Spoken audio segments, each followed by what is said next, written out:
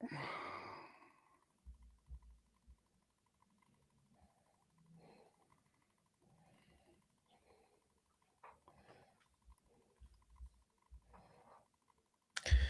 الله الرحمن الرحيم الحمد لله رب العالمين الصلاة والسلام على رسول الكريم أما بعد السلام عليكم ورحمة الله وبركاته. How are you brothers doing? Alhamdulillah. وعليكم السلام ورحمة الله وبركاته. الحمد لله رب العالمين. Alhamdulillah, good to have you brothers. Inshallah we'll have brother Yemeni joining us later, and maybe inshallah Sheikh Ibn Hazm as well. He said might be coming after Isha, so inshallah some of the old panelists will be back. Brother I.Hakim and Zishan, good to have you guys on the Dawah's live stream on Thursdays. It's always a pleasure to have you, brothers. Yeah, so tell us what's happening at your end. Anything new projects on the Dawah scene, or anything happening that the audience might be interested in knowing about, inshallah. I.Hakim, you can go first. Yeah, not really any new projects as such. I've been, went wandering around Speaker's Corner on Sunday, met up with Sabur, and we added even more things to the list of podcasts and chats that we need to do. But he's been so busy for so long, we've sort of got a big pile of them. So maybe we'll sort of do a flood of stuff on his channel, inshallah. Okay. All sorts of stuff like asking the question whether or not atheists actually exist, which is a very good one because of the notion of deity and associating partners with Allah. So it's actually quite an interesting topic discussion. Stuff to do with contingency arguments and the modal collapse, how that is only resolved by Allah subhanahu wa ta'ala, or by the necessary being having will as well as knowledge and so on.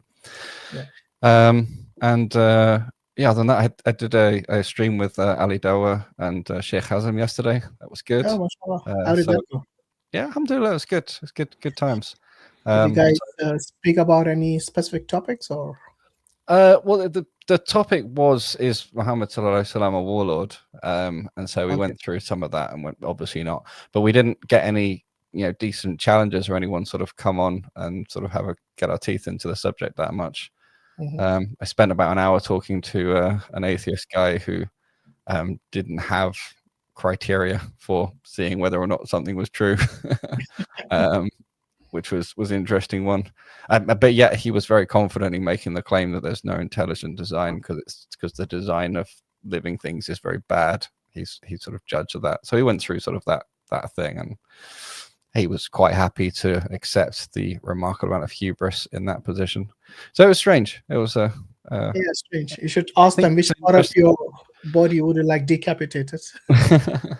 Well, yeah, happy, take it off.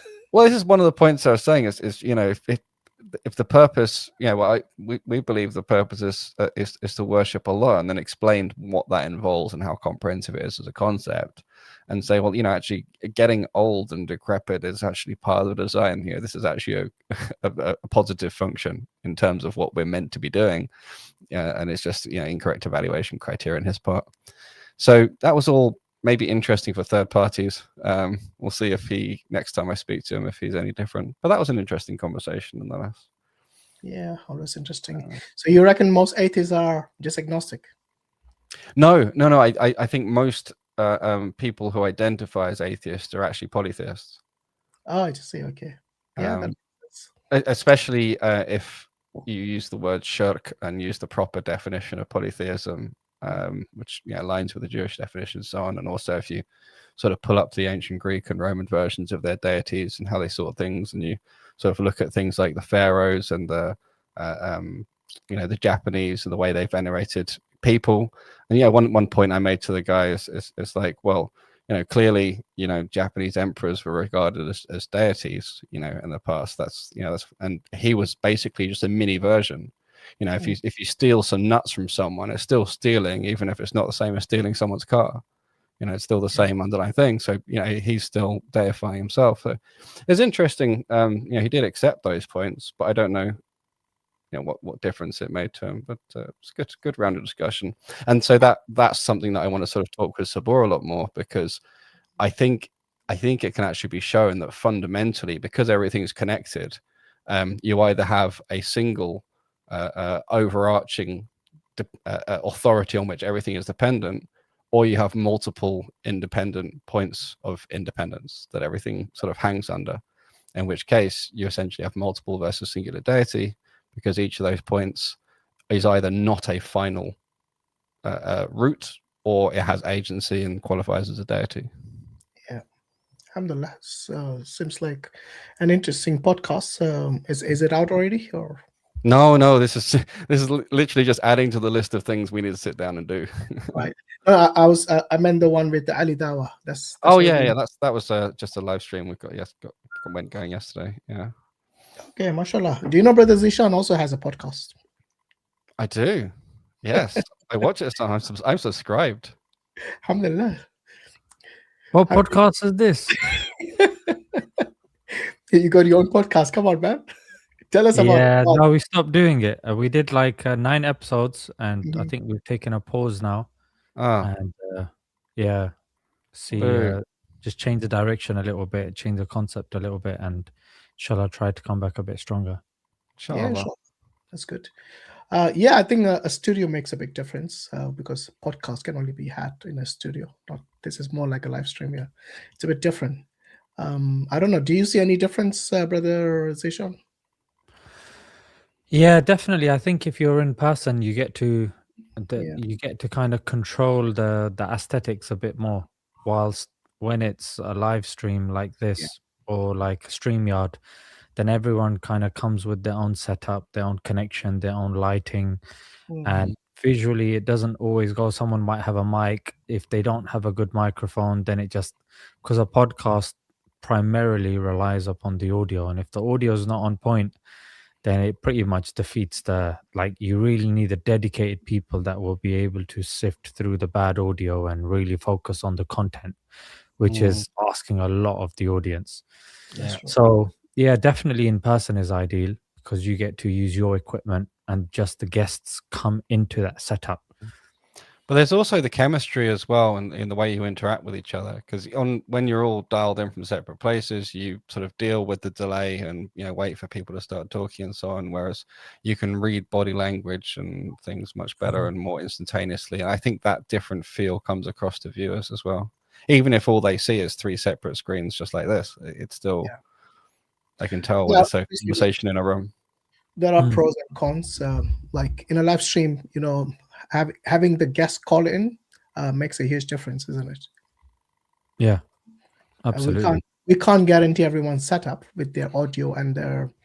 I mean, most of the people who join our stream as guests, they don't switch on the camera, so we are more focused on the type of audio, which is extremely important, as you correctly mentioned. So yeah, I think there are pros and cons to it. There's more. I would say in terms of the variety of people we get, that itself enriches the streams. Alhamdulillah. So I know we have been late today. Sorry to the audience. Apologies for that. It's just that now the Maghrib is coming closer to the 5 p.m. mark. So it does take a time for us to do the Salah and everything and then come on the live stream. So just want to apologize for that. Inshallah, we'll be maybe changing the schedule a bit. Ramadan is just around the corner, so you never know, we might have to change it sooner than the summertime sets in, inshallah. Right, so today we have the open Q&A, which means anyone can ask questions.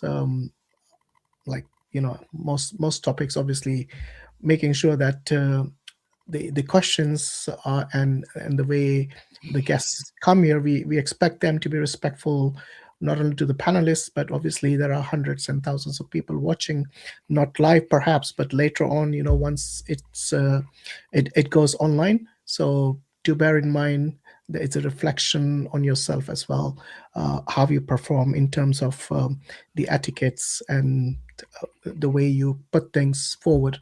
So inshallah, do bear that in mind as well. Try to keep it respectful both in the on the panel and also in the live chat. We got a lot of people who come as trolls. We'll be keeping an eye on them. They'll get banned instantly. So do bear in mind, if this is we are trying to have a troll-free environment here, inshallah. So without further ado, inshallah, I'm going to post the link for the Q&A. In the meantime, Brother Zishan, if you want to share something from your Sunday, Speaker's Corner ordeals, do let us know, inshallah. I know this Sunday was a bit tough one, isn't it? Yeah. It's just these trolls are crazy, and like the majority of them end up, like, even from an objective point of view, whoever goes there, even atheists and agnostics say that these nutters are mostly Christians. Yeah. And I think anybody who kind of sees that will kind of realize that. But I think the last couple of shorts I've uploaded, just by chance, they've ended up being a lot on India. The latest one that I uploaded was this was a credible news channel in India. I think it's called Times Online or Times something, and they were interviewing a lookalike of Donald Trump.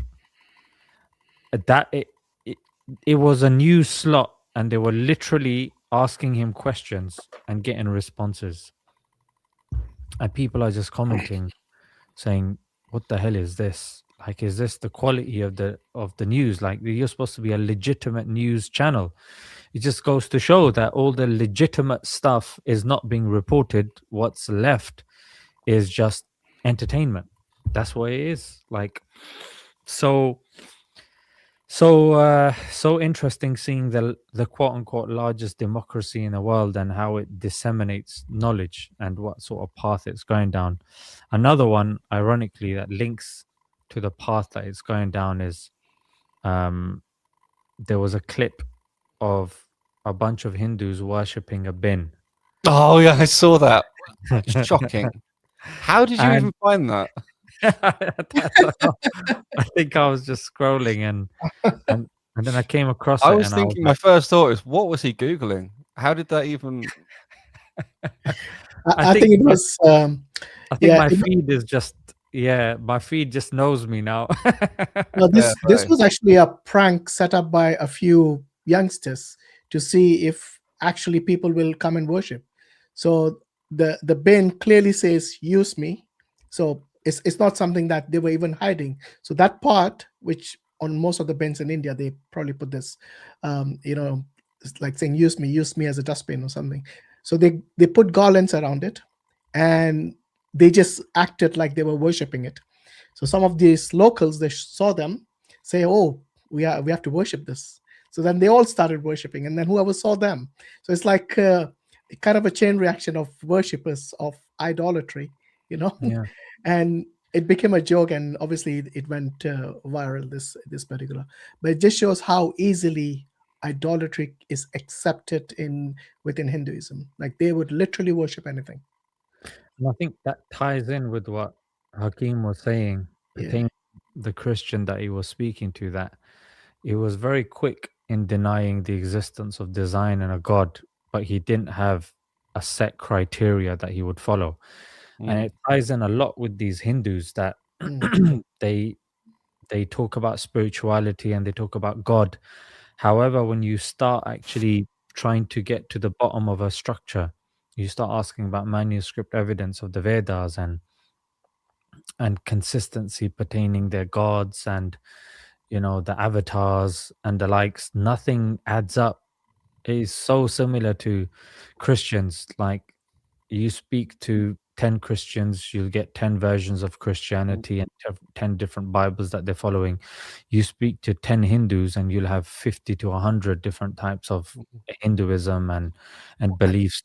This is actually a core thing that they both have in common, is they both have their own different excuses for accepting contradictions, some deep inconsistency or system inconsistencies. There's the leelas and whatever, and Hinduism is one example. There's a number of different examples there, and you do exist and you don't exist. Other people do that, and obviously the Trinity is another. In Christianity, one of the contradictions you have to accept, and they say, oh well, you can't know the mind of God or how God works. So once they've got the excuses for the contradictions, the only criteria they have to say, is it quote unquote true, is, does it make sense to me? Which is basically asking, does it fit with my current worldview? Is it pretty much just in my bubble already? And in Hinduism, worshipping basically anything is pretty much in the bubble somewhere, and so it just makes sense. Christianity is a bit different in that respect, but they both dropped the fundamental criteria for what differentiates truth from falsehood, which we get clearly in the Quran. The truth stands clear from error, and there's no contradiction within the truth, the revelation from Al-Haq. So we have it solid. Yeah, I think that a similar excuse both of them use is, "Oh, you can't understand God," and that they say it in a way that they don't actually. It's actually a dishonest statement, because when a Christian lady said that to me, Speaker's Corner, she goes, "Oh, do you understand God?" I go, "Yeah." And she goes, "No, you can't understand God." I say, "Look, not only do I understand God, you also claim to understand God as well. You're trying to make it seem like you don't. Is that tree God?" If she says yes, she's a polytheist, yeah, and not a Christian. If she says no, that means she does understand God, because you can't say no if you don't know. You know what I mean? That's the thing, it's not binary, it's by degrees, right? There is some degree to which we understand him, sufficient to know who we're worshipping and not get tricked into worshipping other than him. That's what we need. Like and that makes perfect sense. And that's the thing, that if you don't have a criteria, like we claim that we understand the concept of God, we can tell you about his oneness, we can tell you about his qualities, his attributes. However, if you ask the howness of the attributes, yes, that we can't claim to know how Allah is all-knowing, but yes, we believe he's all-knowing. Like that's not rocket science. However, now when it comes to when you ignore the degrees that you mentioned and you use a holistic kind of answer and say, yeah, we just don't get God, that means anything can now pass as God, because you just don't get it. There's no criteria. Bin can be God. The garbage in the bin can be God. The hand put in the garbage in the bin could be God as well. And the arm attached to that. And, the obese guy putting something into the bin, including the bin and the God, everything becomes God. Then everything becomes ludicrous as well. So, and is it no wonder that people ये 3 दिन एक dustbin के सामने कुछ रखे फूल वूल और पूजा करने का नाटक किया, और लोगों ने सोचा कि इस डस्टबिन में सच में भगवान है, और फिर लोग उसकी पूजा करना शुरू कर दिया. उसके ऊपर लिखा हुआ है यूज मी का मतलब होता है कि कचरा उसके अंदर डाला जाए, ना कि उसकी पूजा की जाए. और उसके अंदर होगा और कुछ नहीं होगा. भगवान है तो सिर्फ सबके मन के अंदर है. अपने अंदर झांको, अपने माँ बाप के अंदर भगवान झांको, उनकी खिदमत करो, उनकी पूजा करो, उनका ख्याल रखो, बाकी और किसी चीज में मत पड़ो यार. इंडिया में लोग एक डस्टबिन की पूजा कर रहे हैं, और अगर तुम शौक में हो कि लोग ऐसा कैसे कर सकते हैं, तो मैं तुम्हें बता दूं कि ऐसा एक्चुअल में है. पहले ये वीडियो देखो. भगवान बना कुछ दोस्तों ने सिर्फ एक प्रैंक के लिए 3 दिन एक डस्टबिन के सामने कुछ रखे फूल वूल और पूजा करने का नाटक किया, और लोगों ने सोचा कि इस डस्टबिन में सच में भगवान है, और फिर लोगों ने उसकी पूजा करना शुरू कर दिया. उसके ऊपर लिखा हुआ है use. I wonder, what food do you feed a dustbin? What food do they offer it? Does it have to be rotten food? Is it plastic? No, it wasn't. You can put anything, basically anything that's. But the main thing is their form of worship is not just by offering the food. It's by bowing down, literally making sujood to this dustbin. Like I said, they would do anything. Recently, there was another viral video about a particular dog who is basically, kind of going around the statue of Hanuman, and people started worshiping the dog. Yes, wow. So the dog is, after it got tired doing those rounds, it sat down in a corner, and they literally are touching his feet and just prostrating to it, because they think this is a special dog. It's come to do. Big? Huh? Was he big? Was he big? What, the dog? Yeah, he was a big dog. It's just I see the big dog. Okay. Anyway, sorry, I'm a bit slow. It was you, Hashim, I think, it told me about the air conditioning unit that was flapping. That's one of them started worshipping as well. Yeah, I mean, basically anything, like the ceiling of a railway station, somebody just touches it, and everybody else just follows, like it's no criteria, kind of there's no system, there's no well, what's desire for evidence. Yeah. Yeah, what this Right. So we reminds got me of some guests. is Let's the take the the guests, inshallah. experiments where people sort of follow what other people are doing generally. So one example is a bunch of actors sitting in a room, and there's a white coat on each chair, and then the test subject comes in. Everyone sitting in the room puts on the white coat for no apparent reason. They just put it on, and so that other experiment test subject also puts on the white coat. So they do tend to follow the crowds. But there's sort of the underlying crowd in the Hindu regions of India. Obviously, all were doing this, worship basically anything. So in that sense, they're following. But also, it then means that any one person gets the idea, someone might well follow. So it doesn't have to be the group pressure for a particular thing. The group pressure is there to worship stuff in general. Yeah, You I know, think it's mad. more than just peer pressure. It's just the way they think about what God is. Oh yeah, herd no, it starts when mentality, there are yeah. children. It starts as peer pressure, but it becomes social Yeah. norms. It becomes Exactly, part of the You just this copy what your ancestors do, Yeah. just like the Quran says. Sahih. Yeah, and you know what? Normally, I remember in the playground, people would insult like your dad is, so and so, and your God is this. Imagine, like this is an insult. Somebody would say your God is a bin. Nah, you worship rubbish. No, your God is trash. Somebody would actually go, yes. they wouldn't take it as an insult. They would take it as a They wouldn't actually, because compliment. their thinking is like God is in everything. Yeah. So everything can be worshipped. Like if someone says your God is the S word for dung, they'd be like correct in some cases. Well, they have Lakshmi living in the cow dung, so they say it is not us. They literally have it in the books, in the scriptures, and we talked about this in many of our streams. Anyway, for the audience watching, we have the stream link to join the panel already pinned in the live chat. So if you want to join us on the panel, so please do so by clicking the link that is already pinned. And also, just to avoid confusion, we got the portrait version and the landscape version both having the link on it. So if you're watching from a phone and you prefer the portrait version, there's a link. I don't know if you can click it. I'm sure you can. If not, I mean, you can always go to our Twitter page and just go to Dawais on Twitter, and we have the last or the most up-to-date, let's say the current post over there it does have the link as well. So there are many ways you can And click follow as well while you're there. Yeah, do share, follow, and also comment as much as you can. That'll help us. Right, so we got our first guest here, Ghulam Moin, I believe. Ghulam, you want to unmute yourself? Okay, brother. Assalamu alaikum wa rahmatullahi wa barakatuh. Wa alaikum salam. Salam. Where are you calling from, Ghulam bhai? India, Gujarat. Okay, good. Yeah, you got some questions for us? Yes, many questions actually. Okay, so you got an option of 1 or 2 at the most, because we have to bear in mind that there are other people Okay, waiting as well. Okay, so if you can let us know what your question is, we can proceed.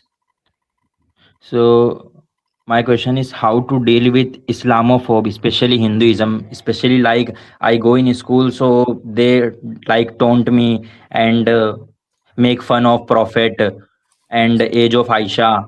So how can we confront them? Good question. How old are you, Ghulam?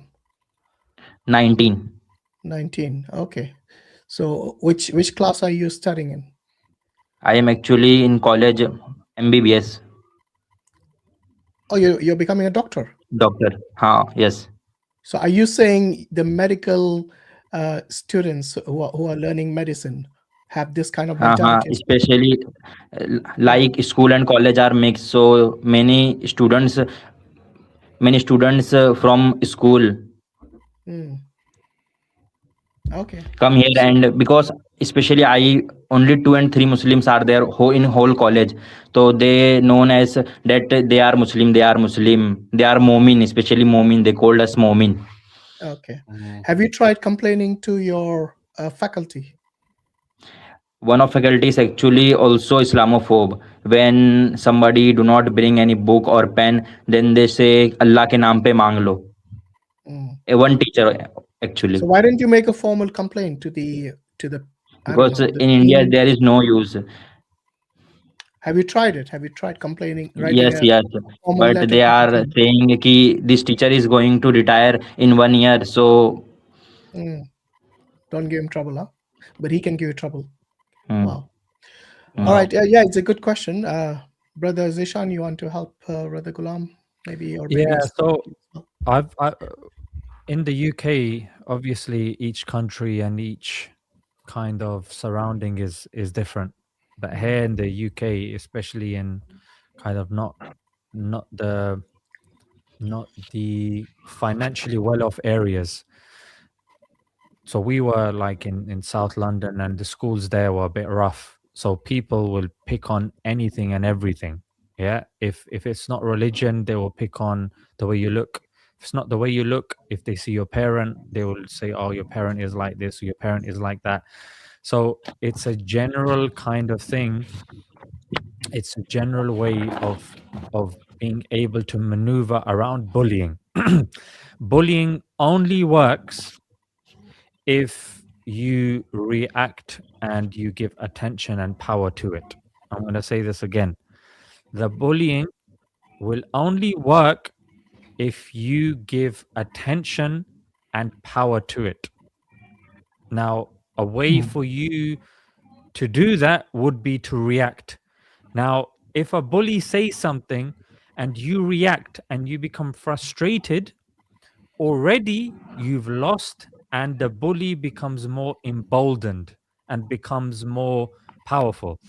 Now, for those people that are unaware of the Indian culture, over there, things are very divisive between Hindus and Muslims. So, for those people that might be saying, "Oh, why doesn't Zishan just say, you know what, just get him in a headlock, or just do this, or just say this about their God?" Nah, it doesn't work like that. Yeah, it's if you do that, like that's it. It's going to be very problematic. So here, it's about the brothers in such environments seeming and becoming more confident. Now, confident is in the sense that you are clever in what you're doing. Like if you're a minority Muslim in a medical college, you can't be not putting in the hours. Like you have to be good at what you do, so your reputation precedes you. That's number one.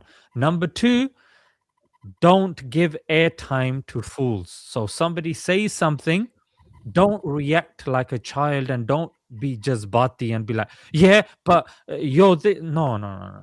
There's no need to do that. Sometimes use the opponent's weight against them. So they go, "Oh, here's a moment." And you could say something like, yes, absolutely, I'm a moment. And I think you are as well. You're a believer as well, right? And then that's it. So sometimes just a small line. So if they go, "Oh, look at this Dumbo, the Dumbo's here." Well, look, you're very intelligent. So, you can teach me, isn't it? So sometimes that's what you do. Yeah. They will deliberately say these things to incite you. What you do is get used to turning the phrase. Yeah. You don't have to insult their God. So, "Oh, your prophet married a child." Say, we don't believe that. Yeah. And then they go, "Yeah, no, did he not marry a 9-year-old?" If you want to discuss this, we can discuss this after the lecture. You can organize a debate and we can do a debate if you've got time for that. So do you see? So you're not allowing people to get a reaction out of you or get you to, weakness. For example, Ghulam, I'm sure this seems like a lot of advice, but you might be thinking, how can I apply this practically? So, Ghulam, let's do a bit of role play here. Give me some examples of what they would say, and then see if my responses will work. So bhai, sometimes they making fun of azan and reciting Quran, like they used So, to so you matlab, need to be in this scenario. You be the bully, say something, and I'll punch you in the face. No. I'll give you the response. Yeah. Say astaghfirullah and Udu Billah first. Just elbow, bang. Sorry. Say the point. Jishan, Ishan Yes. ए Yes, Momin say. क्या है बे, इधर क्या कर रहा है? बोल जय श्री राम, बोल जय श्री राम। उसके बाद फिर वो लोग अजान का मजाक उड़ाने लगते हैं। दे आर मॉकिंग अजान। Okay, 1 second. So, okay, that's very good. I can see Ghulam's getting into the thing really well, yeah? So, Yeah. Ghulam says that they will first say, oh, look, the moment, I'm translating for you, Momin, yeah? So, oh, look, sorry, I'm translating for you, Ghulam. I'm calling you Momin as well. so Ghulam is saying that they will go, oh, look, the Momin is here. And then, sorry, what was You want to after that? tell the audience what Mu'min means, because many people might not know what that term Yeah, means. so Momin is like a Indian-fied word of mu'min, yeah, believer.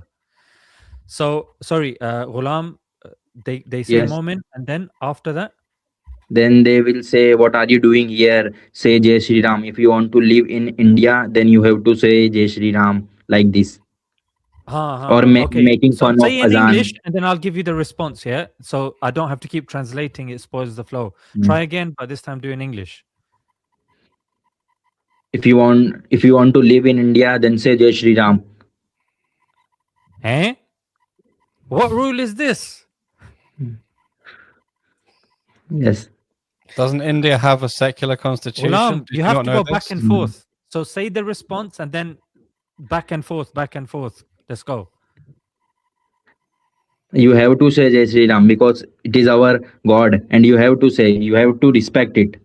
I have to respect. But isn't India a secular country? Shouldn't you first tell the politicians to start respecting and turn this into a law? If it becomes a law, then we will decide. Next. Then I Keep am. going. Keep Then going. what is the age of Aisha when she married? And she used to like to play with dolls and that stuff.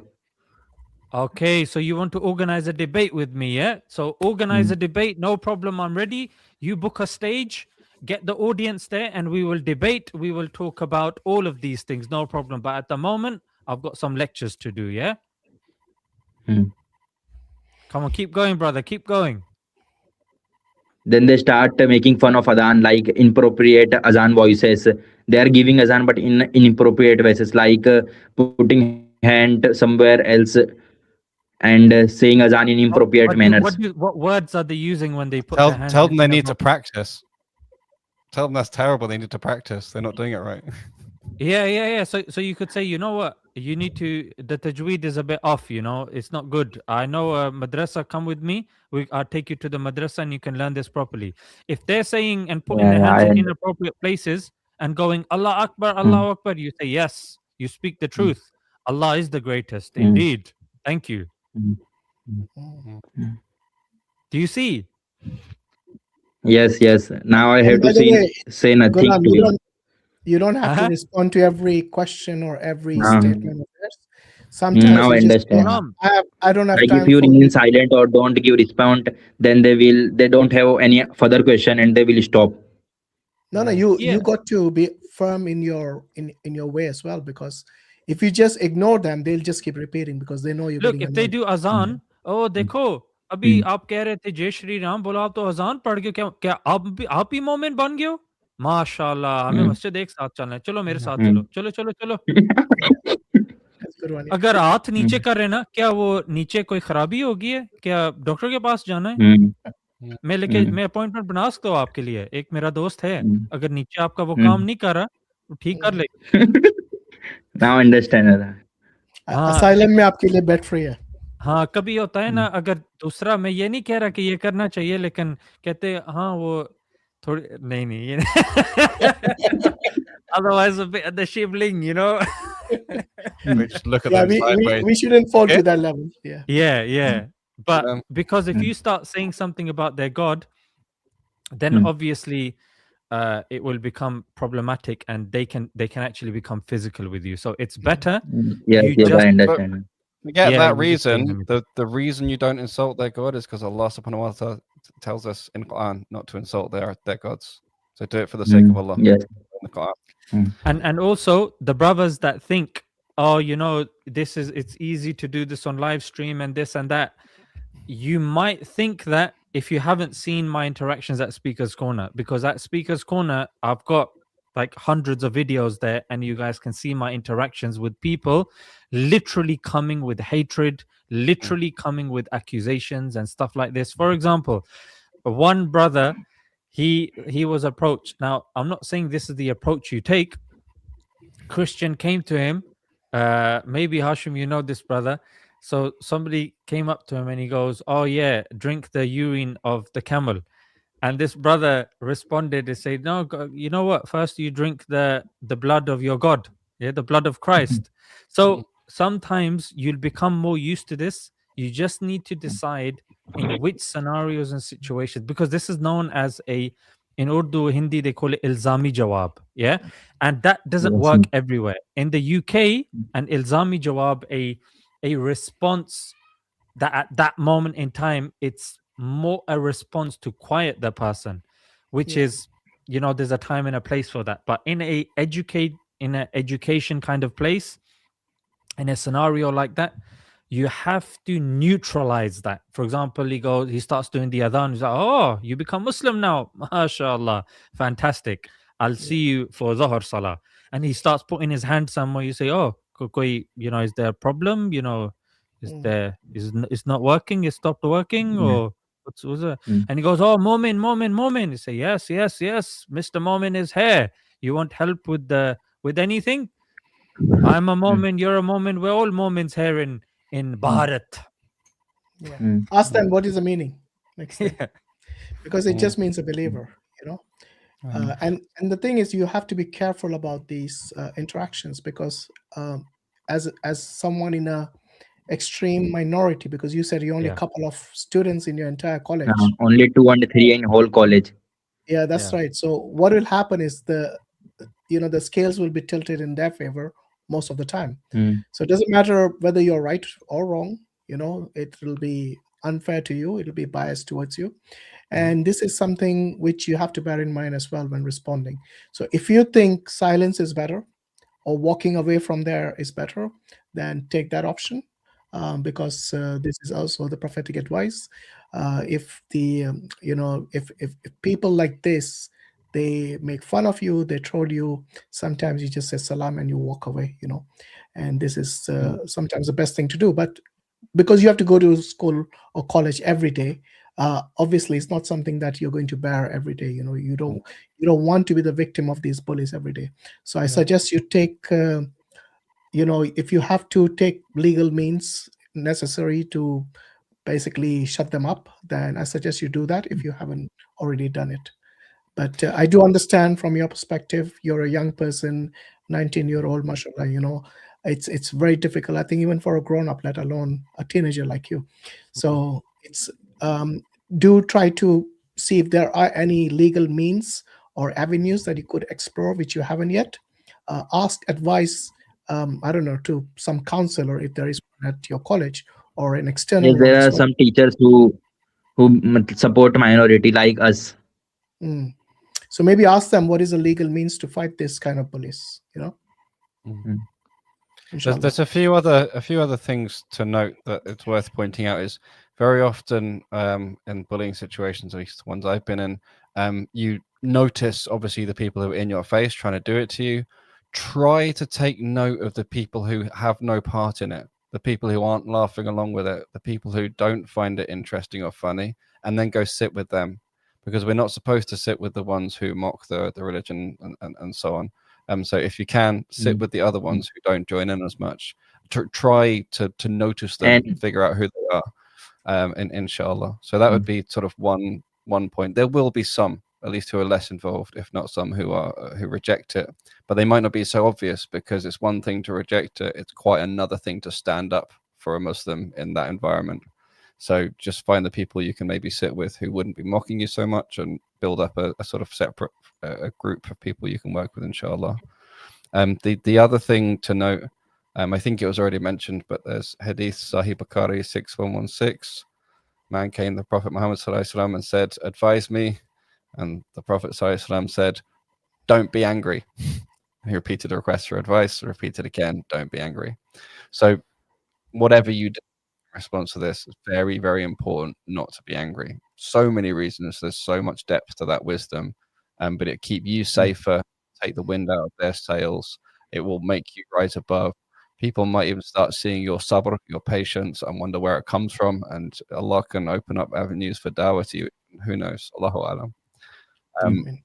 Last thing I would say regarding the responses, maybe not as witty and amusing as anything, any of Zishan's offerings, but we do have to you as your religion and to me as mine, and that's something that Allah gave us as an advice, and so try that one as well. All right, Ghulam bhai, inshallah, hopefully things will get better, and also do make dua to Allah subhanahu wa ta'ala. You know, dua has such potential and such, I mean, people underestimate the power of dua. So wake up for tahajjud, you know, this is something very important for all Muslims to do. If you want something to be sorted out, something to be resolved, something that you don't have, you know, inshallah, Allah subhanahu wa ta'ala, you know, keep up with your salah. I'm assuming you pray regularly on time. So if you are doing all of those, inshallah, Allah will make way for you. A lot of people, you know, sacrifice a lot of things in their lives. This sacrifice, don't assume that they are going in vain. You know, there is a hadith which says that even if a thorn pricks you, even if you have like slight depression or anxiety or suffering some illness or some harm or something, Allah expiates your sins. So none of your sacrifices, none of your hardships are going to waste. You know, Allah will replace this with goodness, with khair, and you'll get blessings from it. And inshallah, you know, like Allah says, you know, with every hardship comes ease. And Allah has repeated this twice in the same ayah, you know. So and also don't lose hope, have faith in Allah subhanahu wa ta'ala. Yeah, you know, work on your confidence, work on your strength. You know, yes, but especially because of my character, many people like me. Good, very good. So like in it's college. what the other brothers are saying, that if people like you, then you know they're more likely to stand up for you, they're more likely to kind of respect you, they're not going to obviously look down on you. But work on your strength, work on the confidence of your speech, you know, how you walk. You know, you're at a stage now, make sure you work out. You know, someone that looks a bit big, looks a bit strong, looks confident when they speak, people tend to, you know, they're, what's the word, it's a deterrent. With bigger people, with more confident people, I know I've spoken to people that used to be muggers before, and they said that this is what we do. First we'd see, like, can we take this person on, is it worth, इससे पंगा लेने का कोई फायदा है, इसलिए अपने आप को स्ट्रॉन्ग बनाओ, कॉन्फिडेंट बनाओ, और आहिस्ता आहिस्ता इंशाल्लाह ये लोग खुद ही पीछे हट जाएंगे. But you know, there are other things that I've said and the brothers have said as well. See how it is, try different scenarios, try different situations, but ultimately work on yourself, work on your iman, work on your confidence, work on your speech and your presence as well, and you will see that people will say, you know what, there's no point, you know, fiddling with this guy. Be very cautious with the comments as well. Like, be funny but don't be mocking. Like, there's certain things I can get away with here in the UK or online, but being two people in a majority Hindu college in which, you know, this whole Hindutva mentality is constantly rising, you have to be cautious with your comments. So be confident, but what you say should neutralize. Obviously ignoring is better, but if you feel ignoring can't be possible, then you neutralize, you say something neutral, and you continue, but you don't show weakness, you don't show that their words are getting to you. Yes, I understand. Thank you, bye. All right, take care, inshallah, and we wish you. I just want to thank you, Hashim bhai, Mansur bhai, Jisan bhai, I.Hakim, and Adnan Rashid, because they helped me a lot bringing these things and watching lectures. Alhamdulillah. Do share our streams and our channels. Yes. Inshallah. And hope to see you again. And all the Maybe you best. can Yes, print sir. out some cards that have the link to the channel, and all these people who come at you, just hand them, and they can come talk to us. Yeah. Hand out these cards. Mm. Go to this Yeah, place. send them our way. Every Thursday Yeah. we have a live stream, as I'm you know. too busy studying to talk to you, but these guys will talk to you. Yeah, inshallah. All right, Okay, take brother, I care. understand. Thank All the you. best, and may Allah, give you khair and afiyah. I mean, Okay, salam. Assalamu alaikum. Wa alaikum salam. All right. Okay, we got done here. Then Raj Purohita. Hello, Please come. Hashim. Hello, everyone. Hi, Dan. How are you doing? hello, Dan. I'm doing fine. How Yeah. are you guys? I know you came last. Was it last week or the week? Done. Yeah, I came last I know week. you waited before, a long time, and yeah, apologies before for that that. as It's just well. that No sometimes problem. I like taking callers who haven't been here before to give them an opportunity as well. It wasn't nothing against you, nothing personal. So just want to make No problem at all. that See, continue. it's been 2 weeks. I'm 2 or 3 weeks. I've been trying. I Yeah. think before third week I spoke, but you have put me on the backstage, thinking that you can take me at a later point of time. Mhm. But I think there were too many callers, so Yeah, I that's right. disconnected. Yeah. So now is your chance to make up for that, inshallah. Yeah, I want to continue with the conversation which we had about the will, about Mhm. the intention, right? Yeah. So my question was put forth like uh, because I understand for Muslim the purpose being given by Allah, right? The purpose has been Yes. given by Allah to Purpose of our worship existence. Allah. Yeah. So just to Okay. remind the audience, I'm assuming you're from the Advaita Vedanta philosophy, yeah? Yes, I'm from Advaita. Okay. So and you're a Hindu, yeah? I'm Hindu. Yeah, because many people won't know what's Advaita Vedanta either.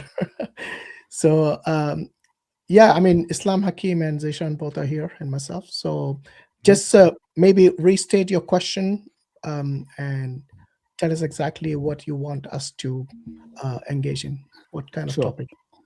So my question was that if Allah is a self-sufficient being, then then he cannot assign any purpose. He cannot because what I mean to say is that there is no need for him to create anything. The self-sufficient means he's not lacking anything, and the moment Allah gives a purpose or Allah has a purpose, it means Allah is lacking something. Therefore, He created the universe.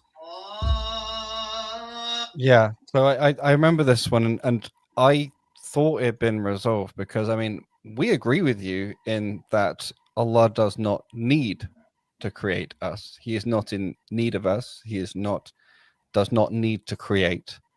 But where we disagree is you can want something that you don't need, and it doesn't imply a lack. You have to demonstrate me, because this is the conversation which we had. Like, so you have to demonstrate me, like within this world. Okay, because what I understand, the intention could be either you lack something, or the intention could be from fullness, right? No, you see, Like because dancing. it Okay, could go be ahead. that something else lacks something. So, for example, I walk past a homeless person, and I'm perfectly full. I've fed and I have money, but this person's hungry. He lacks something, and so I desire to give him something that he lacks, and I so I give it agree. to him. I agree. So the background is a lacking there. Like you may be a No, compassionate but in person. this case, the lacking is not of me. It's I can see he is lacking something, and so I But can fulfill that. So then this is in the case of need, just one, right? the question arises that when nothing was created, how can Allah lack something? Because how can Allah assign purpose? There was nothing in the existence So other than Allah. so the point of contention comes down to you sort of fundamentally take as an axiom, as a foundation that you will not move from, that if anything is done, it is only because there is a lack of something. No, well, in that framework, I mean, I disagree with that framework anyway. However, I can understand it. But if you insist that we must use your framework, despite, from my perspective, it being quite a poor framework, but if we insist we have to use that, then the lack is not in the God. He is never lacking. The lack is in the things that are not God. In the case of before anything was created, there was nothing other than God. So you could say there was a lack of things other than God, in which case he decided to create things for reasons known best to him, but it seems to be a good choice. And then after the things were created, then yes, those things are always in some sense lacking, meaning they could always be improved. And indeed, he improves things, and that's what he does. And once we have the judgment day and go into the afterlife and Jannah, he will constantly improve the life there indefinitely. So we can make things fit in that framework, but we just have to stop trying to insist that there must somehow be a lack on Allah's part. Because at that point, you're describing Allah. You're describing a different idea. Now, are you suggesting that we cannot use a human framework on Allah? Because when I see a human being, I see the intention only arise from two things, or three things. Let's say either a person lack, or either a person is fulfilled, or in between, like he oscillate between lack and fullness. Yeah, well, like I said, I think that framework's pretty weak. I think it's not a good framework for analysis anyway, even of human beings. However, I can understand it well enough to sort of adopt it and use it to You said the framework is not good enough for human being as well. You have any other framework? I don't think so. I think, for example, humans are more fundamentally driven by fear and love, and to sort of contort that into a lack or fulfillment framework is possible, but just not very useful and could be potentially misleading. So I just think there's a lot more things that drive people. It's a lot more complex, multi-dimensional question. I think it's oversimplifying things to say it's about lack and fulfill. That's my view. But I can understand. Well, I gave the example of fear and love. So that's, you're giving me third option where a human being oscillate between fullness and lack, right? Lack of something. That's what you're giving me the option, fear and greed. But you that means it. Go ahead. I'm just saying, for me, I can be driven by fear. It's not a lack or fullness of anything, unless you want to say it's a lack or fullness. Fear is lack of insecurity, my friend. Well, no, so then you're taking this concept fear, and like I said, having to sort of squeeze it into this framework of lack and saying fear is defined relative to insecurity. And it's, for me, it's at best clunky. It's potentially workable, but it's certainly not fundamental and foundational. However, let's not get too far ahead of ourselves, because we've got to backtrack a little bit. Because you were saying, can we not apply the human framework to God? No, we can't.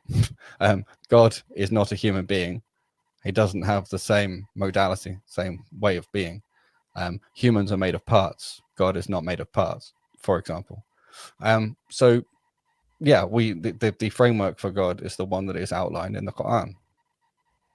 Okay, that's the one we're using, and it is different from humans, because he is different from humans. So yes, we already have a problem picking up a framework which is not even that great, to be honest, for humans, but could be made to work. You have to. We're trying to then squeeze the framework for a lot into that. Sorry. When you say the framework which I provided you, right? The framework like fullness, lack of something, and oscillation between two. So human being works in those three framework. Do you have any other framework which you can suggest me, which prove the point that yes, there can be a purpose without lacking? Well, I gave you before, for example. When I gave the example of the homeless person, I said there's no way in which the background is still lacking. You may be the compassion. Hang on a minute. But there was no lacking in me in that background. The lacking was of someone else. And so if we're talking about that situation, then as I said, if you permit that, then yes, Allah's not the one lacking, but the not Allah, the other than Allah, that is where the lack is, in that lack framework. Yeah, I mean, God is maximally perfect. You can't apply the same to creation as creator. I understood. Islam has always been taking consistent your on point, this. Hashim.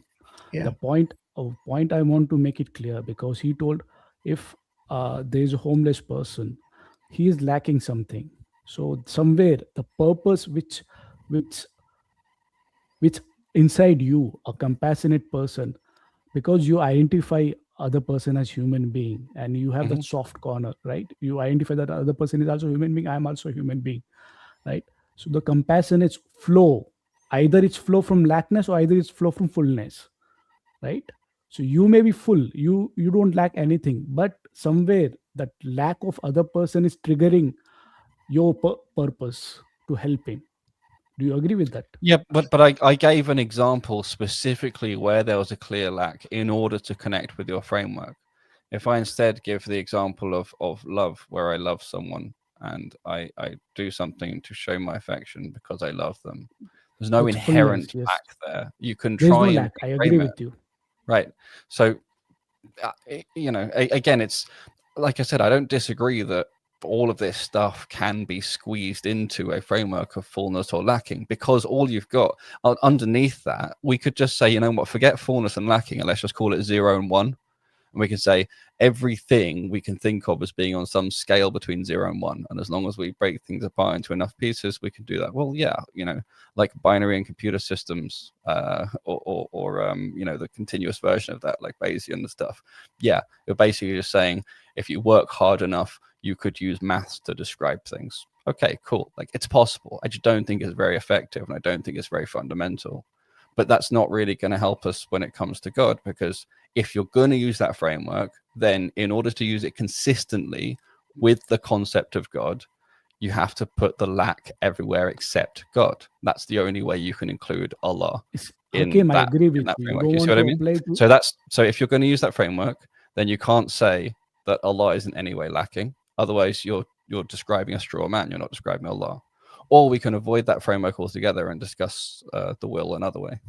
So from what angle then do you think the creator is lacking? Hashim, give me a minute. I'll just answer Islam. I'll answer your question as well. Yeah, sure. Islam, you told me that you cannot apply that framework to Allah. I'm okay. I agree with you. The question is that the framework which I provided, right? It cover all the scenario in this world related to human being. I'm asking you, is there any other framework except this framework outside this framework? Can you suggest anything? Does anything comes to your mind?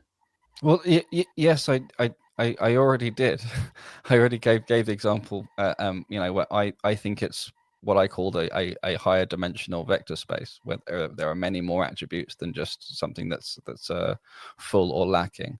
I think, for example, some things go between full and lacking, which is 0 and 1. That oscillate, yeah. So that's oscillate between fullness and lackness. Some things go between 0 and 1. Some things much more naturally go between -1 and 1, and 0 then has a different meaning, which isn't lack but balance, right? There's also some things much better fit that model. Some things better fit other models where you think of them as having geometry rather than a simple scaling. So, yeah, but like I said, I'm asking about the related to human being, which we can understand. Like, you can put mathematical equation out of it, right? That maybe we can discuss about that later. No, the reason I said the maths is just because full and lack is just equivalent to just saying 0 and 1. And the shades in between. It's no more fundamental than that. It's just another way of saying, full and empty. And then you can say so I raised, for example, fear, and you say, it's just an emptiness of or a lack of full security, for example. And so yes, you can always use that framework, but there's nothing special about lack and full. It's just 0 and 1. It's or any intensity of anything. it's just a proxy for using an underlying idea of So 0 to 1. Yeah, you agree with my framework then. That's what I understood here. No, I'm saying it, like I said from the beginning, it can be used. I just don't think it's the most useful framework, but it can be used. When you say it's And not just the to most be careful again, when I said applying to Allah, I said we shouldn't expect to take a framework that is supposed to work for humans and then apply it to Allah. We should take the framework from the Quran. And so I gave that example as an example framework. No, I agree. I already agree with you that. Yeah. I'm telling, when you say it's not useful or it's incomplete, when you use this term, because when you say that that the framework is insufficient for human being, then I expect that you provide or you suggest some other framework which is different from the framework which I already provided to you. Because what because what I have done, I tried to understood as deep as possible, and Right, I so, don't but see this any is, scenario. I didn't fully describe the human framework, but I said it's the one from the Quran, right? So we believe that we have a nafs, right, a soul. We believe there's a qayn that's attached to us, a jinn that's attached to us. We have our fitra, we have our qalb, our heart, right, and we have our physical body. These are the components, and then we talk about the dynamics of those components and how they interact with each other. This is our framework. This is where we start from. So with those framework, does those framework violate the framework which I provided to you in any mean? What do you mean by violate? Does your framework discard my framework, which I told you that the purpose, either you have a purpose which is out of lacking something, or you have fulfillment where there is no purpose? No, like I said before, your framework can be, and I already tried to make this clear in a few different ways, your framework can be used because it is nothing more than zeros and ones. So everything could eventually be expressed in it if you want to. Even non-humans, even rocks, even the formation of stars, even anything. It's just a generic idea that things can ultimately be boiled down to some number of scalars between 0 and 1. So there will be some limitations to it, but in terms of physical stuff or more complex things, but to go into them is I don't think particularly useful, because again I'd have to use the math to go into them. Otherwise you could just argue that it is actually a sense of fullness or lacking in some sense. So like I say, you can use it. I just don't think it's very effective. I don't think it's the most efficient or best framework. I think it's very simple to define, but I don't think it's functionally as useful as the Islamic framework, for example.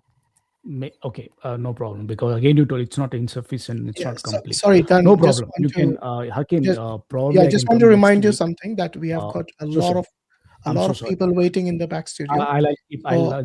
If you can keep it brief as to what you want to really focus on, maybe. I think the Q&A was already over between you and I.Hakim. So now make the point you came here for. Maybe that will help us to proceed. Okay, all right. No, thank you, Hashim. I already made my point, right? Allah being self-sufficient, He lacks nothing.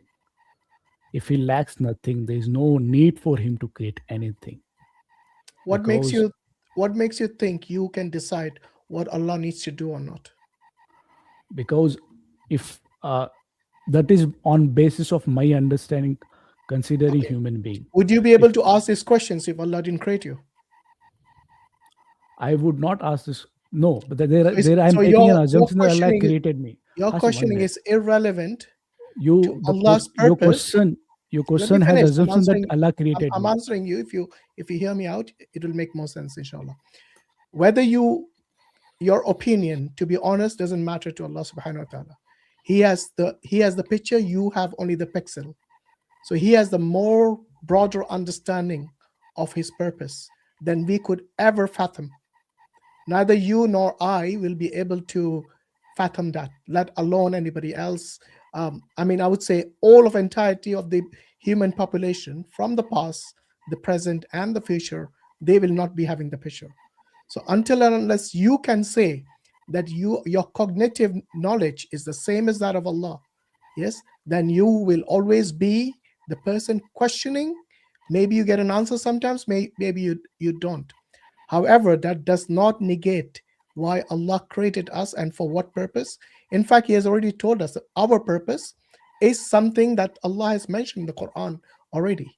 Now you're saying, why did Allah create us? Let me ask you something. Does Allah need your permission or my permission? In fact, even your parents did not require permission from you to basically bring you in this world. Yeah, because you had no ability to ask questions at that point before you were conceived in your mother's womb. So how can you question Allah when you can't even question your own parents? Because many people come to our stream and say, I didn't ask to be created. We normally ask them, did you ask your parents to bring you to this world? And they say no. You can't question your parents, let alone the creator of the entire universe and all of mankind and all of the existence. So I really don't understand your questioning this. Okay, yes, Allah is maximally perfect. You're answering from Islamic paradigm, right? Well, you're asking Muslims. You expect me to answer from an atheist paradigm? No, I'm not telling you answer. You already answer from Islamic paradigm. I have to, because that's how yeah, that's so our question, framework. You love the term no, framework. Our I framework is to answer from the Islamic perspective. You have come to a Muslim channel. Okay, we answer based on our Islamic framework. That's obvious. I think you've been here many times. Yeah, Yes. which includes the use of reason, logic, and evidence, which is why, and I just, your restatement made me wonder if you had missed something that I said. So I just make sure it's clear, is we know that Allah has no need to create. It is not a need of his to create. He wanted to create. Any perceived lack or anything that would be in some way improved is to do with things that are not Allah.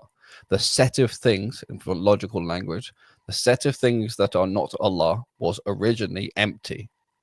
Then Allah started putting things in the set of things that are not Allah. And at that point, there became things that lacked. So if you really want to close the loop in a strictly logical fashion, you could say that the empty set was lacking contents. But again, it doesn't, I'm not sure how it helps you, but logically, there's nothing wrong with that position at all. Yeah. That you have included assumption in your logic, Islam. That's okay. No, the what might appear to assumption to you is actually I'm taking from the Quran. Okay, no, so you have taken Quran as a base, right? Correct. Then you have answered. That's okay. Okay, Hashim, to answer your question, you have asked me the question like, what makes you ask the question that Allah has created? How can you ask the question to Allah when you're not asking a question to parents, right? Now, yeah, about your existence. About my existence. So yeah. I know my my parents or any other parents in this matter, they have created or they have given birth. Given a birth to a child for the either it's from fulfillment or from lack of something, right? No. So it oscillates between two. No, it's not a lack of something. I'm sorry. You're saying, he's repeated this since the start. I told you. One second. So your premise that you have assumed as axiomatic, yeah, and you have literally been building on that for the last 10 minutes. It's this notion that if you've created something that implies a need, we don't accept that premise. That's yeah, okay. In fact, it doesn't follow. It's a non sequitur. Yeah, it doesn't follow. So yeah. You need to prove it because we've told you, Hakim's told you, Hashim's told you, and now I'm telling you in very clear terms, we reject that premise. So it's up to you to prove it. That's okay, Jana. Hashim, I was answering your question. Probably I try to answer your question as well, Jana. So Hashim, when I told, right, any parent when they give a birth to the child, it could be from fulfillment or could be lack. It oscillates between two. One minute. No. Look, smile. This is fundamental to your discussion. because Yeah. you have a premise. It's not Yeah, about I'll answer your I'm question discussing first the and pre- then your I'm dis- question. no, Your whole I am sorry, 1 second. Your whole discussion relies upon this premise that to create implies need. We reject that. Hmm. Yeah. Hakim's told you and explained to you. So if you are still set on that, then you need to prove it before you take the next step and we hear the rest of your argument out. Remember, you can't use anecdotes as the foundation of your logical proof, because that's I'm what okay you were just with doing. you, Smile to Jannah, right? When you say if someone create and it's not from lacking, that means it is from fullness. I'm making your point, but the moment you add purpose, okay, it justify lacking. The purpose cannot I be out of reject lacking. that premise. Prove it. Yeah, okay, done. Like I think Brother Zishan's made an important point, because your premise needs to be justified by you because you're the one making Yeah. it. And you keep using lacking and a Framework. need or something like that. Have you heard of accidental pregnancies? Yes, How would you define that? Was it lacking or was it an accident? it was accident. Unplanned pregnancies. Mhm. What do you make of it? Where does it fall in your framework? It oscillate. No, where does it fall in your framework? Is it need or is it something else? Or is it lack? Which one is it? Intake? Yeah, there was a need base because No, an accident is not a need. Physical. No, An my friend, accident I'm is not a asking- need. A No, need is accident, something. but for accident to happen, there was a physical need which they were fulfilling. No, it's not a physical need. It's a There was a physical nature. You need to understand the difference between a need, which means you will something, and your nature. So when a male and a female, fine. when Is- they come together and they have intercourse, then this is not something which is a need. This is the nature of that action of theirs. Agree. When- So nature, because they are not Sometimes the self-sufficient. procreation is an accident. That's the Agree. reason many Hashim. many couples, they terminate the pregnancy because they call it an accidental pregnancy, unplanned. So for them, that was not a need. That's why they terminated. For them, this is something which is not lack either. So your premise, you kept asking for I'm example. answering you. This Fine, is an you can complete, I example. can answer. This is an example. I want to know where it fits in your framework. Is it lacking or is it a need? Which one is it? It is lacking. I'll tell you. No, it's how. not. How is it No, lacking? They didn't want the I'm pregnancy. explaining you. I'm explaining you, my friend. Okay, lack of what? That's it. Lack of a condom? What was it a lack of? I tell you what is that. I honestly I don't tell know you what what is lack the lack. of. I tell you, Hashim, Okay, let me go on. explain. What is a lack of? In Yeah, an accidental pregnancy, what is it lacking? Please tell us. you already, yes, let me answer. Yeah, go on. Please don't intervene when I'm answering, because No, I'm again not you going will to ask interject. the same Just answer the question to the point, and there's no need to interject. Sure. Take. So when you say it is accidental, because the moment it was accidental because there was an Action. There was an action. Yeah. There was a need. There was a nature, to what do you say, physical relation to make a physical relation, because he was not self-sufficient, right? He was dependent on the other human being. You getting my point? I'm trying to understand where is the lack. Get to the point and I'll understand. Yeah, because maybe. It is a lacking, because if it Lacking was of not what? lacking of what? Lacking of pleasure. So it's a desire. Attractions. Oh, hold on. It's a desire, right? It's a desire, yes. Okay, so the desire was not lacking when they got pregnant. The purpose wasn't to get pregnant. It was a desire, which is the nature. The nature of a male and female to be attracted to each other. Call it a fullness of desire. How is it a lack? I don't understand. Yeah, so you could call it a fullness of desire. You could call it a lack of fulfillment. Right. You could, whatever. It's just word games. Yeah. Okay, Hashim, desire is outcome of lacking. No, right? It's not. Desire is the nature of the lust. That is the nature of a human being. They get attracted to the opposite sex. Or maybe they are married and this is natural for them to have intercourse. Yes, I don't see the lack. Honestly, I don't see the lack. The term you're using is self-sufficient. Do you think they would have a desire? No. Hold on. When you say lacking, in this context, Yes. You're actually saying it is the nature. That's what you're saying. So you're using the wrong terminology here. Okay, I have answered. Let me answer again. The very nature of human being is lacking because he's not self-sufficient.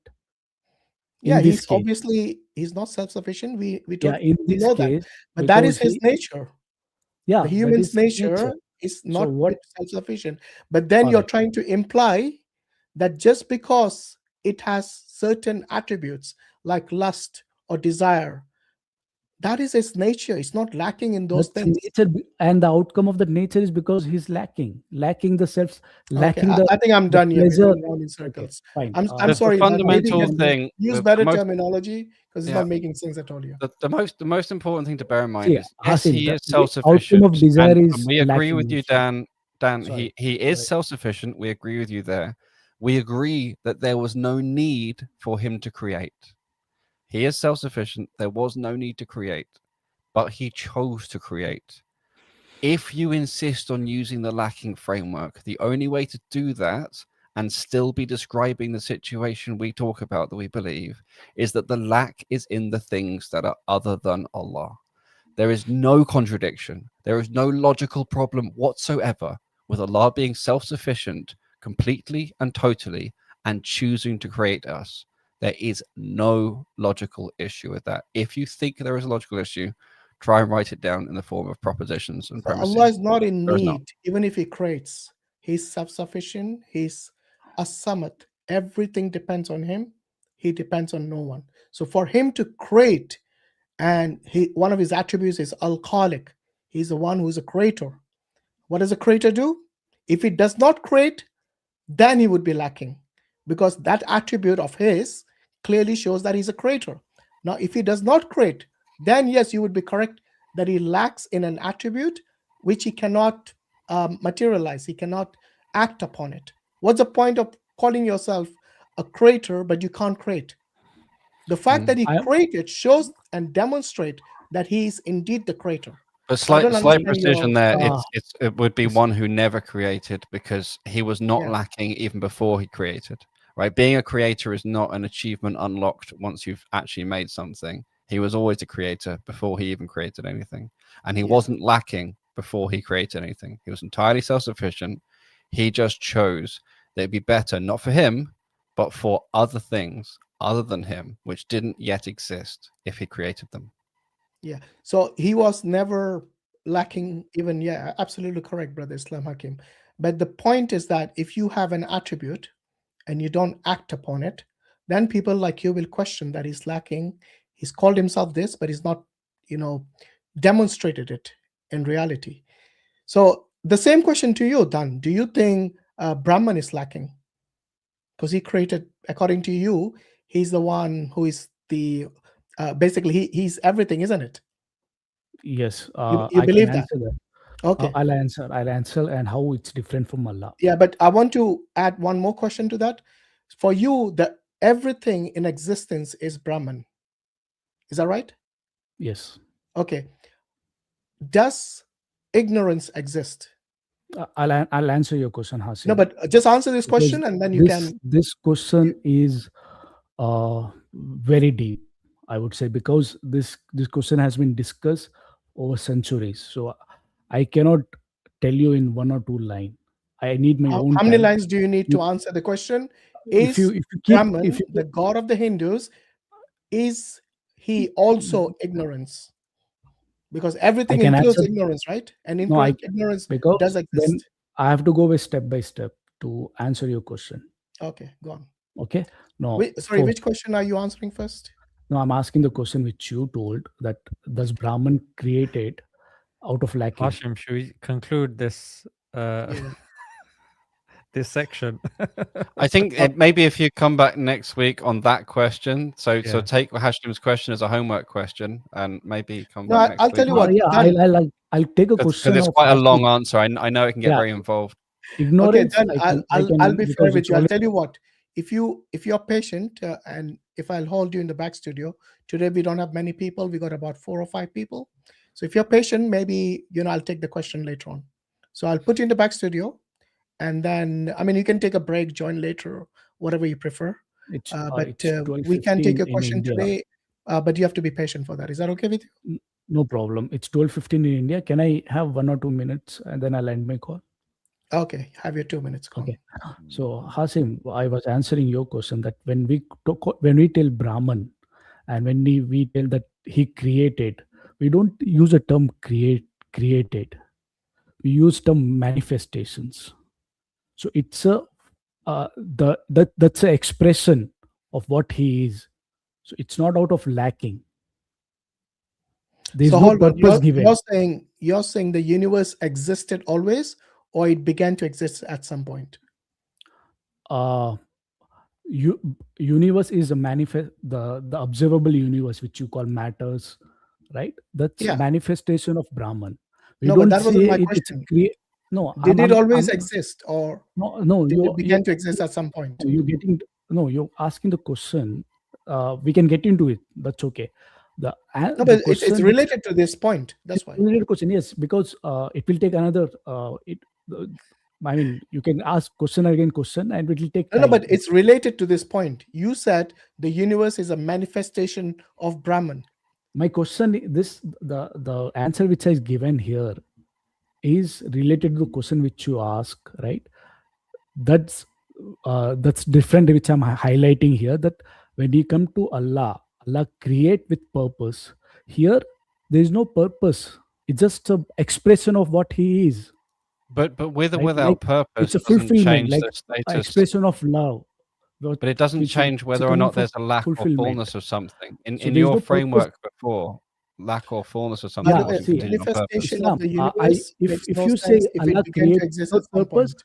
it will full. Islam, if you say Allah is created, I'll tell you what. without Done. purpose, I think, rather than rushing it, fulfillment. let me bring you in later on. Okay, let's not rush. Sure. It's 12:15 here, so I'll. Yeah, I understand. Look, I'm not obliging you to stay in the back studio. No. If you have to go, you can go. But we are here every Thursday, as you know. So it's entirely up to you. But if you're patient, we'll take you in later on once we have done with the people waiting in the back studio. It's really unfair to them. If you have to sleep, we'll be here next week. Thank you. Thank you, Hashim. All right. Thank you. All right. Thanks for your time, Dan. Thank you, We'll see you later. Bye. Okay, take care. Bye-bye. Right. Okay, I'm going to take Sunwedding. Sunwedding, you need to unmute yourself. I know you're driving. Whenever it's safe. Give you 5 minutes? I see your hand. Give me 5 minutes. Okay. Okay. Let's, All right, let's no bring him problem. back in 5 minutes. Right. Or 5 seconds or 5 hours. I don't know. 5 seconds, I think. 5 seconds. You ready now? No? Okay, so right. Okay, Hansel. Is this the guy from the airport? Yeah, I think that's I don't him. know. He's got a cracking smile on him. Look at that. Remember, he called us from the airport and we could hear the planes taking off and everything landing. Yo, hello guys. Good afternoon. Hashim, I'm glad you remembered. How you doing this week? Yeah, Hello. I couldn't forget that smile, man. Yeah, I'm good, I hope I'm you. good. That's good. That's good. He's at the airport because the loudspeakers go on for quite a while sometimes. The background. You're breaking up, bro. Yeah, just repeat the last. I do want to give. Yeah. So I had these set of premises that I want to go over with each of you and kind of see. I've been. You're breaking up again, Hansel. It's like the last time. I think you had the same issue last time. You at the airport or are you flying? No, he works at the airport. Ah. Have they not got airport Yeah, Wi-Fi? so I work at the airport. Yeah, I'm sorry. I work at the airport. So I have these set of premises, and I just wanted to go over them with you. There's only 5. They're brief, and I think they make sense, but I'd love to get into it and kind of see what you guys think. P1. Hashim, it's kind of on the same thing from last time, but here I go. So premise 1, Adam is Adam? I'll form it in a question. Is Adam presented in Islamic theology as a real historical individual? Yes. Sorry, let's just run through them. But if they're I'd say premises, yes. putting them in the form of a question doesn't make sense to me. Are they Maybe it's 5 just something questions or If we 5 are in premises? agreement, then there are 5 premises. They're very 5 quick. questions. Okay. So the first one is if Adam is presented in Islamic theology as a real historical individual. Yep. I would say yes. Hashim, I believe you just agreed. And Correct. if that's the case, I'll just go on to number 2. Cool. No created being witnessed Adam's creation, or at the very least, only God could testify to Adam's creation, his fall, False. the deception by Shaitan, things Yeah. of No, this nature. This would be my second premise. Do you that's agree false. or disagree? False. When you say False no according to created us. beings, So are you excluding there the were, jinn and the angels? yeah, the angels witnessed it. Oh, Oh, there's a problem he had last time. He keeps Yeah. dropping out because of the connection issues. If he types them in the chat, we could just be like true, false, true, false. At least he was very clear. It was easy to. Yeah, maybe he's on the phone. It's not easy to type all the time, so I don't know. Anyway, let's take Should have the better next Wi-Fi in one. the airport. Maybe he's on 4G or something. Right. Let's take Andy. Oh, hold on. I think the other brother was Sunway. It's been 5 minutes, son. Nah, that's not Yeah. 5 minutes. He's still driving. Okay. 4. Oh, 1. It's 1 this time. Okay. No, he said this. He said not Oh, yet. is it? Oh. Yeah, I'm sorry. I had disconnected and reconnected.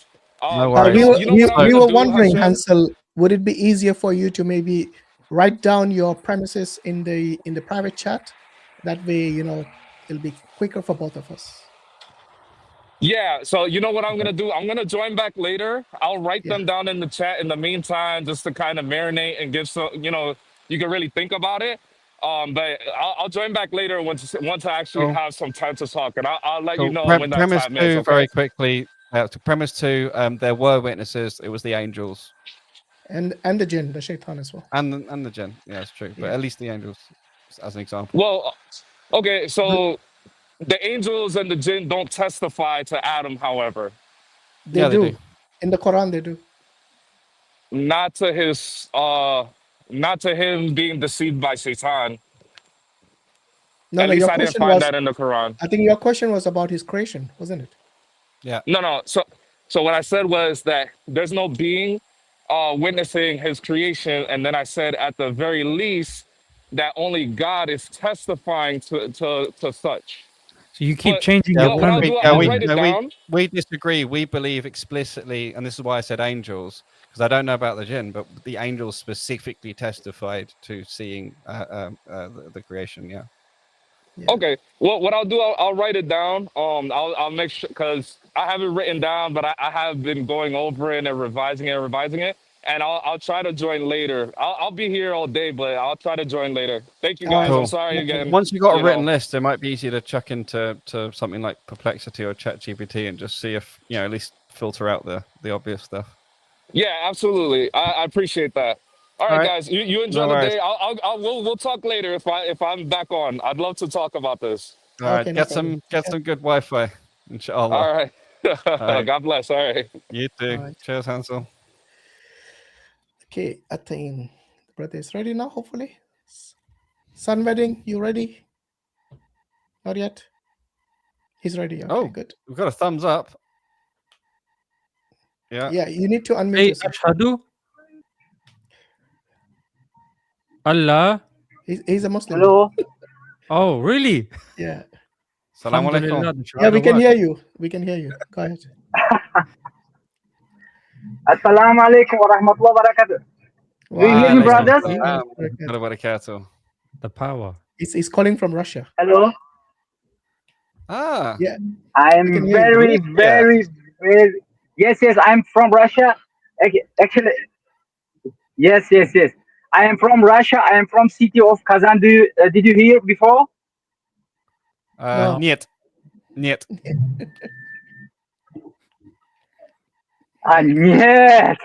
You know Russia. Oh, very good. Brothers, I'm very, very happy. Хорошо, хорошо. Давай. Я постараюсь. Но давай я постараюсь на английском. I'm glad you pulled over because I noticed you have children. I am very... No. I am taxi driver. I have some passengers, so okay. I couldn't speak. Okay, fair enough. Okay, first of all, I want to ask, do I have some... Yeah. I have a very important question, and I believe and I hope that you can answer. I 100% believe that that you can answer. Inshallah. But before of my question, I want to ask something. Brothers, do I have some limited time, or I can exchange my feelings and make some comments and make requests from? Yeah, you can. Just keep it brief. Yeah. I think your limitation might be actually your mobile signal. Okay, I will try. You keep freezing sometimes. You might drop out. The connection is not very good. Yeah, it's because of connection. But if my sound is okay, I think it's not important of my view. Yeah, that's fine. Go ahead and ask your question. Okay. Before of my question, I want to say thank you very much. I appreciate, and may Allah bless you. May Allah make you stronger. May Allah give you your sabr, because when I watching your streams, especially with Qadianis, and when I see that you are trying to control yourself, and even today, or even during the last streams, when our brothers in humility, non-Muslims, coming with interesting and very, very stupid question, and you are trying to answer them and trying to explain them. It's very, very big job. You know, my dream. I am 45 now, and really my dream is be part of your dawa, but I think that it's not possible. And the last my request, I will write my number, Hashim brother, if you can. Please, can you give my number to Muhammad Imtiaz? I want to keep in touch with him. It's my dream, and also I want to meet him and speak and anything like that.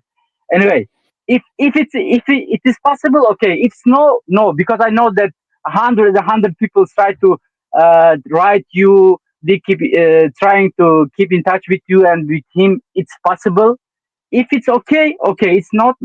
Okay, coming to my question. One thing I can say is that we can do a deal, because I want to learn Russian. I have books on it, and I have some Russian books, so we can do an exchange. I take my email address, and you can help me to learn some Russian, and I'll help to teach you what I know about Dawa. How about that? Okay, I will very, very happy. Okay, you know, Russia. I know Russia and English, sometimes Turkish, Persian, Uzbek, and such as. So, inshallah, I can help as much I can, and as soon as possible. Okay. And coming to my question, it's very important question for me, and I think that our non-Muslim brothers also can get some lessons from you. My question like this, you know, in Quran, Allah makes some challenge because of making some surahs. You know it. For example, if somebody like Mirza Ghulam Qadiani, Hashim's our brother Hashim's friend, if Nauzubillah, of course, if somebody will create some surah, okay, who can decide that this is surah is really like surah in Quran? For example, we have in world, we have many non-Muslim scholars which study Arab, okay, and maybe they can say, okay, it is like surah in Quran. who can decide? Who can say that it is really, really same? Or, for example, what is the characteristic which anyone can say if this surah have or has such a characteristic, it's okay. Yeah. Did you get my point? Yes, we did. Yeah. So there are Because I'm sorry. I will try to be some critical because I want to convince myself, and it will be very easy to explain and convince others. For example, our Muslim scholars can say, no, no, no, no, it's not like. But non-Muslim scholars, which is studying and having experience during the long times, also learning Qurans and trying to find mistakes, I understood. They can say, yes, yes, it's similar. Who can 100% decide? Did I answer my point fully? Yeah, we understood your question. Yes. Okay, okay, okay. Okay. So, I mean, the first and foremost, this challenge of producing a chapter like it is mainly for the Arabs. Yes, yes, yes. Who understand Arabic, obviously, and for the professionals in that. Now, the Quran presents a literary and a linguistic challenge to all humans Mm-hmm. and even their helpers. Okay, and Allah says that they will never be able to do so. Why is this? Because the 7th century Arabs, who were basically at the top, at the peak of their linguistic, I mean, they were professionals in this topic of Arabic and so on, in the grammar and everything about the language, which was almost identical to that of the Quran in the sense that they understood it. Not identical in its structure, but identical in the fact that they could easily understand it. When they used to hear the Quran, they used to say that Prophet Muhammad, peace be upon him, was a magician or something like that, because he was unlettered. He himself did not know how to read and write. And to produce a linguistic and literary miracle like the Quran was beyond even them who were professionals in this particular field. So for someone who is unlettered, it's almost, I would say, it's impossible. And this challenge was given to them. They all failed in this. And the subsequent generations tried it as well. Now, your question about who is going to judge whether it's going to be like the Quran or not, of course, the Yes. professionals, scholars who know the language, who know the structure of the Quran, who know how Allah, structures the verses in the Quran and so on. Because there are certain, and Brother Mansur will be able to explain this much better than me if he comes later on, inshallah. There are certain ayats of the Quran which goes beyond what the normal way people would, structure the sentences. And this is something which is unique in the Quran. So the Quran brings about something which is unique, and it's understood by the people who read it, and they are basically, completely taken aback in terms of they're surprised by the structure. That how can someone, for example, Surah Ikhlas, one of the shortest surahs in the Quran, yes, there's a shorter one than that. So Ikhlas is 4 ayats. Surah Al-Kawthar is only 3 ayats. Now, when Allah says produce a chapter like it, you only need 3 verses, something like that, like as short as that, and even that they failed. So the question about judging it, yes, there are rules, just like in any language. You have rules of grammar, for example, in English, in Russian as well, I'm sure. Every language has its own rules. Now, if you write something like the Quran, and I think Musaylama al-Kadhab, he tried to do it, and he started to describe an elephant, and it was really funny. So people started to laugh at it. It became a joke rather than trying to meet the challenge of the Quran. And these people were not ignorant; they were learned people, and they had understanding of their language pretty well. Because if you look at some of the poetry from the Jahiliyyah period, from the time before Islam, they were well structured, well organized. But even they failed in meeting the challenge of the Quran. So yes, those rules of the language, about its structure, and everything is well known to the people who have learned the Quran and its structure. So yes, obviously there are, and people, even if a non-Muslim, when you read some of these challenges that that was taken up by the non-Muslims, almost every one of them, they will have some or the other flaw, and these flaws were found out by the scholars, and they listed what the flaws were. So next time when somebody says, yes, I've met the challenge of the Quran, here it is. Those scholars will tell you where the flaws are. Which rules did they break of the Arabic grammar, for example? Okay. So yes, I mean, this is not something which is rocket science. Like, Allah gives a challenge because He knows nobody will meet it. He knows the human nature. He knows the human capacity. And that is the reason Allah posed the challenge. The second challenge, and this is for everyone, including those people who don't know Arabic. Allah says, if this book is from anyone other than Allah, surely there'll be contradictions in it. So that is a second challenge, which can be met by anyone who reads the Quran. If they find a contradiction, then they can say, yes, this is not from God. So we got two challenges. One is for mainly people who understand and read Arabic, the Fusha language, obviously, and those who know how to interpret it, those who know how the structure of the Quran is. It's got its own genre. So many people will assume that the Quran gets the grammar wrong, but the Quran is actually the source of the Arabic grammar. So for them to say this is basically it shows that they don't know exactly what the Arabic grammar is or its source.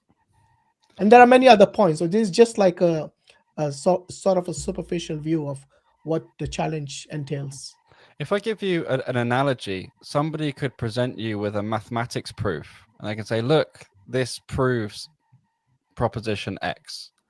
And, it could be something that you say, well, I don't have the skills, and you've got to try and find someone who is an expert in the relevant field of mathematics, and they'll tell you, and they'll be able to spot the errors if there are errors, and maybe they'll be able to translate it to you so that you can understand it, or maybe they'll tell you, you need to do a lot of study before you can understand these errors. Maybe you don't have enough knowledge yet to even understand why the proof fails. And that's even in an area like mathematics. Ultimately, Allah is the judge, the ultimate judge, but plenty of people are capable. However, it is very interesting to note the point that Hashim gave, which is the best experts from among the human beings have already passed away over 1,000 years ago, and none of them could do it to the extent that they claimed it was magic. That is perhaps the best answer. Okay. But for any given claim, for any given claim that somebody makes today, you can go to somebody who is knowledgeable in these areas, and they will be able to take apart that particular claim. Okay. And the last thing about this experience, I had meet some old woman. She was 76 or 77, I don't remember, and we tried to speak about babushka, yes. She was very stary babushka. Anyway, and yes, and we started to try and speak about the Quran, and she said me that many years ago she started to learn Arabic. She was from Russia. She was Tatar, and she said, I give it up because I couldn't even brief or understand the difficulty of the grammar of Arabic language. I don't know. I didn't study, and I cannot even understand what it is. And she said then 2 years she used to learn for 2 years, and she gave it up because it was very difficult. And she said, and she said me, anyone, it was in Russia, it is very interesting. She said, anyone who will say that Quran is not miracle, he is a moron and full shit.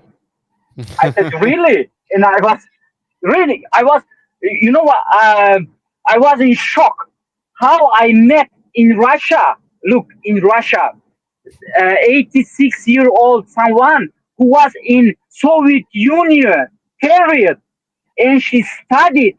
How did she find any sources to study? I don't know. I even cannot understand it. And when she said that it is very very difficult language to understand, and after that I start to realize that this is a really miracle. Mm. I have no any doubt myself, 100%, million%. I have no any doubt because I trying to learn something and very very little. So anyway, by the way, I wrote my number, Hashim brother. Yeah, I saw I that wrote my number. Thank you put it in the private chat. thank you very much. Did you see? Did you see Yes. it? Okay, Brother, Assalamu my alaikum, brother. Thank you very much. Yeah. Say my salam alaikum to our brother Mansur and other brothers who are absent today. I thank you very much. I will not take your time. See you. Salam alaikum wa rahmatullahi wa barakatuh. Jazakallah khair wa alaikum salam wa You rahmatullahi take wa care barakatuh. and drive safely, brother. Jazakallah khair. All right, inshallah. All right, who's next? Okay, Nihal Ahmed Ismail. Nihal, you want to unmute yourself? Hi, Assalamu alaikum. Wa alaikum salam. Walaikum assalam. Where are you calling from, Nihal? Right now I'm in Canada as an international student. So I'm from South India, Tamil Nadu. Right. Interesting. Yeah, you got a question for us? Yeah, I have two questions. Primarily, just ask one or two because we got people waiting in the back studio. Yeah, I understand. Give us your best question, maybe. Yeah. Yeah.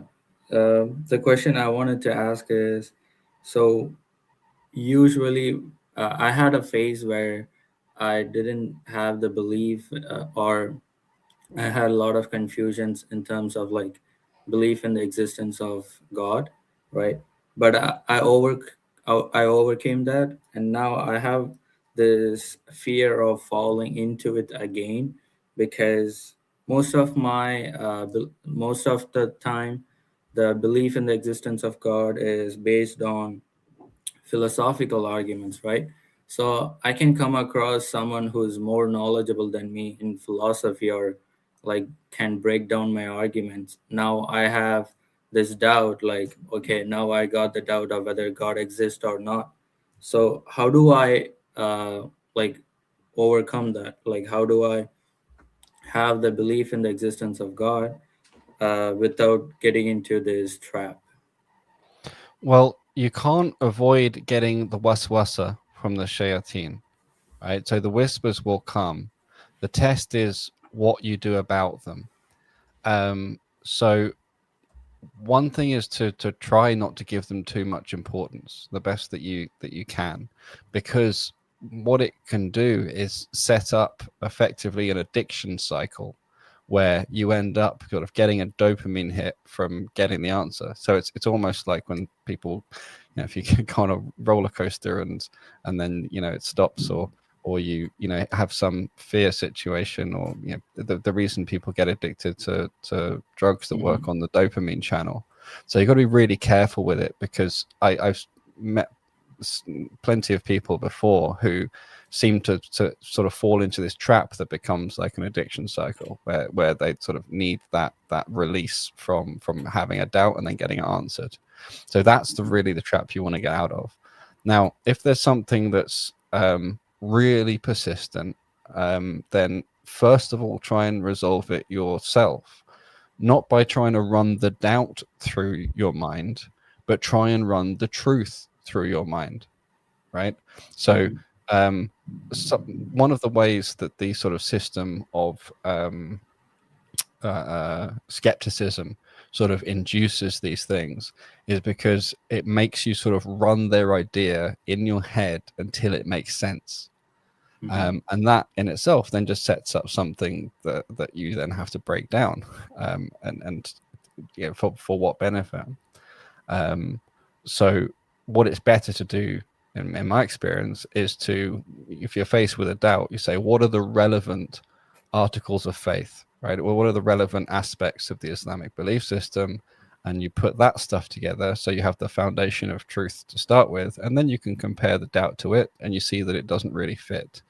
But trying to put it together so that it makes a lot of sense, it's just doing Shaitan's work for him. For someone like myself, I was a former atheist before. I grew up in that environment.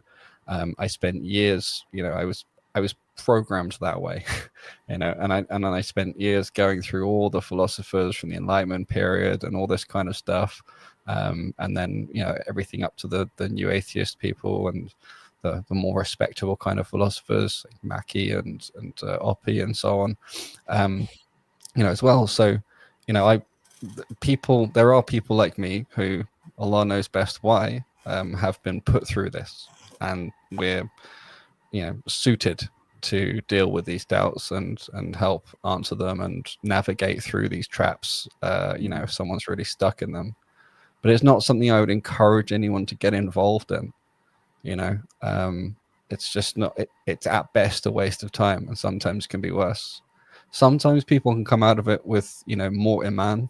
It's not without purpose, but that would be my main sort of advice regarding it. Does that make sense to you?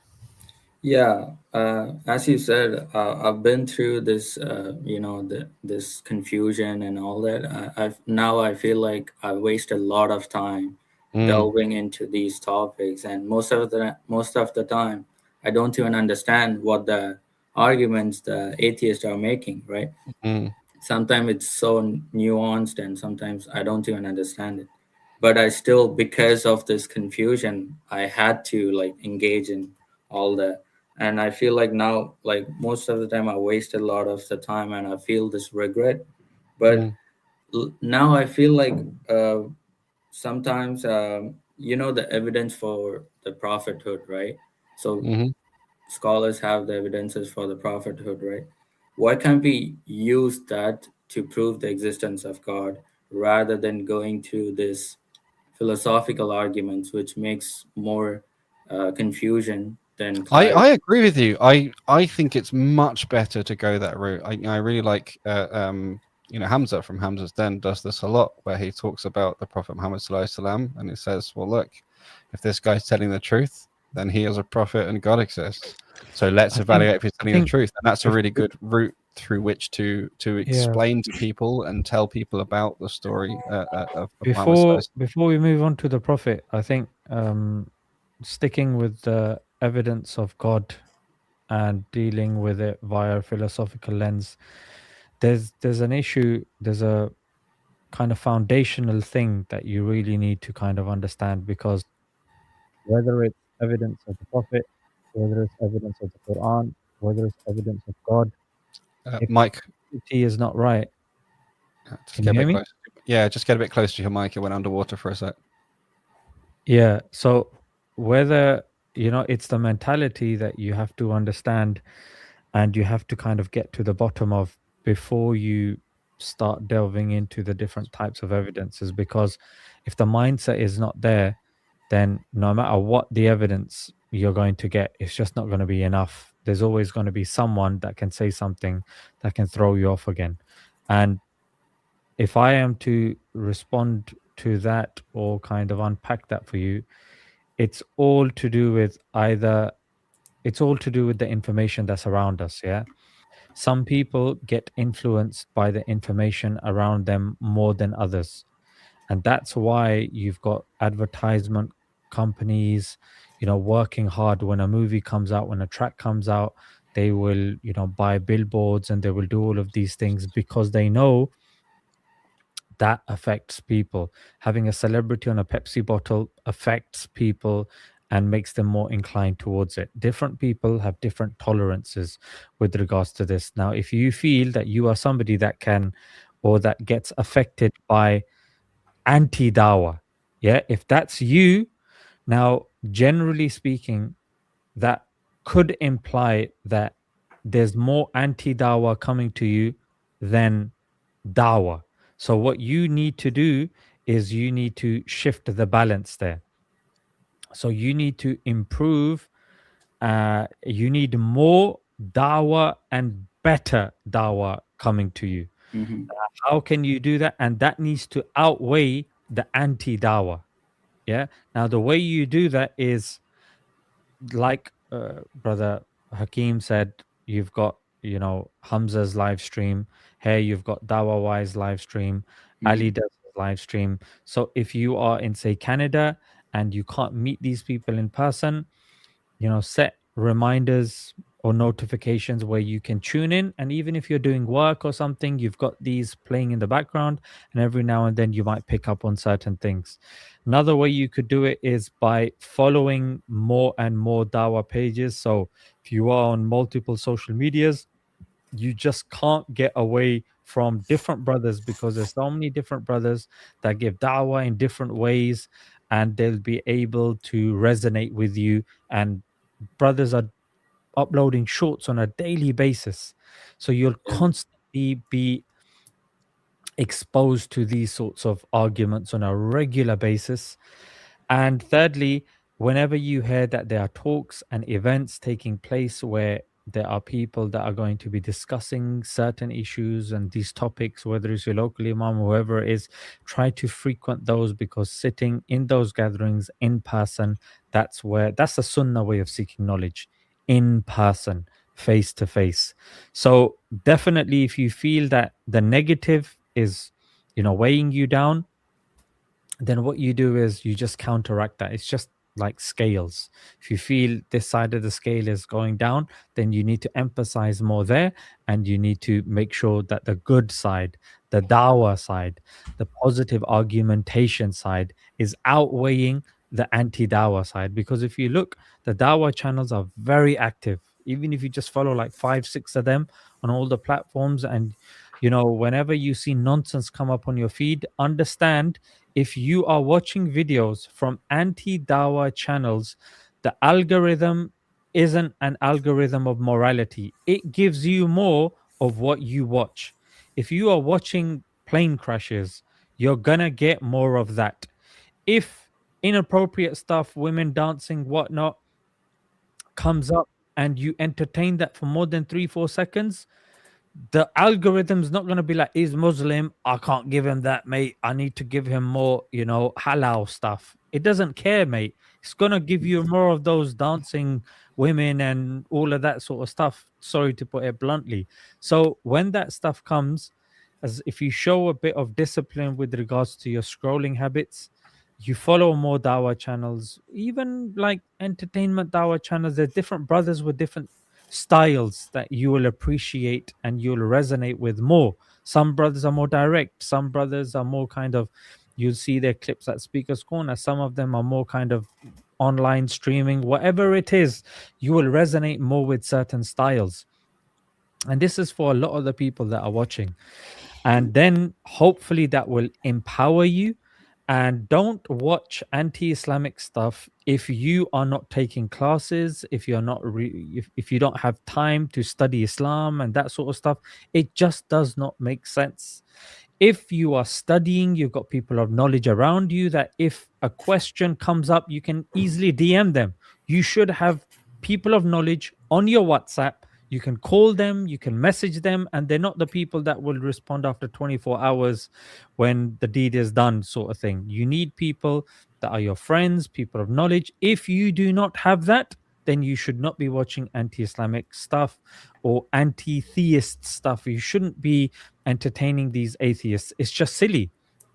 It's like a weak person that doesn't go to the gym, doesn't know martial arts, and he sees there's a group of burly men holding things in their hands, and he's like, yeah, I'm going to walk through them. Why are you going to do that? Because the chances are you can be hurt if you nudge them and there's an altercation or something. Same with a Muslim that is not well equipped. They shouldn't be entertaining, the anti-Muslim people and their sites. Make sense? Yeah, absolutely. Yeah. And the second thing I wanted to say, bro, sorry, Mhm. is that you said that you've got certain arguments that you understand, that you resonate with. It's just like when you go to primary school and you learn maths, that's not maths done. Yeah, even if it's basic algebra, 2x plus 3 equals 5. You go to secondary school, then it gets turned into, simultaneous equations. Then it's this equation and that. Then you go to A level, then it's differentiation and integration and this and that. So what happens is that there is a hierarchy and you slowly are growing your knowledge. It's similar with, if you have learned the design argument, it works for you. Just you don't have to learn multiple arguments, just learn that in greater depth, slowly develop on that. And there's more literature, there's more lectures, there's more debates. And then what you can do is you can really deep root that, and you will see that slowly. You don't have to learn copious arguments, just the arguments that learn them well, and let the roots grow and become strong. And you will see, like, there are certain brothers, very intelligent, very smart in the dawah. I'll just give the example of Paul Williams. When he's on his Twitter, he just posts. He's, mashallah, got great level of argumentation and he's brilliant. However, he just posts things in nature that are well designed, and he just has a quote on there, something to do with, is it just He just says no design question mark. Yeah, I've seen that. Yeah, I've seen that. You see, so that is, he has just picked that particular thing, and he just repeats it again and again and again and again. He hits it from different angles, and he just deals with that particular thing. Other brothers love to use the example of information, like Hamza's go-to is information, DNA information. Subur will take it from, cutting down evolution. Some brothers will take it from the angle of philosophy, and some people will use modal logic or whatever it is. Just whatever argument resonates with you, deepen the roots of that, inshallah. Yeah. I have one last question for Brother Hakim, if you don't mind. So I've asked you about the evidences for the prophethood, right? Mhm. Is this argument can be used to have faith in the existence of God, or is it a circular reasoning? Because I've seen people say it's a circular reasoning, but I'm not sure. I don't feel like it is, but since I feel like you know more, so Yeah, no, it's certainly not circular reasoning. It's the determination, if this guy is telling the truth and what he says is correct, then what he says follows, right? Then the Quran is from Allah and so on. So circular reasoning would mean that you presuppose the outcome first, which is not the case. Here we're saying, premise one, Muhammad sallallahu alaihi wasallam is messenger of Allah. Premise two, the Quran is from Allah, and so on. Now, one could argue and say, well, when you defined Muhammad as being the messenger of Allah, that begs the question and says, well, Allah already exists. But then, you're only saying messenger of Allah as part of an identifier to identify him. You could say, Muhammad, the one who orated the Quran to us, that one. And in that case, you can completely avoid any arguments of circularity. And you follow from there. So there are nuances in how you do it. It can be expressed in a way that's technically circular, but it's certainly not fundamentally circular. Absolutely not. And but a similar thing applies to many secular areas of knowledge, but also applies to the arguments for the existence of God. I think it is important to note the difference between a justification and a proof. In most cases, when people are talking about proofs for God, what they really mean is justifications for the belief in God, or justifications for taking God as an axiom, Allah as an axiom. And if you were to study more in physics and maths and how that works, you'd realize that in every case, the axioms are justified, not proved, because it's just there's good reasons to take that axiom. And then once you take that axiom or those axioms, you can then see that they are consistent with reality, consistent in themselves. And that then becomes part of the proof. One could argue that that's circular, but one could also say, well, it's not logically circular. And this is, in fact, the way that some of the types of knowledge most highly regarded by Westerners are followed. So you've got to be aware that there's a huge double standard going on here, and the world of Western philosophy, a lot of it was built up, specifically, trying to fight the concepts of God and belief in God, and also most of them are actually most of the arguments against a straw man. They don't actually apply to Allah. Right, and you'll find this in almost every case. So if you look at Surah Al-Ikhlas, right, line 4, there's none others like him. It means you can't put Allah in a category with anything else. So if anyone has a general argument for any monotheist concept of God, for example, well, fine, do what you like, but that's not Allah. That concept you have to specifically take on all of his names and attributes as he's described in Arabic, because you don't want the logical problems to come from translation, so it has to be done in Arabic as well. And nobody even does that. Nobody is, the people I went through before, people like Maki and Oppi and so on, or people like Alex O'Connor, or whoever you go through down to the dregs like Matt Dillahunty, none of them have even attempted, not even close, to actually tackling the concept of Allah with his names and attributes. They can't handle it. They don't know it. So this is another good reason why a lot of these things are just not really worth going into, because it's basically a whole bunch of people talking about other concepts that sound. Your mic cutting off, I guess. Sorry? Okay, now it's good. Your mic was like no problem. Oh, okay. So these concepts can induce confusion, because you can think, oh wait, does that apply to Allah? Like, one example is they'll start talking about some of his attributes, but they'll leave out other of his attributes. So one example is the classic problem of evil, right? You must have heard this one. Yeah. Well, if you understand that one of Allah's attributes is the most just and the most wise, then there cannot be a problem of evil. That can only be a problem in the setup, a problem in the attack. That's where there's a logical problem. Because if there was a problem of evil, it wouldn't apply to Allah. It would apply to some other concept, because Allah is not evil, and He's all capable.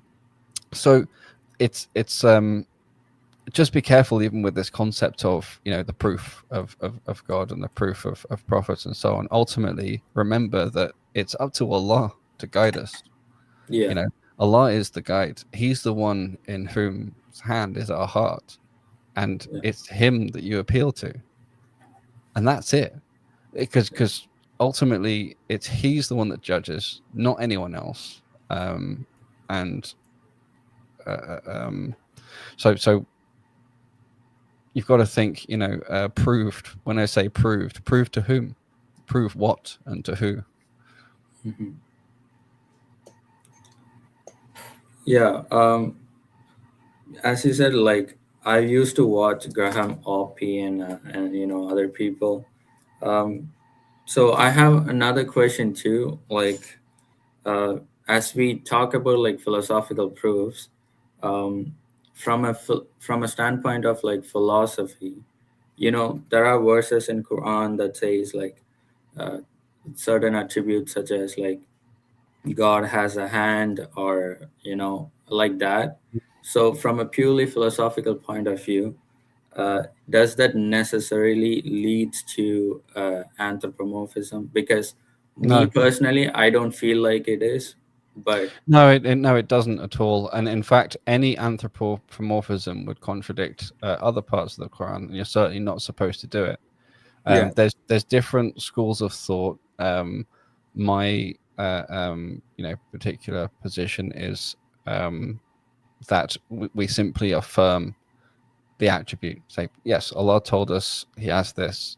And in exactly what way, I don't know, and I don't need to know.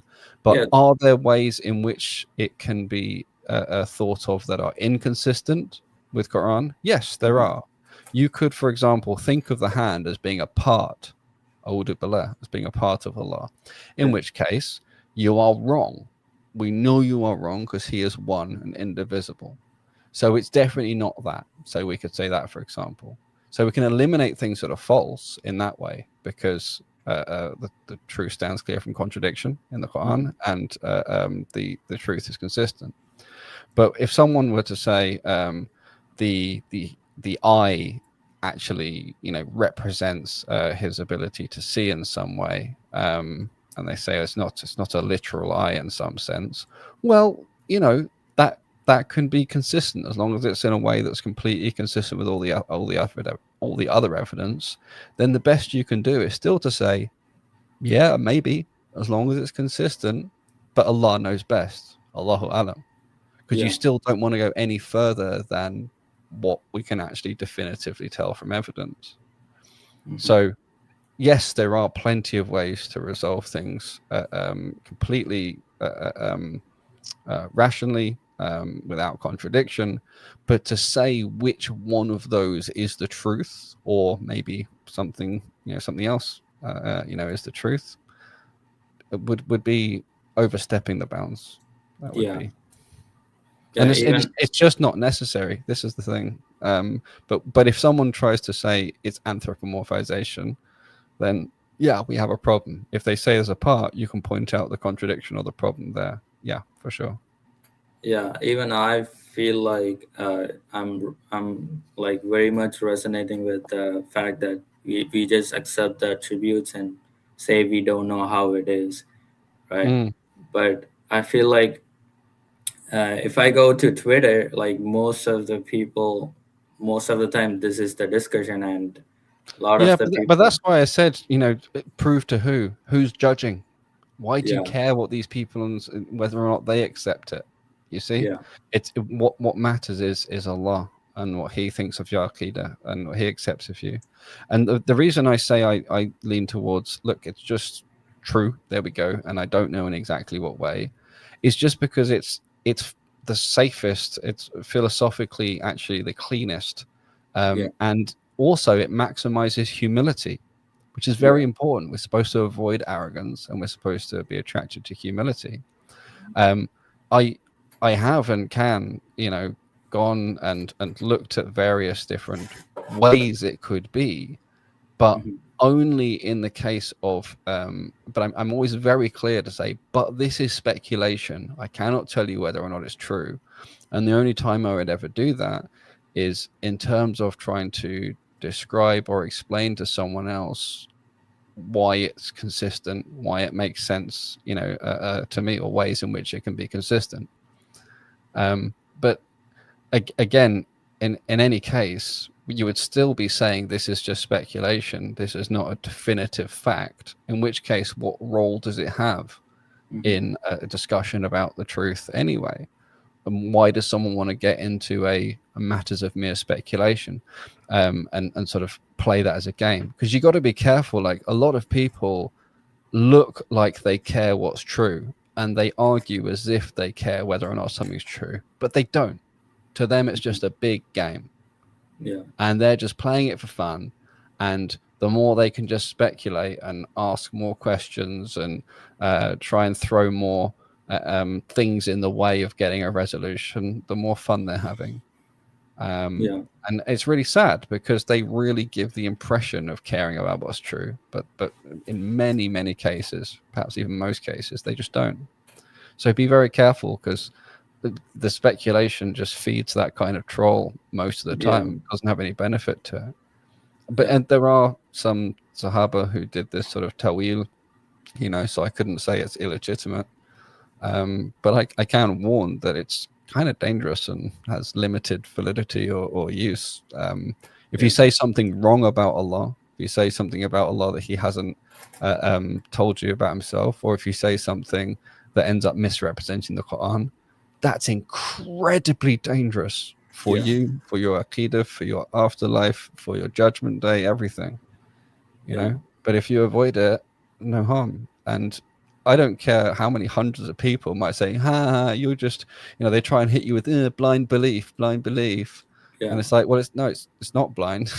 It's having humility and seeing where my limits are. Because these same people, the other way around, they say, "Oh, what's the problem with saying I don't know? Why do you have to say there's God? Why can't you just say I don't know?" And so those same people will flip and flop the other way and just be complete hypocrites on this stuff. So don't play most of the time is the best way to win. Yeah, I deleted all the Twitter accounts because of this reason, because I couldn't keep up with their speculation, and I'm like, I get doubts every day. It's not that you couldn't, if Allah wills, He could give you all the background and knowledge to do so. They can be dealt with. I personally, it's been something like 15 plus years since I've seen any fundamentally new arguments at all. They're all just variations of the same kind of thing. I've dealt with them so much, that it gets less and less impressive the more you understand them. They look impressive from the outside, but the more you understand them, the more you get into them, the worse they are. But the thing is, the waste of time. There's always so much more beneficial things you could be doing, and that's what you don't want to miss out on. So it's not like basically Allah may well have better plans for you, better things you could be spending your time on. And I would encourage you to do those, inshallah. I would ask you some advice regarding in my previous in my past, I've been in this confusion, and I spent a lot of the time, and it affected me personally in my academics. I'm studying computer science. It affected me in that area. It affected me personally in my self-improvement and all that, because I'm always inside my head thinking about this thing, right? Now I feel safe, and now I'm out there and talk to various people, and now I feel like I have a grounded approach. Maybe it's because of all those experience that I had in my past. But the advice I would ask you is, how do I look forward when I always think about my past and regret about the time that I wasted? Oh, just as you ask that question, shivers go up my spine. You say you're studying in university, right? So you must be in your early 20s. Yeah, I'm 22. Right. Yeah, I'm nearly 40. I'm 39 now. If I look back at the amount of time that was wasted in my life, or that I feel was wasted, where I look back and I think of all the things I could have done better. I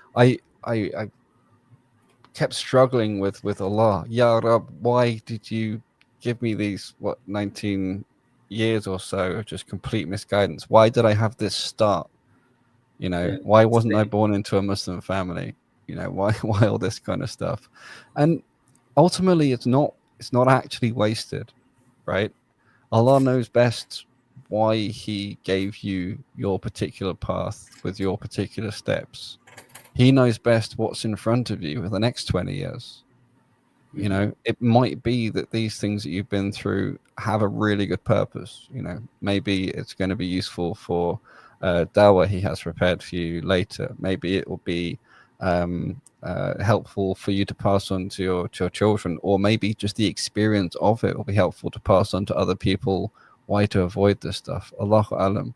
Maybe these tests have just shown that however much the shayateen tried to rock you, they were unable to, and that in itself is the benefit. And you'll see on Judgment Day, exactly why, and exactly what the purpose for. But Allah doesn't do anything other than what's best for you. His plan is perfect. His timing is perfect.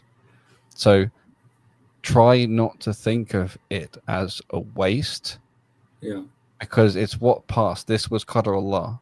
And when we look forward into the future, we can try and look for what the most optimum way to use our time is that we think. But it's only our intentions, right? He's in control of what actually happens. All we can control is our intentions. We can Yes. make dua to him, and we can ask for, you know, this or that thing to be better or improved. Your qadar only changes by asking dua. Yes. So what happened in the past and what has happened, try to just thank Allah for what was good from it, and ask Allah to protect you and seek refuge in Allah from what you perceive to be bad from it. And, you know, keep going in that way, keep improving in that way. So that's why, you know, you wouldn't want to dwell on these things in the past and just view it as being a waste, because this again comes from the shaitan. He's trying to knock you down, but Allah does not do anything other than what's best for you. Yeah, thank you so much. Yeah, Okay. I think that's all my questions are. Alhamdulillah. Alhamdulillah. Thank you so much, guys. All right, you're welcome, Nihal. Take care. Yeah, take Assalamu care. alaikum. Guys. Wa alaikum assalam. All right.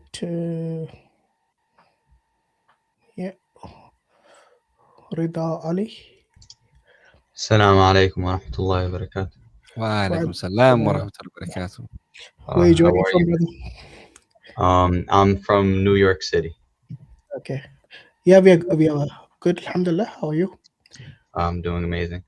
First off, I just want to give a big thanks to Smile to Jannah and Hashim. I've been watching you guys since I was like 11. I'm 15 now. You guys brought me so much closer to my faith, alhamdulillah.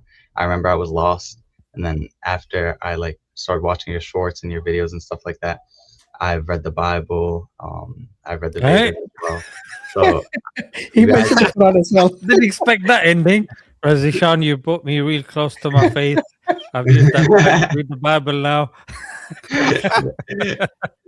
I've become a pastor. Become spaghetti and pasta. No, he did mention the Quran, though the order should have been the other way around. You guys have brought me much closer to my faith, and I thank you guys a lot for that. So my main thing is I'm a Shia. But I'm in a search for the truth. Wherever the truth is, I'll leave everything in my life for it, wherever I may be. So you guys are obviously so much more knowledgeable than me. So the main two things I wanted to know was, first off, proofs for Sunni Islam. Well, and then second off, things in Shia Islam that you guys deem to be either maybe not kufr, but like very, very bad. And I just want to address those two specifically. Yeah. So I think if you look at the history of Islam, you know, even in the time of the Prophet ﷺ, most of the Sahaba radiallahu anh, they would, you know, they are very united in terms of their deen. Yeah, there's no major differences between them. Yeah. So, for example, one of the things in I don't know, are you from the Rafida Shia? I'm not sure what that means. Okay, so Rafida, for them, one of the main tenets of the faith are the 12 Imams. Yeah, you heard of that, right? Yes, I'm a 12er. I'm a 12er. Yeah, so the 12ers, or the Rafida, as they are mostly known as, they believe this to be a major tenet or pillar of the faith, the 12 Imams. Yes. No companions, okay, ever mention any 12 Imams being part of the deen, let alone the Prophet, peace and blessing be upon him. Not even Ali radiallahu anh mentioned this. If I may point something out. Yeah. In Shia hadith, we do have narrations from the Prophet where he listed the 12 Imams by name. But of course, that is Shia hadith at the end of the day. Which again is questionable. The reason for that is because if you look at most of the Shia hadith, and I'm not an expert in this, if you want, you can speak to, you know, Brother Farid. Inshallah, he will be more than happy to take you through the steps that you probably would be necessary for you to understand why we reject in particular the Rafida Shias and their theology, because the Shia hadith mostly, you know, I don't know how, if you had ever studied how what is the method of preservation of the hadith itself. Yes, in terms of the chains of narration, in terms of the ilm rijal, they don't have any of these things. And if they did, then where are they? The Ilm al-Rijal, Yeah. we do have Ilm al-Rijal in the houses and the seminaries, and we have like isnads as well, where we grade the isnads of all of our hadith. We have Sahih al-Kafi, basically Yeah. like. And that's the reason I said many of them are questionable, because Mm. when the scholars who actually look at them, they say that none of them satisfy the conditions of an authentic hadith. Now, I don't know if do they have like a criteria to authenticate the hadith, because you said you have chains of narration. Yeah. Now, So do they in go our back to the Prophet Sallallahu Alaihi Wasallam? All of them? so our hadith, they Yeah. go back to either one of the 12 imams or the Prophet sallallahu alaihi wasallam. When you say the 12 imams, Yes. so who is the first imam? Imam Ali. Did Ali radiallahu anh say that he was the first imam and of the first of the 12 or anything of that nature? Once again, we have our own hadith that go back to the Prophet, where he named the 12 of them. No, but that's what I'm saying. Did Ali radiallahu anh himself? Because for you, he's the first imam. So Yes. he should have mentioned that there is a series of imams to come after me, and I'm the first of them. Did he mention anything in that regards? I'm unsure about that. In all honesty, I'm unsure. Okay. Assalamu alaikum, brother Sarmat. How are you doing? Assalamu alaikum. Just one thing I want to say very quickly before Sarmat Yes. does an excellent job on this is, obviously, if we're going to sort of compare hadiths and you're saying, well, you don't know which hadith stuff to trust, short of becoming an expert in hadith sciences, that might not be the best way. The Al-Quran is the furqan, so the criteria. Of course. And if 12 imams was an important article of faith, it would be in the Quran. All the important articles of faith are in the Quran.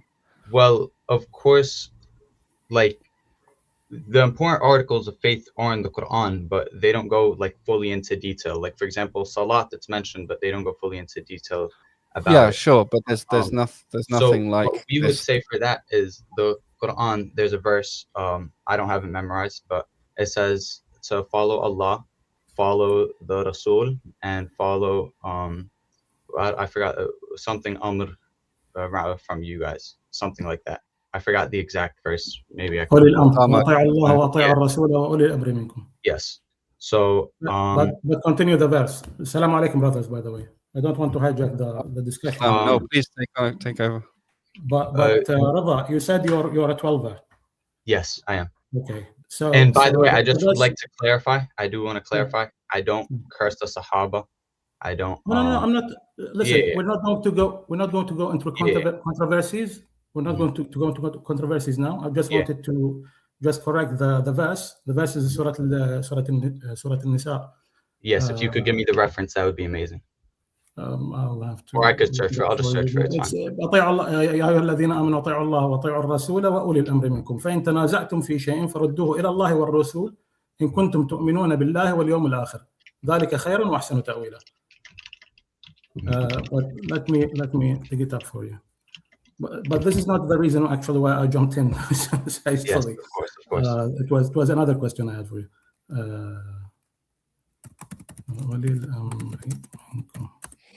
So it's Surah An-Nisa 59. Yeah, I have it open. Yeah.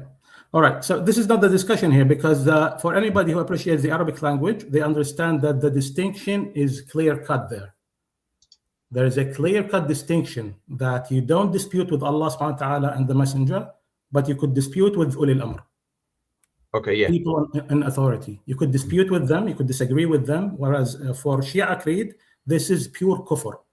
فَالرَّادُّ عَلَيْهِمْ كَالرَّادِّ عَلَى اللَّهِ. Whoever rejects the saying of any of the infallible 12, actually you say 12, they say 12 imams. The infallibles are actually 14. You know that, right? Oh wait, yeah. The infallibles are 14 according to 12ers. So it's the 12 imams, starting from Ali, may Allah be pleased with him, until his so-called son Mahdi, who is not born. 12ers believe he's born. So these are 12, and then you have Fatima, may Allah be pleased with her, the daughter of the Prophet, والسلام, and the Prophet himself. So these are the 12 infallibles.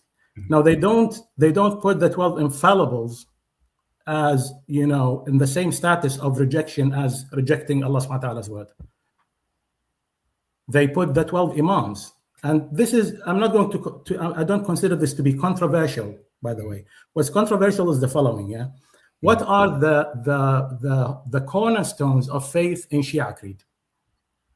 So there's 5. It's Tawheed, Adala, so the belief in oneness of God, belief in justice of God, Nubuwah, belief in prophethood of all the 124,000 prophets, Imama, the belief of the 12 Imams, and Qiyamah, the belief of the Day of Judgment. No, not Qiyamah. No, not Qiyamah. It's called Ma'ad. Ma'ad, okay. Ma'ad, yeah. It's not Qiyamah. I learned it as Qiyamah, yeah, sorry. Yeah. So what you said is actually a later version. Now, the first to ever write from the Shia scholars, or so-called Shia scholars, do you know who was the first ever, according to Shia scholars now? The first ever, according to Shia creed or Shia studies, who was the first to ever author in terms of Aqidah for Shia? Aqidah. Or speak about terms of matters of Aqidah for Shia? Do you know who was? Sheikh al-Saduq? No, Sheikh al-Saduq is quite late. Saduq came after the 6th century. Mufid? No, Mufid is middle, but he's not. Mufid is 400, I think 20 Hijri. The early side thing of like maybe Qummi? Or no, Qummi was after. No, Qummi came after Mufid. No, okay. So obviously you probably don't know. I started off. I'm not very knowledgeable. No, that's all right. I'm not pinning you against the wall. I just wanted to check, what level we should have this discussion on. Yes. So I apologize if this sounded like an interrogation. Definitely not my intention. I'm here to learn. I started off. I'm here to learn. No, astaghfirullah. We learn from one another. I don't teach anybody because I need to be learned myself. But so the thing is, when it comes to Aqidah, the first to ever talk about Aqidah was Hisham ibn al-Hakam. Hisham ibn al-Hakam was in the mid-3rd century. Now, Hisham ibn al-Hakam's ruwayat, his reports about Aqidah, don't actually contain 5 cornerstones. It contains 3. This is why Mufid, in his book, Awa'il al-Maqalat, which all your scholars, by the way, if you're a 12er, all your scholars go back to. When it comes to Aqidah, all take their Aqidah from him. Now, there are, of course, matters of dispute amongst Shia 12ers when it comes to Aqidah per se, because, especially when it comes to what we call minor issues of Aqidah. Now, you have the major and you have the minor, right? The minors and the majors are together 16 items. And I don't think you know about that. But anyway, so I don't want to make it more complicated than it already is. Al-Mufid is al-Umda, the highest eminence when it comes to Aqidah of Shia. Al-Mufid actually initially had only the 3 cornerstones that Hisham ibn al-Hakam related in his reports, which contain only Tawheed was not there, by the way. It was Adala, Nubuwah, and Imama. These are the 3 main ones. And then he made the argument that, well, okay, based on these, we could infer 2 more items to add to the creed of faith. Now, my question is the following. Who, amongst all the different sects of Islam, who has this particular unique faith and Aqidah other than the Shia? Nobody, correct? Because only Shia believe that believing in Imam is an essential requirement to go to heaven and to come out of the folds of Kufr into the folds of Islam. Can you repeat that? Sorry. Believing in Imamhood, taking Imamhood as a cornerstone of belief is an essential requirement for anybody to come out of the folds of Kufr into the folds of Islam. But this is a matter of agreement, not only consensus. There is no disagreement amongst Shia scholars about this. But then why do we regard Sunnis as Muslims? You don't. Your scholars don't. Yeah. Your in scholars fact, forget about us. Sorry, Brother Hashim, but I just wanted to highlight this. I don't consider Shia to be non-Muslims, by the way. Don't misquote me on this, okay? Because I have my uncles are Shia. My mother came from Shia family. Okay, so it's also on a family level. That's how connected. That's how connected I am to Shia. So don't misquote me on this, please. I'm not saying you, I'm saying in general. But anyway. Sorry, Brother Sarmat. I was going to say, forget about us being called disbelievers. They consider Abu Bakr Siddiq radiallahu anhu, Umar radiallahu anhu, Uthman radiallahu anhu, all of these as disbelievers. In fact, for them, cursing them is a form of ibadah. So this is something that's controversial, brother Hashim. To be fair to them, it's controversial among scholars. So their scholars do. I've seen them literally curse the Sahaba and the mothers of the believers as well. They do 100%. Yeah. Could I just 100% do, but not all of them consider it to be an act of worship, and some actually find it problematic to do. Could I just add something? I don't want. I have disputes with Shia when it comes to the creed of faith, of course, but I'm fair even against myself, inshallah. Yeah. Could I just add something real quick? Yeah. Go ahead. Khamenei, he actually forbade. Brother, please don't take us to political figures. We're discussing faith. Okay, fine. Understood. Yeah. Understood. Khamenei has his political position. Yeah. He has reasons why he would hide his faith. Yeah. I know that Khamenei is from the school of Khomeini, and Khomeini categorically considers all Sunnis to be kuffar. Okay. Shia, Aisha radiallahu anha, and Talha wa Zubair, in his book الحكومة الإسلامية, the Islamic government, that's Khomeini speaking. I could give you the reference right away. Yeah, it's page 328 or 82, one of them in Arabic. Go back to it and read it. In الحكومة الإسلامية, he says the following: there is no disagreement or no doubt that astaghfirullah, Aisha and Talha and Zubair are kuffar, and they are even more najis than the dogs and the pigs. This is in his book. So Khamenei is from that school. Whether he would like to change his position now for political reasons, I don't want to go into that rabbit hole. The only thing I want to show is just like we have many scholars who like completely forbid cursing of the wives of the Prophet. As for Sahaba, they are minority, brother. Okay. I could tell you off the top of my head who actually does forbid it, and they are not somebody who are welcomed amongst Shia scholars. I could tell you that right away. By the way, I'm from Iraq. I was Shia for 5 years. So what I'm telling you came after because I didn't join Shia just in a vacuum. I didn't become Shia in a vacuum. I studied, I knew the creed of faith, and then saw the arguments and thought that there was actually evidence behind it. Don't some of them also believe that the Quran has been distorted? That is controversial. Whether they should. So the controversy is this when it comes to the Quran, but we'll discuss it inshallah later. But it's mostly about their position against those who categorically, openly said that the Quran is corrupted. They have no issues with them. Like Nuruddin al-Tabrasi, for example. Nuruddin al-Tabrasi is buried inside we call it al-Hadra, where the Imam Ali is buried. He's buried next to him, not next to him. The mosque in Iraq, is it? In Najaf. Big mosque here. Yeah, the big mosque in Najaf. That's where Imam Ali is buried.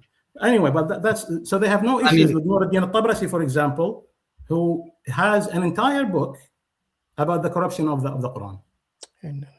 But that's a rabbit hole. Don't take us there. Let's go back to we're going off tangent. I'm afraid. Yeah, I know. Could I just say one thing? Faith, Could I just say one thing, please? Yeah, go ahead.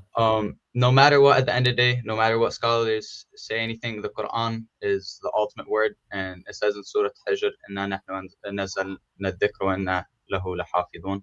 So, and Rava, again, we're talking about concepts. I'm not talking about individuals. I don't represent Sunnis. You don't represent Shia.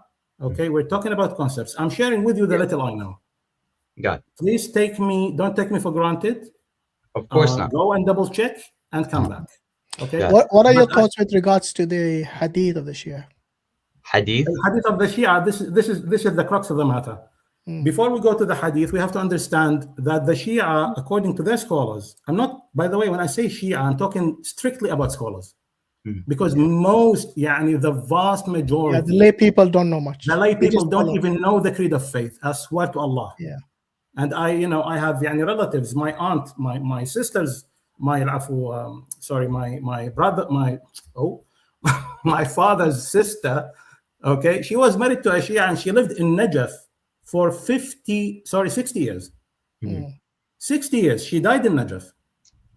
Your auntie. So I know what I'm talking about when it comes to the lay people. The lay people are completely in the dark when it comes to creed of faith and whatnot. Some people who are curious, interested, they might go and learn or attend like a halaqah or something. And there are, of course, they're students of knowledge. They know about these things. But the most important thing is when it comes to the creed of faith, they put a requirement that is not mentioned in the Quran, not mentioned in any common hadith, let's say between Shia and Sunnah, that it should be a reason for any Muslim to go to hellfire for eternity. Al-Mufid says it clearly that anybody who rejects one imam is as if he rejected all imams and as if he rejected Allah subhanahu wa ta'ala. فالراد على أحدهم كالراد على الكل وهو كالراد على الله تعالى وهو على حد الشرك بالله ومصيره خالد مخلد في النار. Something to that effect. Basically that they would be in hellfire for eternity. Now who made this? Is that mentioned in the Quran? Is that mentioned in the hadith? Where is that? Okay, so if we're talking about hadith that we can agree on, could we go to like hadith al-Thaqalain, for example? We will, and I'll have a very nice surprise when it comes to Thaqalain, but we'll discuss it later, inshallah, if the brothers would allow me, because I don't want to. I'm a guest as you are, by the way. Assalamu alaikum wa rahmatullah. Wa alaikum assalam wa rahmatullahi wa barakatuh. How's everyone? Alhamdulillah. So Rabah, I'm a guest as you are. I don't want to distort the brothers' stream. Okay, if they find it not an appropriate forum to have this discussion, I would happily discuss it with you backstage or whatever you want. Okay, but I'll just try to sum it up in a nutshell. Before we go to Hadith Thaqalain, the requirement of having imamhood as an essential requirement to come out of the folds of disbelief to the folds of Islam. Who made this? Is that mentioned in the Hadith, or is it mentioned in the Quran, or both? I'd probably point to our hadith. That's like when I say hadith, I'm trying to be fair here, brother. Remember that we agree on. When I'm saying hadith, I'm saying the hadiths that you and we have in common. Is that shared between us? That you're not like the concept of imam, the 12 imams? The concept, 12 or even more than 12, that's not the matter. The matter is imamhood in and by itself being a requirement, an essential cornerstone of faith. Is that mentioned in any hadith? When I say, again, any hadith, I'm referring to the ones we have in common. It isn't. Now, let's go back to our hadith, the Sunni, because we have from the Prophet ﷺ more than you guys have. We have literally by the hundreds of thousands. I'm not saying all of them are authentic, by the way. Yeah? So don't misquote me on this. But if you compile all the hadiths we have coming from the Prophet ﷺ, they are more than hundreds of thousands.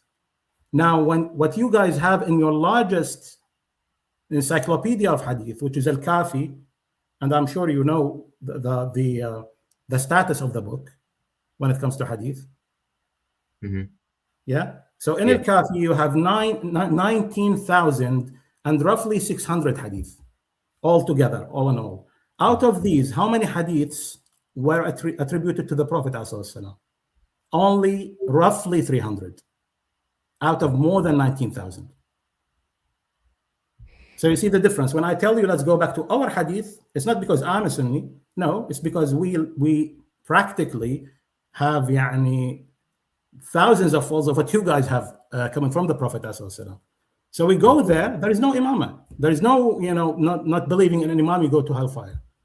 There is the hadith, the only one that they use in debates and arguments, which says something to the effect of "Man mata wa lam ya'rif imam zamanihi, mata mitat al-jahiliyyah." So whoever dies not knowing or not identifying the imam of their time, they would die in a state of jahiliyyah. And our scholars make it a clear-cut case that it has nothing to do with imamhood, using the other hadiths of the Prophet ﷺ, because this is how we understand hadith. You can't just appeal to language when you don't even understand the stylistic of the language of the speaker.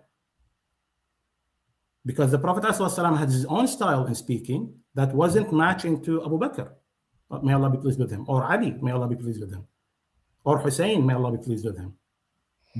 You see what I mean? So you go back to how he used to speak. You can't make a case there. And even if it were, where do you find it that they would be for eternity in hellfire? I mean, wouldn't you agree, though, that if the Prophet told the Muslims to do something, and a Muslim were to clearly reject that thing, that in itself is kufr? If you explicitly know the Prophet said something. No, I wouldn't say it's kufr, because it depends on the status of the listener. Did they understand? Did they hear literally what he said? I'm saying if they know and they understand something and then they reject it. Okay, so you're referring to Hadith al-Raziyah. Could you clarify? I'm sorry, I might be ignorant. Hadith al-Raziyah, where the Prophet ﷺ was about to die and he asked them to write a book, and then you guys take the unauthentic chain of narration where Umar said, let's hold us to the book of Allah subhanahu wa ta'ala. That's not the route I was going. What I was trying to say, roughly, brother, I've had these arguments for years, literally. So the Shia, listen, by the end of the day, we would sit here and discuss for literally days. You wouldn't be convinced in what I say, and I wouldn't be convinced in what you say. Unless we find a common ground. I told you when I came in here. Just listen to the end, brother. Yes. Unless we find a common ground. The common ground is, where do you get your hadiths? Where do you get them from? The 14 Ma'sumin. 14 Ma'sumin by whom? Did you or did your scholar speak to the Ma'sum and write it down directly? We have chains. Isnads that go back. Okay, what are your requirements for the chains of narration? And who laid these requirements? By the way, for the audience benefit, Shia made it forbidden to study Ilm al-Rijal. It was a completely forbidden knowledge, and they used to call it min sihr ahli al-amma. This is the saying of al-Jazairi. You know who al-Jazairi is, right? No, I don't. Okay, so al-Jazairi is one of the most reliable when it comes to the al-Ikhbariyin, because there are two schools in Shia, 12 Shi'ism or 12 Shi'ism. There's Ikhbariyin and there's Usuliyin, correct? So for the Ikhbariyin, they consider the Ilm al-Rijal, the science of knowledge of the biographies of narrators, because this is what we do. We scrutinize every single narrator, and we take their entire biography. You guys don't have that because it was forbidden. Well, until when? Hang on a second. Until when? Until the time of the first martyr, Shahid al-Awwal. When was the first martyr? When did he die? In the 1800s, brother, late 1800s. Miladi, Gregorian calendar. So that would be roughly 1300 Hijri. I have to do personal research on that, and from what I've known, what I've previously known as a Shia, I thought Ilm al-Rijal was like something that was a blessing and like used to be studied. And then I have to look. I could tell you categorically it's not. I could tell you categorically it's not. I'll look into until the time of a Shahid al-Awwal. By the way, Shahid al-Awwal made a good compilation of the narrators of Shia and Sunnah, by the way. But the Sunnah, even the Shia, they take from us. They take from our scholars because they had no biographies. Look at them, look at what the Sadr al-Shahid al-Awwal said. He would write, and this is his biography in Tirmidhi or Ibn Hibban. Why are you going to Ibn Hibban? If you have a problem with the Sunnis being not on Islam. You see what the problem Assalamu alaikum wa rahmatullah. Wa alaikum assalam wa rahmatullahi wa barakatuh. MashaAllah, welcome, Sheikh. Been a long time. I don't think we can hear you. MashaAllah, Sheikh Ibn The Hazm. audio, okay? So yeah, that I have to like personally look into. I thought al-Rijal and Shi'ism was like a big thing, and it's been studied since the very beginning. I'll look into that personally. But when I joined, brother, just to break it down for you, okay? The requirements of hadith for Shia until the time of Shahid al-Awwal, whom they call the first martyr, about more than 100 years ago, he died. Okay. After him, there were many actually who had their compilations of biographies and whatnot. Even what was his name? Al-Khu'i in Najaf. He had a very good compilation actually. So what year did you say al-Rijal started? Literally, it was accepted as part of scrutinizing the hadiths of Shia roughly 100 years ago. A little bit, probably more than that. No, not 100 years, more than that, because it's late 1800s, Miladi. But like, for example, many of our scholars are like high scholars, like al-Majlisi and stuff like that. They had Sahihs. For example, Majlisi had Sahih Usul al-Kafi. He had a... Yeah. So yeah. how what were the criteria, brother? It wasn't based on Ilm al-Rijal. It was based on the authenticity of the narration being possible to attribute to Ahl al-Bayt, coming through through certain men or through certain narrators. And this is why you have the schism amongst 12 Shias. You have Ikhbari and Usuli. The difference between them is only that for al-Ikhbari, they followed what al-Ikhbariyin, they followed what I think they followed Ibn al-Mutahhar al-Hilli, and the Usuliyin al-Ikhbariyin followed Abbas al-Qummi, and al-Usuliyin followed the requirements of Ibn al-Mutahhar al-Hilli. That's the only difference. But what are the requirements? They don't have these requirements when we say that al-Hadith al-Sahih هو رواية الضبط العادل عن مثله إلى منتهى من غير شذوذ ولا علة, and then we will have like 5, 6 for each and every single one of these requirements for al-Hadith al-Sahih for Sunnis. We have subcategories. How to define that, whether that is acceptable or not, what are the problems that you could stumble upon.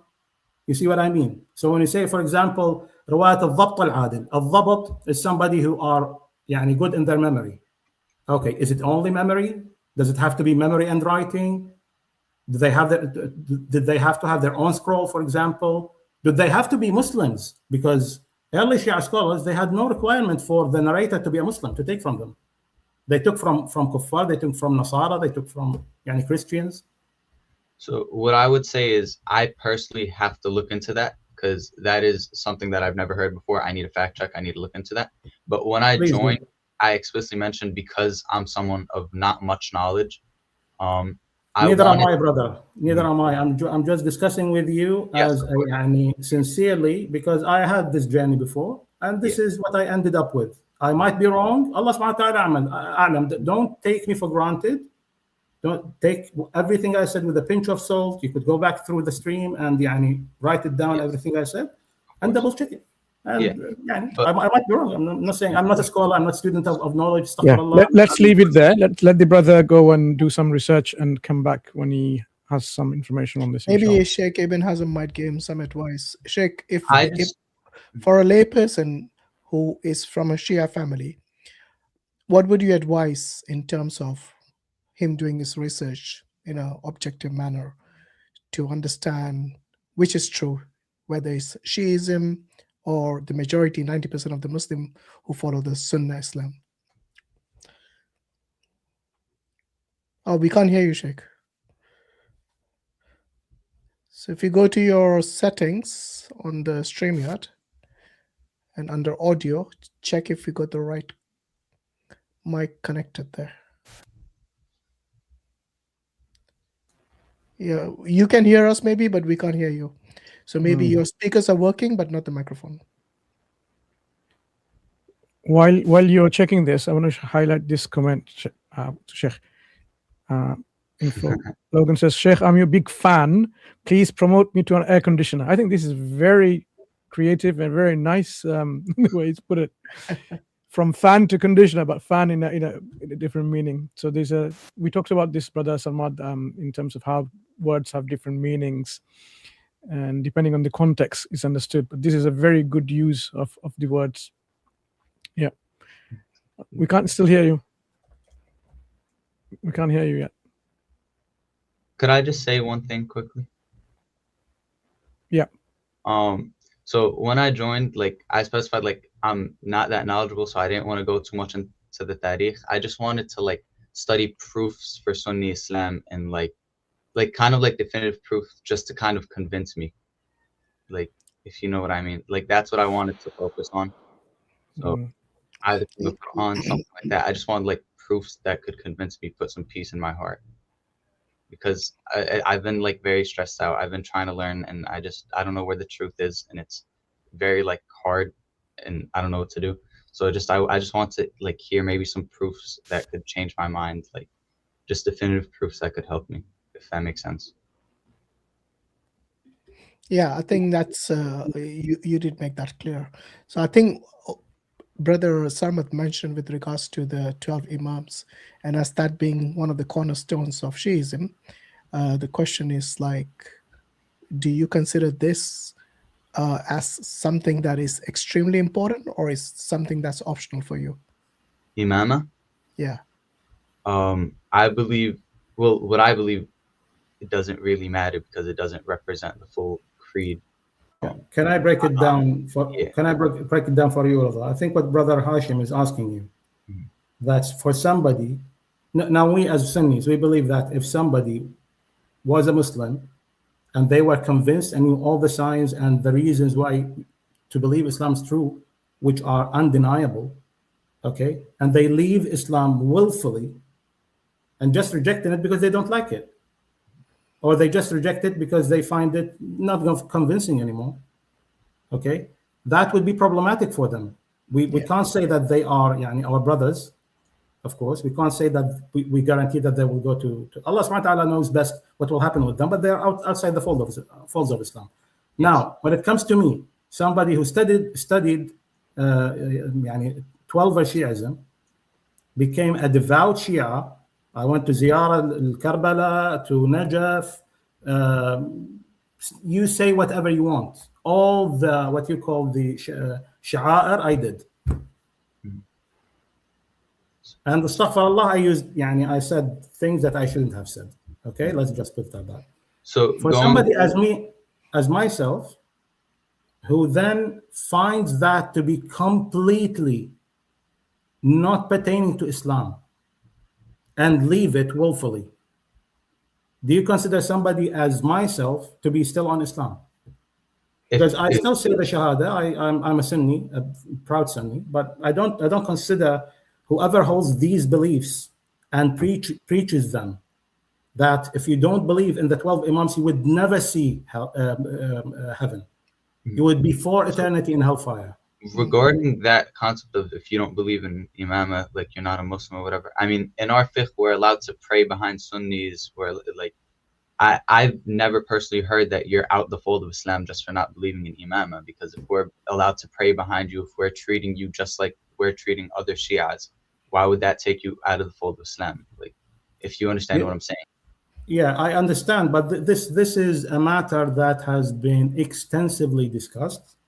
The latest discussion was on Al-Mustaqilla back in 2005, when the discussion was actually not about Shia, believe it or not. It was about Sunnis, believe it or not. It was about Ibadiyya and Shia. Ibadiyya and Shia. And back then, when Hashim al-Hamidi, is the owner of the channel, by the way, it's situated in London. He had these discussions and debates quite often. Okay, so when he started this 5-day long series of discussions, the Bureau of Sistani made a statement, a question that he was asked, and then they put the response quite clear. Whoever does not follow the true Islam, which is 12-verse Shia Imamism, they will be for eternity in hellfire. This is not a matter of disagreement, brother. And I'm bringing Sistani, by the way, only because he's considered to be one of the softest. He's not a hardcore, by the way. He's very conservative. He's I know. I read his by the way his thesis for becoming like a grand mullah. Not all of it, but most of it. Masail al-Kubra, I think it was called. Yeah. I don't remember the name. It was a long time ago. Anyway, Brother Rida, are you aware of this?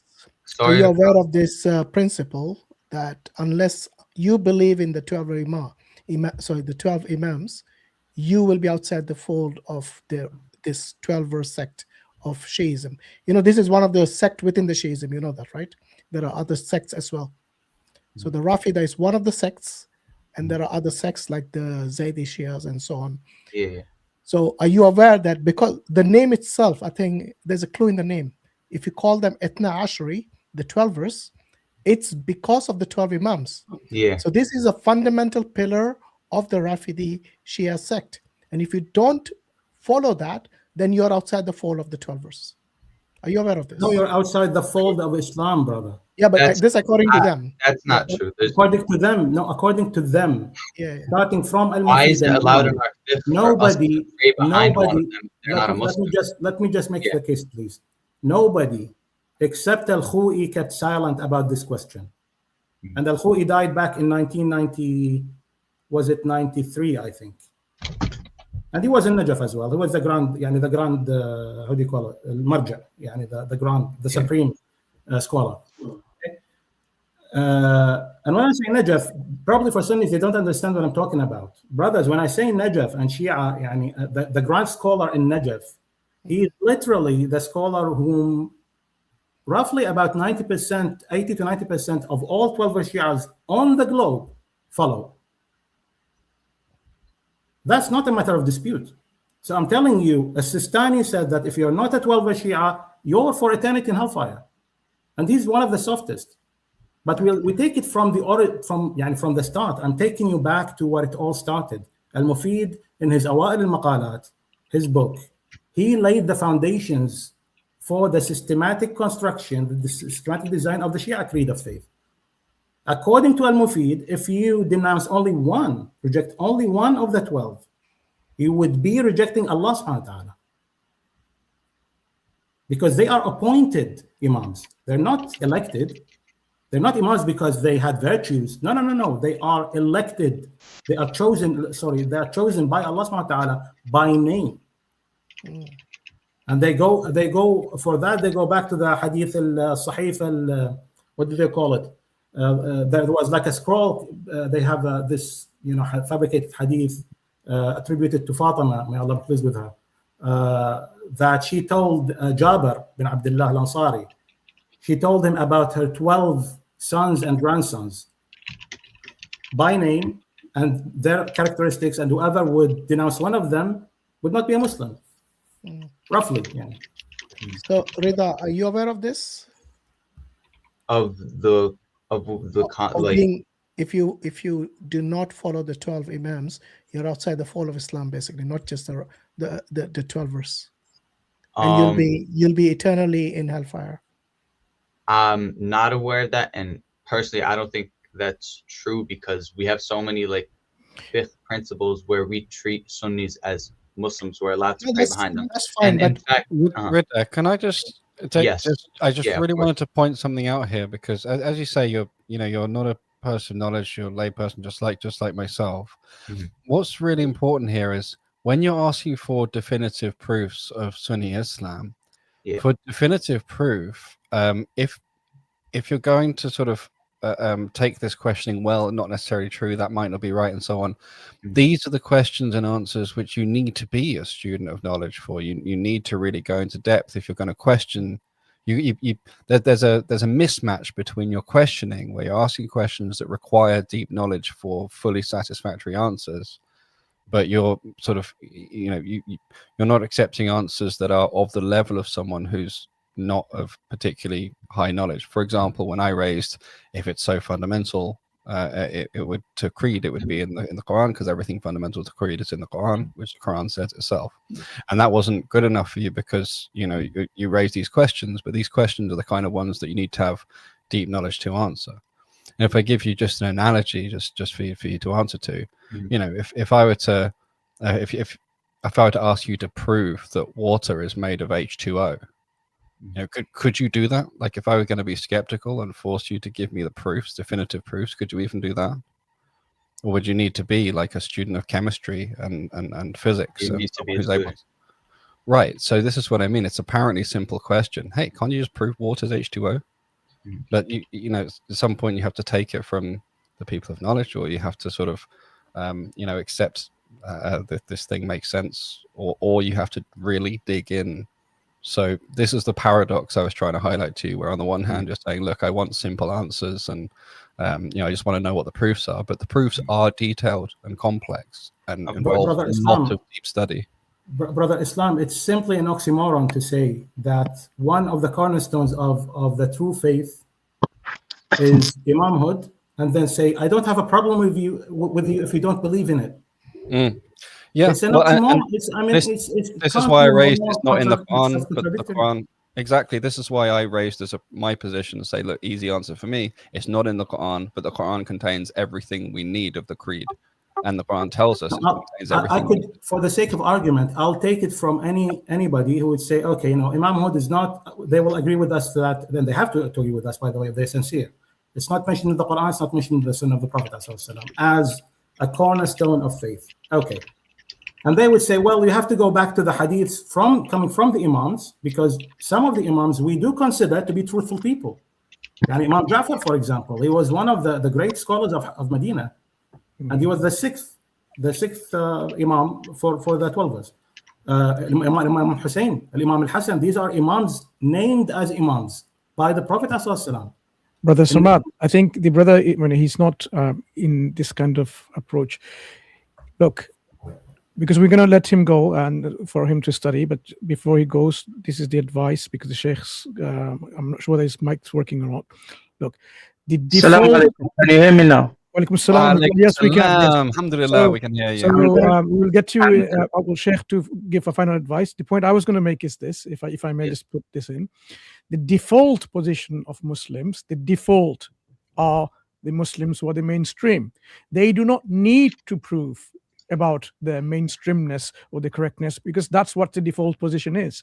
Anyone that deviates and makes themselves a Shia, a faction, a section, a firqa or some kind, they need to establish the proof why they've moved away, because the main jama'ah, the main body of the Muslims has always been the case. This is the default position.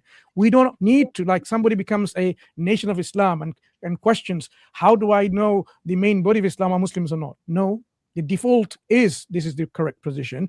You, if you consider yourself a nation of Islam, moved away, factioned yourself away, made into a sectarian group, whatever, you have the onus of the burden of proof to establish why you think yourself is the right faction or the right group or the right sect. That is how you should be thinking, Brother Rida Ali, not the opposite way. We don't need to provide you anything, because that's the default position. Anyone who deviates away, it's their responsibility to establish why they think is the truth. And this is what Brother Salman is pointing to. Your whole theology in Shi'ism doesn't add up to anything of Quran and history and even common sense. Not even that. It doesn't add up to even the methodology that you approach to establish your particular way of, if you want to call it the Aqidah section or a faction. It doesn't add up. It's only when you have in modern times, like you were saying in the late 1800s, that you started looking into how do we establish what the Prophet ﷺ may have said, because now you're giving importance to the words of the Prophet. Previously, it wasn't important. The Imams were sufficient. So this is what you need to really investigate what you're on. If you find that what you're on doesn't make sense, then you can just leave it and then ask this question: what is the main Jama'ah, and why did the Shia become the Shia from the main Jama'ah? You will get all the answers there. We do not contradict the Quran, but your imamah is contradicted. There's nothing in the Quran that talks about, oh, Allah has given the imamat, these 12 imams who will rule over you and so on. it simply doesn't exist. That is what you should be questioning. My 2 cents. According to I Abbas want to keep it really simple. Abbas al-Qummi, the the other calendar I want to just summarize and go to Sheikh Ibn of Hazm. 12 months are the Imams, by the way. Okay. That's how desperate they were. They went to 12 months. إن عدة الشهور في سورة التوبة إن عدة الشهور عند الله 12 شهرا في كتاب الله يوم خلق السماوات والأرض منها 4 حرم. And they go there and say, well, these are the 12 months. These are the Imams. That's how desperate they are. Yeah. I mean, not about modern day simple. If you want to keep it really simple, Rida, think of it this way. You got 5 pillars. You got 6 articles of faith. If you just stick to that, you'll be safe. And then you don't need to go into all the rest of the detail. How about that? Okay, understood. By the way, I provided the quote from Sistani that says that Sunnis. I'm aware of that quote. I'm aware of that quote. Just for give some advice before the brother leaves. Let me just give. Can I just get one piece of advice? Brothers, we are prolonging it for no reason. He's not a knowledgeable person. He's not going to benefit from any of that. He quoted Sistani as a response to me because I said that Sistani said. Sistani put his website on pause for 5 days after the debate, and they retracted that saying from Sistani. That's why I said I gave you the time frame and the channel it was on, and I was watching it live, by the way. Hashim al-Hamidi tried to reach out to Maktab al-Sistani, the Bureau of Sistani, more than I don't know how many times. Every single episode he would call and they wouldn't respond to him. Okay, could I just get one piece of advice for my guidance before I leave? No, brother, you just need to listen. 5 pillars, 6 articles of faith. Listen to Sheikh and then leave and then come back again. We've heard you enough, and I don't think you're in a position to actually even demand anything. You need to really do introspection about what you heard so far, and then inshallah take the advice. Sheikh Ibn Hazm, are you listening? Sheikh, I'm asking you to give him some advice before you speak. I mean, look, just for you, just to see the wudu of the Shia and the wudu of the Ahl Sunnah, and you will see there is a difference in there. You see the prayer of the Shia, the prayer of Ahl Sunnah, and you will see a difference in there.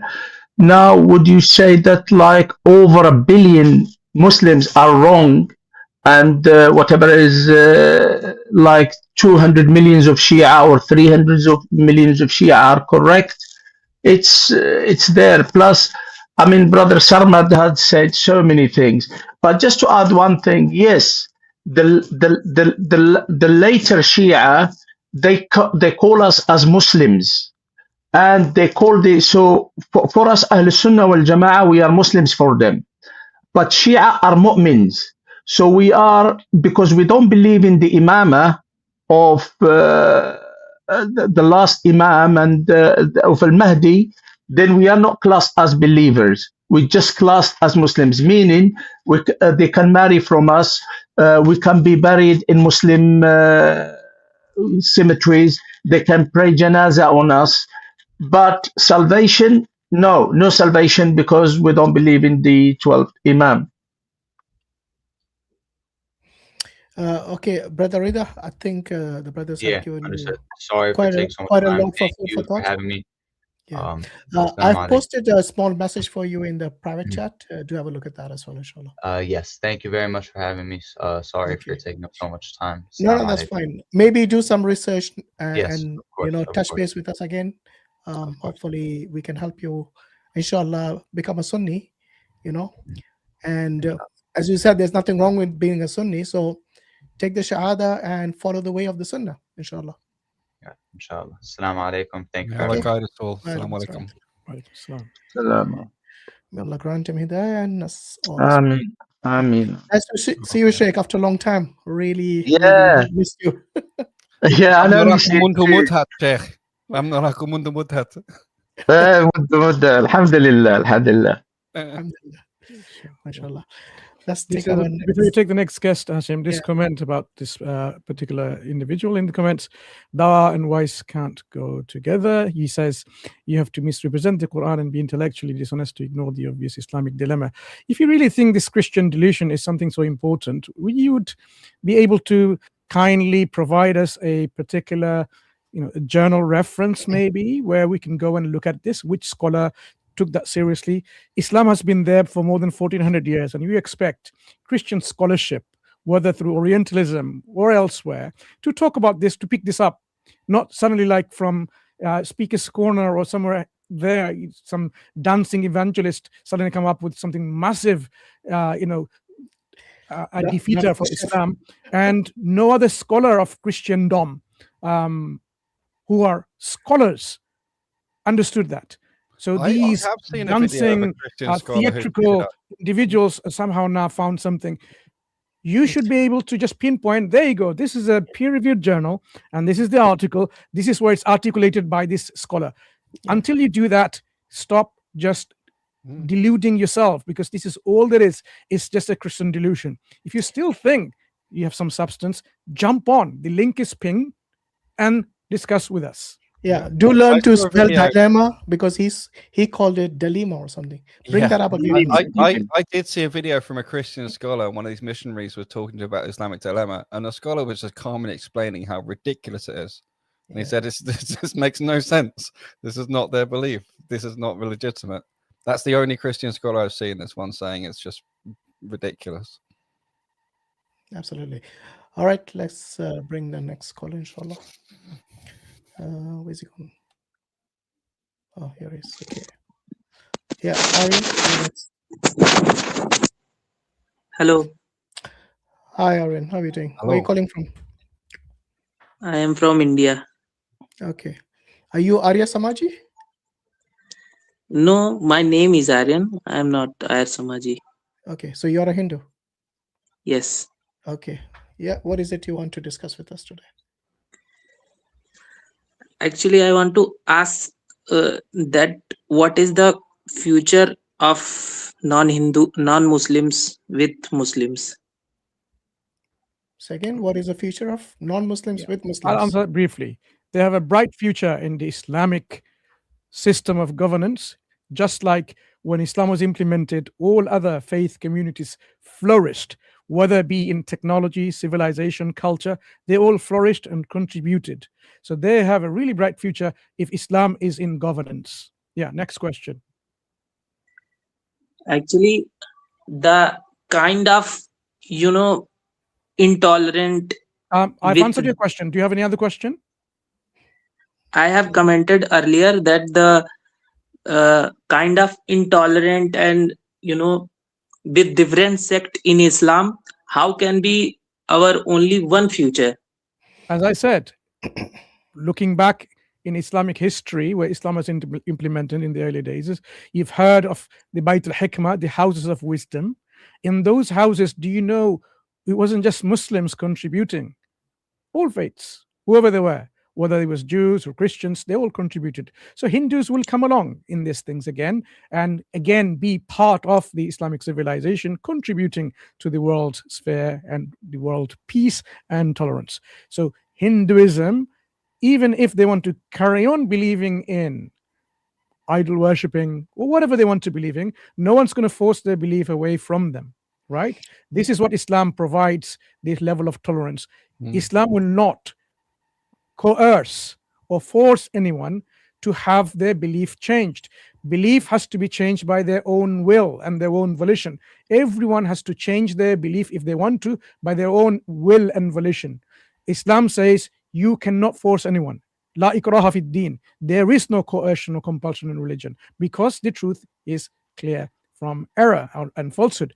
So a bright future ahead if you decide to live under the Islamic civilization and its governance. So if I want to ask you a question in return, having answered yours, there's no but. My question to you is this. Why do you believe Sanatan Dharma or Sanatani, the belief that you have, is true? Why do you believe it's true? Why do you hold this is true? What evidence do you have for your scripture is from a creator? What evidence do you have that this has indications and something that shows to people that it's from the creator? And what evidence do you have that your religion is coherent? It makes sense. Actually, I just agree to Advait Vedanta. Yeah, but even Advaita Vedanta, you talked about tolerance, okay? One of the main things that no Hindu can deny, including the Advaita Vedanta, is the concept of the caste system, which No, is no, the there is most. no concept of caste system in Advaita Vedanta. Hold on. Do you, as someone who follows Advaita Vedanta, reject the Upanishads? No, I don't. I There you go. So more or less are. The caste system is mentioned in the Upanishads, which you do not reject as a Vedanta philosopher or following the philosophy. So don't you? No, Advaita Vedanta. Hold on, Aryan. Advaita Vedanta is not a Upanishad. Advaita Vedanta is separate philosophy. Upanishads. I said they follow the Upanishads like you. I don't follow. How old are you? Aryan? I am 24. Okay. Have you read the Upanishads? Not. I have not read yet. So don't. But I have listened scholars. Aryan, wait a minute. If you haven't read the Upanishads at all, which is like most Hindus, they don't read the scriptures. Actually, I have heard by scholars who have knowledge in Upanishads. You will learn if you let me finish. Stop interjecting every time. Once I finish, then you can speak. Okay? This is how we communicate here. So, if you do not reject the Upanishads, and if I show you the caste system from the Upanishads, what will you say? So basically, I don't have idea that there is anything. I will teach you. I will be your guru today. Okay? Okay. Thank you. No, but I want to know what will you say if I show you clearly a system. You call it jati, yeah, the caste. I have heard. What I know first, I want to tell you that there is a varna system in Veda or Upanishad, whatever. So in there, the society, the human beings, on their personality, they have divided like warriors, like knowledgeable teachers, like traders, and like service class. So on the basis of personality and quality, they are divided. But this is a whitewashing of the jati. Do you know what jati means? Yes, I know. What does it mean? A jati, basically, in beginning it was a varna system in which humans were divided in 4 sects. Literally, what does the term jati mean? Jati is a European word. It is not mentioned in Upanishad. It is a Sanskrit word. Don't give me that gyan. What does the term jati mean? Literally, what does it mean? It is a basically Portuguese word. No, it is not a Sanskrit word. This is nonsense. Do you read Sanskrit? Yes, I have some knowledge. No, not some knowledge. Do you read Sanskrit? I can read, but I am not fully. Sanskrit. Just admit it. You don't read Sanskrit. Just say it. Okay. So there's no need to play these games that jati is a Portuguese word. This is all from your WhatsApp university, not from your scholars. Okay. So let me tell you something.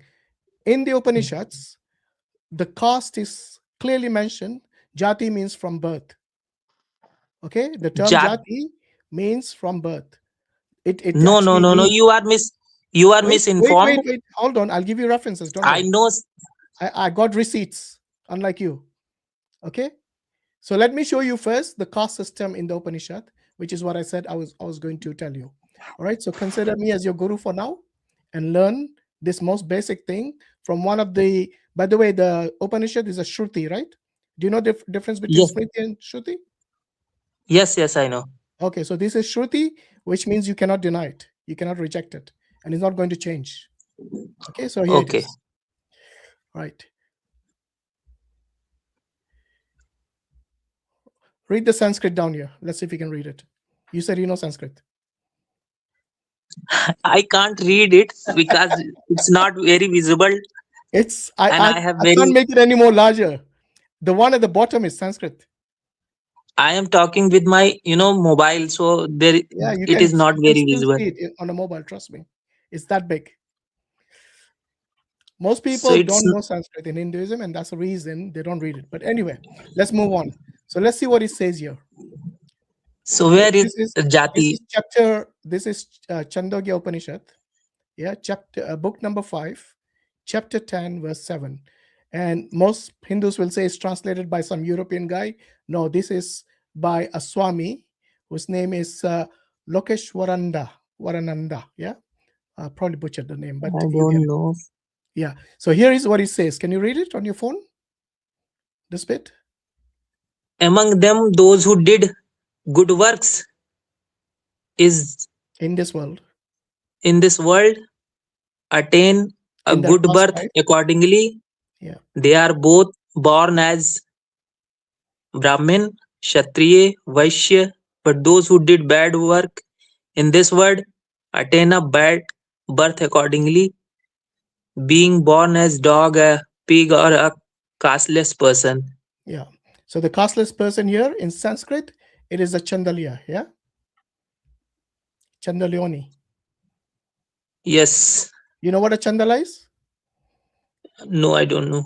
They are treated as the untouchables because they are at the level of a dog, a pig, and these are casteless person. So they don't even belong in the 4 Varna system. You know, they are outside Yes. that. That's why they are called outcast, and they are mistreated. And that's the reason the Indian Constitution has special rights for them for their protection. From whom? From the Hindus, because the Hindus consider them casteless persons. So there are certain Brahmins, even if the shadow of this Chandala falls on them, they become impure. They can't touch the utensils from which they eat. They can't touch So them. what? So that's So why they what is call the them. point of it? The point of this is that based on birth, okay, so if you attain a good birth based on your past life, then you'll be born as a Brahmin, a Kshatriya, or a Vaishya. However, if you do bad deeds in your previous life, your karma then determines that your bad birth will be accordingly, and you'll be born as a dog, a pig, or a Chandala, a casteless person. Now tell me why it says bad birth and good birth. This is the jati I was telling you about. So what is the point of it? I The don't point of this is that understand. it is your birth that determines your caste. So if your parents are Brahmins, you'll be a Brahmin. If your parents are this Chandala, then you'll be a Chandala. And a Chandala is at the same level as Sir. filthy animals like dogs and pigs, according to this book. So whatever you have read, there is no mention that your parents' blood will decide whatever caste. They Okay, so what clearly decides mention your their.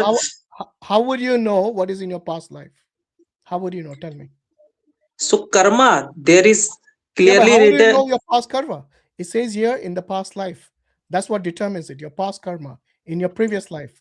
How would you know what you did in your previous life? The only way you can know which caste you belong to is which family you're born in. Basically, my point is these Upanishad. What I have never read this Upanishad, and this Upanishad, all the Upanishad actually are not word of God actually. Earlier you said it is something you accept, and now you're rejecting. You put it under the bus when it goes against you. Seriously. I think we need to ask him, what do you consider the words of God? What are they? Is it the Vedas? Is it the Puranas? Is it Bhagavad Gita, Upanishads, which you discounted? So what is to you the scripture from Ishwar? Which one? So the God, in my understanding, will not give any direction in any language or any word. The God, it have itself their laws in nature. So truth is present in nature, so we can find truth by ourselves, by our investigation and our knowledge. So the philosophies in Indian philosophies provide you the path to investigate and to realize the ultimate truth, not by any word or any rules and other thing. So you're going to reject the ultimate truth. So Aryan, where do you take your morality? Where do you take your morality from? So I basically take my morality by my consign.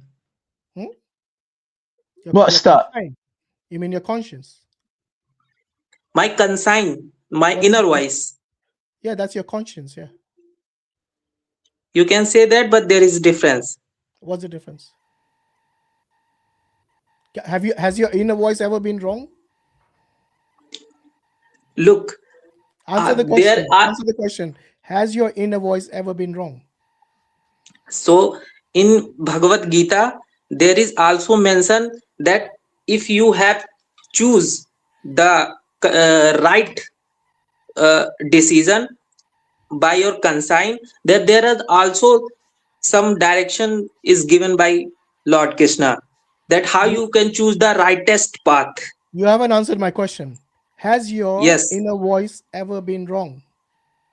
Yes, it can be wrong, So it but cannot be God. Thank you. Next. So it can't be a basis for truth. So when you're talking about morality, you don't have truth involved in that concept. It's just whatever you judge yourself to be okay. What about the Bhagavad Gita saying that if you reject the injunction of a scripture, then you will not attain moksha? no, that is Have you heard not of that? written that if you Have you heard of that, by Yes. the way? In the Bhagavad Gita, it says, if you reject the injunctions of the scriptures, then you will not attain moksha. So I don't believe in moksha concept actually. You don't? I am Really? What? Yes.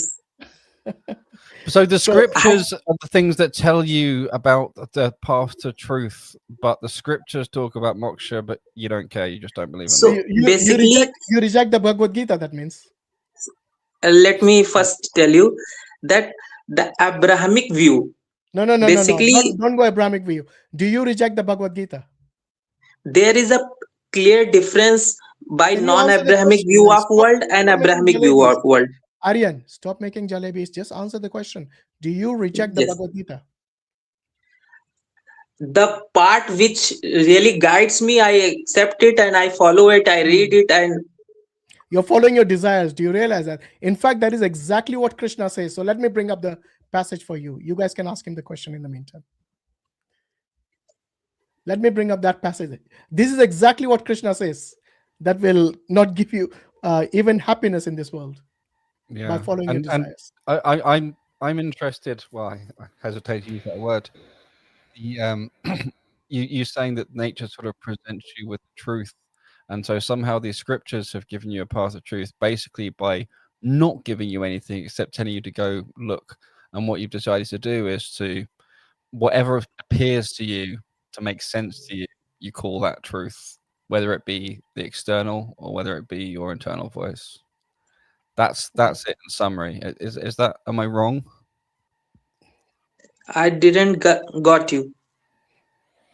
Because your criteria for truth, you were saying that the scriptures give you sort of this path to truth, but that you observe the world to see what's true, the world around us, and regarding morality, you observe your inner voice. So it appears to me that essentially you are yourself, without criteria, without external even criteria from scripture. You just decide what makes sense to you and you call that truth or morality. So the morality concept is very great. Have I incorrectly summarized what you were saying? Because it's a summary, but that seems to be basically what we're saying. Is that right? More or less, I don't understand what you have said, but the concept of morality, the kind of clear structure which Islamic view is, but the Sanatani or Hindu view is different. And where does that view come from? The Sanatani view comes from where? By a philosophical investigation in past by rishis and munis.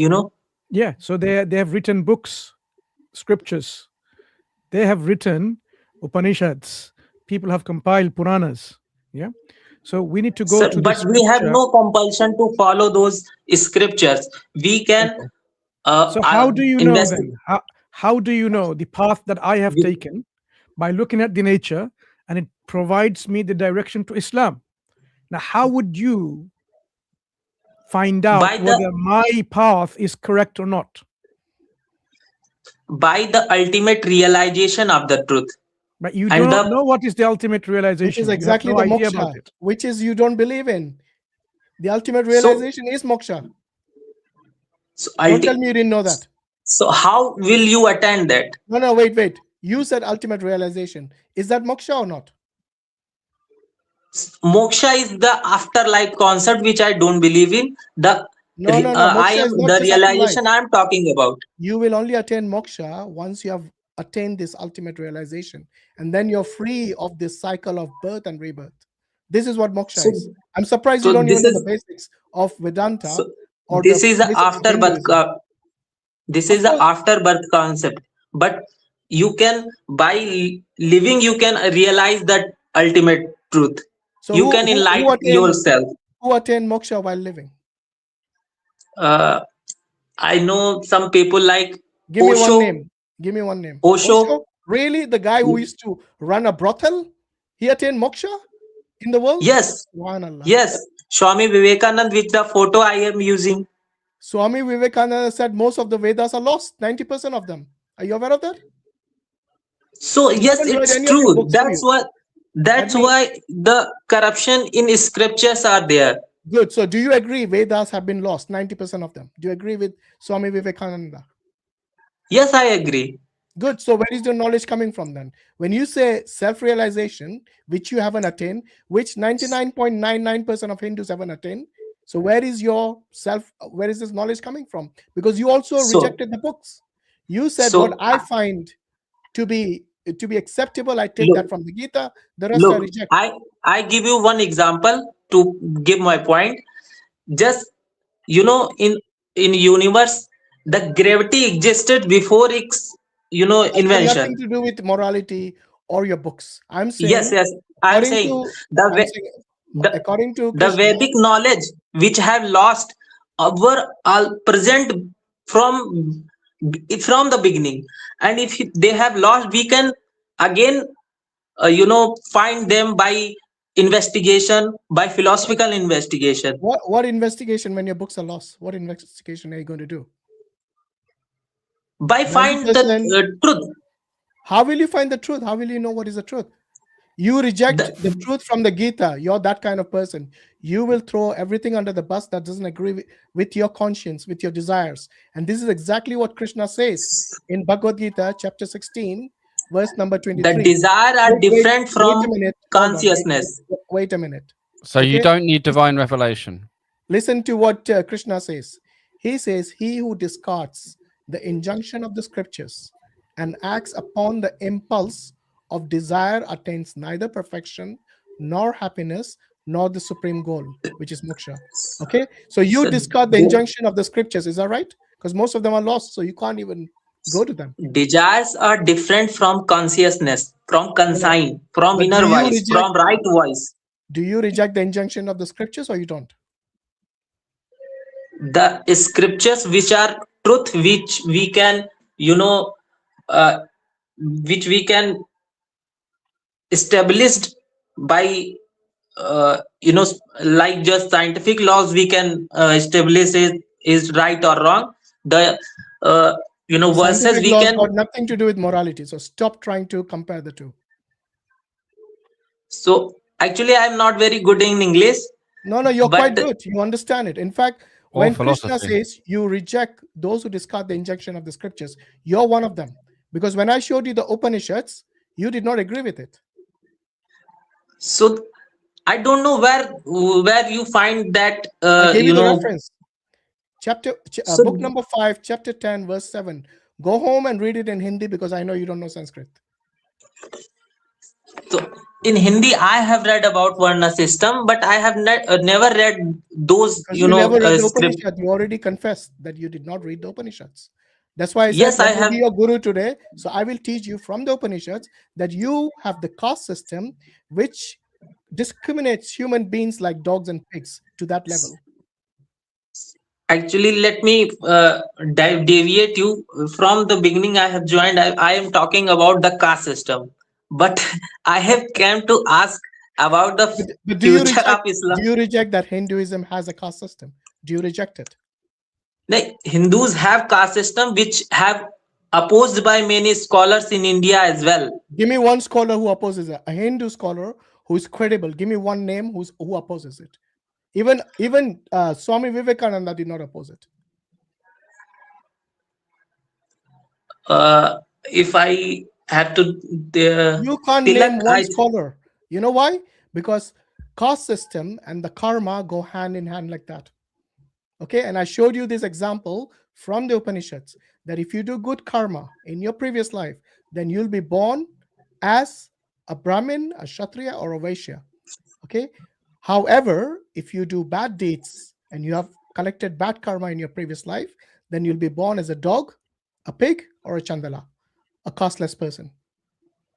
What is your caste, by the way, Aryan? I am Kaushal. What is that? You're a Shudra? Basically, I am a Vaishya. You're a Vaishya. A trader. Okay. Were you a Vaishya from the day you were born? I was basically a Hindu. Were you a Vaishya from the day you were born? Actually, I was born as a person, as a human being. What was your caste when you were born? Stop playing games with me. What was your caste when there you were were no born? There were He no was castes. casteless. He was casteless. He was casteless. That's why he I was. was I was casteless. Yes. Okay, so you were a Chandala. You were not even in the four Varnas. So how did your parents consider you from the day you were born? Were they So the caste system is evil to the society. Exactly, which is in your holy books, which is in your even in the Bhagavad Gita. Do you know the women who are born? They are born as low birth. Not any caste, but all women are born as low birth. Krishna says even they can attain moksha because they are born as low birth. They can rise to get moksha as well. Now the question is, why does why does Hinduism discriminate based on which family you're born? Because you cannot choose where you're born. Like the way you were born as a casteless person, you did not choose that. But according to your book, it is your past karma. Maybe you were a bad person in your past life, so you got punished by becoming born as a casteless person. So you are misinterpreting the Sanatan Dharma in No, Sanatan original Sanatan. Unlike you, I showed you references. So the reference you said is not, relevant, or it's not relevant. What we'll say. So you're saying the Upanishads are not relevant now, really? The Upanishad you have mentioned is not, what will I say? Go on, say it. Push it under the bus. Go on, like you guys always do. That's not the point. Originally What is the in point? Sanatan Dharma. Why would you reject this reference I gave you from the Chandogya Upanishad, which is a Shruti, and you confirmed this with me earlier? So I have not read that. Give me one reason you will reject it. Go on, other than your desire. That's not desire. That's so on what the basis wrong do you thing. reject That's a wrong evil. That's the evil on what thing. basis? Give me one rational reason on which basis you're going to reject the Chandogya Upanishad, which tells you your birth is determined by your past karma. By any simple logic, the thing which divides people is not good. Okay, so you reject it, yeah? Am I right? Do you reject it? You reject the Upanishad now. So you are a person who will reject. I don't reject the whole Upanishad. No, because but you can't reject any of the Shruti. That's the point. Vivekananda, you are saying that will be livid with you if you reject the Upanishad. He is not. You are saying that. You are saying that in Sanatana Dharma we can reject anything. No, you can, not your scholars. Your scholars will not reject these key books. Show me one place where Vivekananda reject anything from the Upanishads. Go on. So you have shown me that Vivekananda has shown me. No. You're the one making the claim that we can reject anything we want. Show me where Vivekananda rejects anything from the Upanishads. You made a claim, substantiate it now. So you can name that Vivekananda has supported caste system or anything. Did he reject the Upanishads? So the Upanishad which were written by low scholar, we can't accept it. The How scholars do you which know have the scholar really is a low scholar? How do you know that? How do you know that? anything which is written in past, like Manusmriti, we burn it. Did I bring Manusmriti, the we don't. Manusmriti? No. I brought the Upanishads specifically for guys like you because you push every scripture under the bus that does not agree with your desires. No, with consciousness, the difference, there is a difference in desire and consciousness. Oh No, dear, you're in when you denial, said and everyone simple can see that. logic, when you said by simple logic something that divides people is wrong, you were just Yes, going exactly by your desires. You weren't going by logic at all. There's no logic this is in that. not desire. This is conscious decision. But it's Yeah, but which That it's is this not from is your right. logic. desire. But Your Arian, decision is from your you're desire. calling it logic, but it's not logic. Yes. Logic says premise one, premise two, this and that, therefore the other. And you So, can't get an ought from an is. You can't say how things ought be from describing how things are. so it's a blame game only. That a No, Hindu will If blame your Islam, that No, this your is not bad. blame game scriptures, How at you all. will defend it? God said that, and the Muslims say vice versa, that this is No, bad, this is I'm just wrong. I'll tell you what. I'm just You asking you to bring any stop evidence you have misusing from the the words Quran. logic. The word logic and philosophy and reasoning, I'm asking you to stop misusing them because you keep claiming and falsely claiming that you are using logic, philosophy, and reasoning.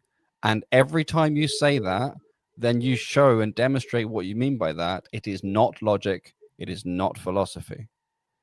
It is simply you stating what makes sense to you, which is not logic, it's not philosophy, it's just what you feel like. And that's why we say it's your desires, because it's what you feel like. You're ultimately running on feelings.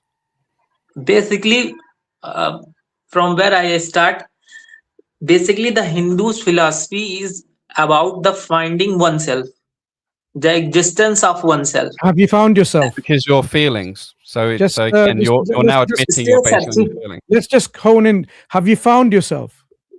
Mansur just still searching for it. So you are searching for it. Okay. Yes. What if we say to you, we found it, and it is Islam? So I will say that is the foolish thing that you found it. Hang on. So you are saying there's something to be found, but actually no one can find it, and whoever claims that they found it is they're being foolish. Yes, Does that make sense to you? Yes. How does that because make sense Islam to you? Islam says How does that it make Allah sense is. to you? If somebody says Yes. we found the answer, and you're saying no, you cannot find You the say answer. Islam says that No, I because want you say that I Allah want you cannot be I want you seen, to Allah explain can this. be here, Allah cannot be touched. So Wait. how can Wait.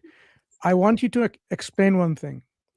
If we say, if anyone else other than you Yes. say that they have found the answer, how would you know that the answer is correct or incorrect? What is your criteria to determine, to distinguish which one is correct, which one is not? If I say I found it, a Christian says he's found it, a Buddhist person says he's found it, how would you know whether when they say they found it is actually they've correctly found it or not? How would you know? What do you have to compare with? So if someone says that, then he have to prove that Proving the what? whatever they are claiming to be. Okay, so let me just give you very quickly. We have the Quran that we Yes. know, and we can prove to you by demonstration it's from the Brahma that you believe in. You call him God. And that it's would you like to hear about those evidence so you can be sure like we are sure? Yes, I want to hear. Okay, that's a very good point. Now, I mean, I can carry on unless someone else wants to just go and give him why the Quran is from the Creator. Anyone want to Well, go? I mean, proofs proofs or justifications are all relative to your prior, current, existing beliefs. I have a whole range of ways of approaching this. It would depend on knowing what kind of proofs or what kind of reasoning you would accept. But like I said before, what you've identified as reasoning and logic so far isn't something that I recognize or use when I'm saying about logic. So you can choose. We can either go down Muhammad Sallallahu Alaihi Wasallam, the Prophet Muhammad, was telling the truth when he claimed to be from God, and what he said was true. That's one line we can go down. Another line we can go down is that the Quran could not have been authored by human beings, singular or plural. Its author must be Allah.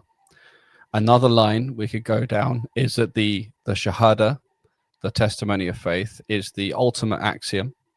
There is no better foundation for a framework of truth and understanding of our purpose and the universe around us. I mean, let's start maybe with those three. Any of those three of interest to you? I don't think so, because any person's statement cannot be taken as granted. It's not about statement. It's about providing evidence and proof I didn't ask, for the statement. I didn't ask you to take those for granted. I said those are sort of an example. I gave you sort of, it's like giving you three varieties of flavors or options. You know, these are three example avenues to go down for proof. We've got a zoom in focus on Sheikh Hazm's cat. So, you know, we are any of those of interest to you to go down and analyze and see why they point to Islam being true, or do you not think there's any value in those?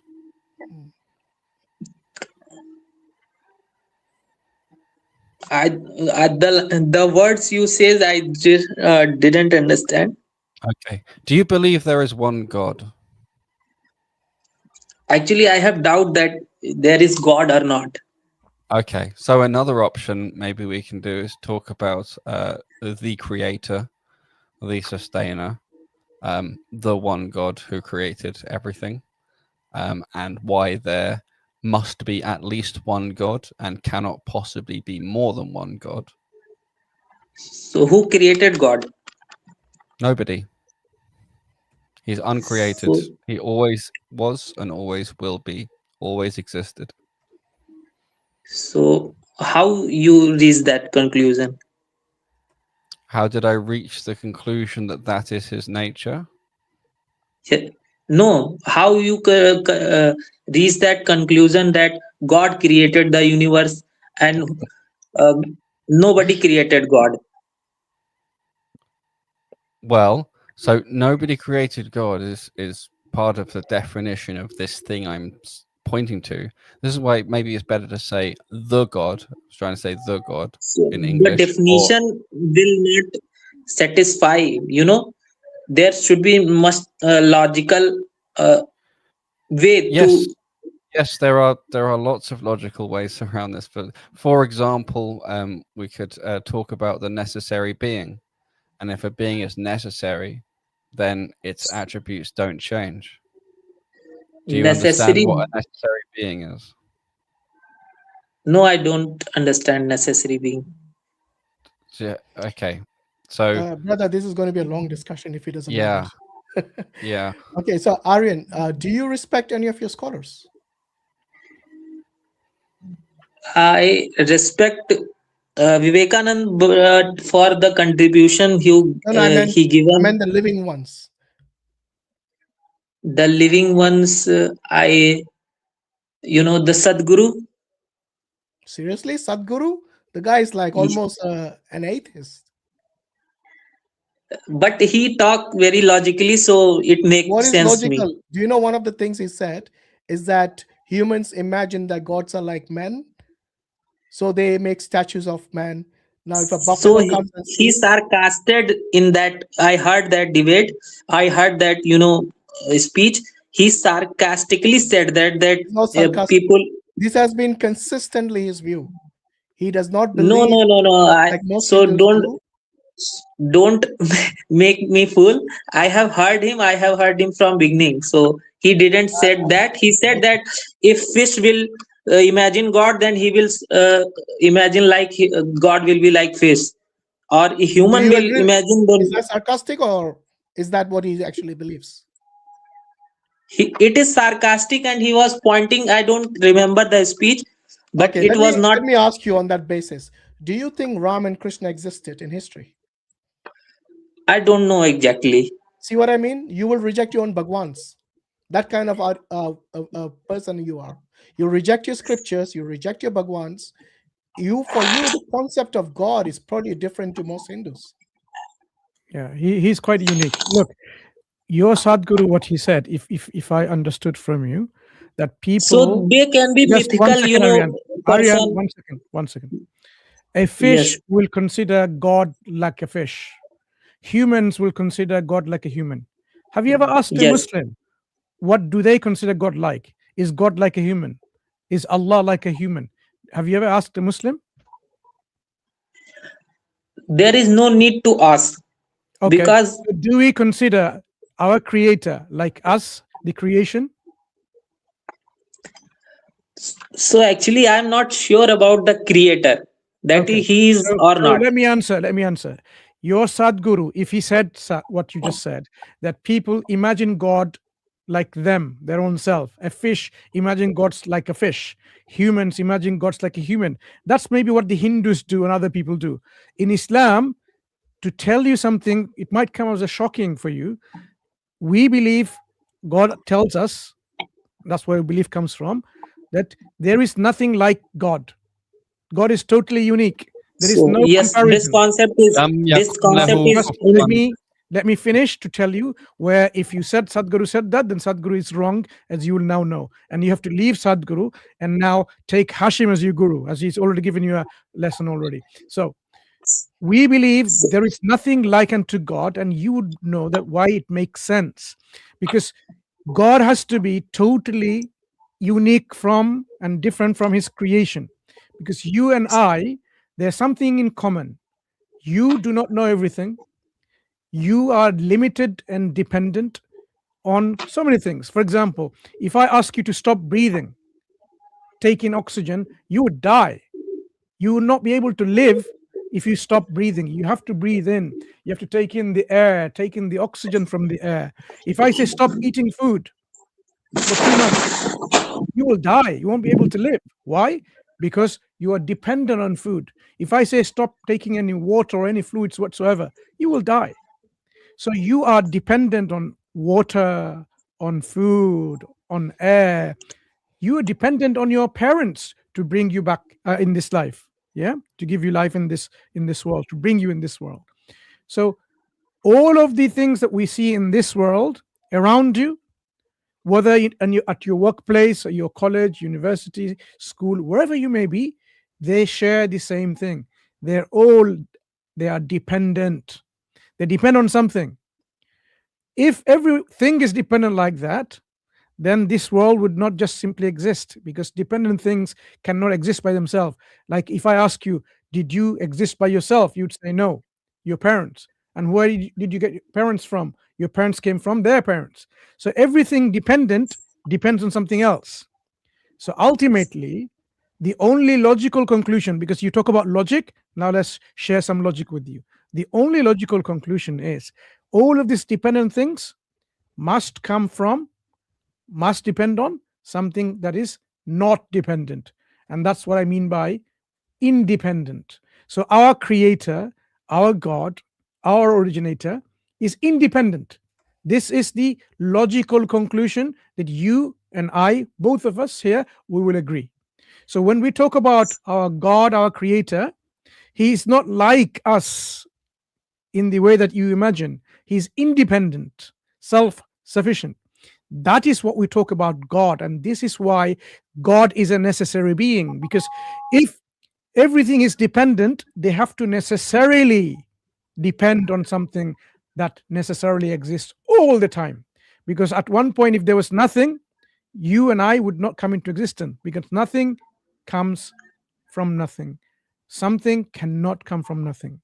So the fact that you and I exist as something, there has to be always something, and this something necessarily has to always exist and has to be something unlike us, different. So I've given you enough for you to think why Islam presents you these solutions, logical solutions to understand the reality and find the answer. And that's why we are telling you we have the answer, we know the answer, and this is Islam. If you want to know more, we can go on, but I think this is sufficient for you to think and ponder and pick up a copy of the Quran and ask yourself, why have I not read this book? I've just read in the internet, heard people saying, oh, go and fight the unbelievers and the infidels and wipe them away or whatever. That's what you may have heard. But open up a copy of the Quran, get a physical copy if you can. Just a question. Do you have a copy of the Quran? Actually, the verse, actually, I don't understand, Arabic. No. Sorry, in Do English. you have a copy of the Quran? A printed copy?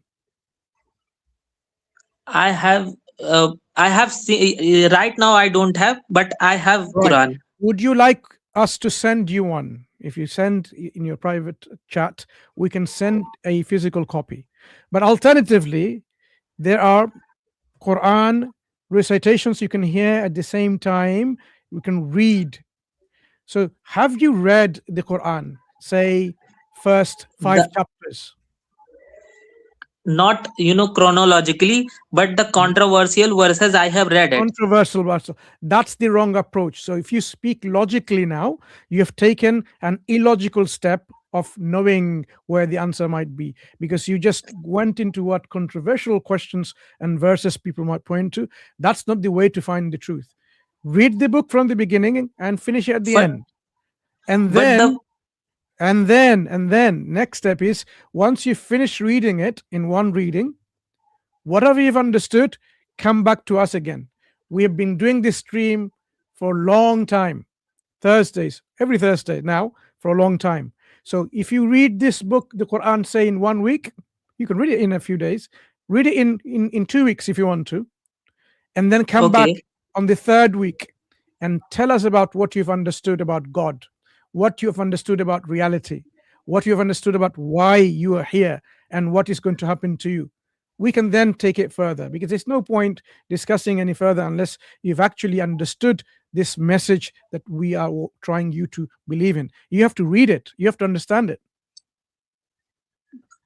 So the thought that comes first of non-believing Islam because of the present of, controversial verses. Forget those controversial verses. Start reading the book from the very first. Look, if I tell you this is how the book starts, yeah? Like you have all of you. One second. I want to show you how the book starts. If it starts with Bismillah ar-Rahman ar-Rahim, in the name of Allah, the most gracious, the most merciful, the ever merciful, it automatically tells you this is a book is going to be about God, about someone who is very kind, very compassionate, someone who's very merciful.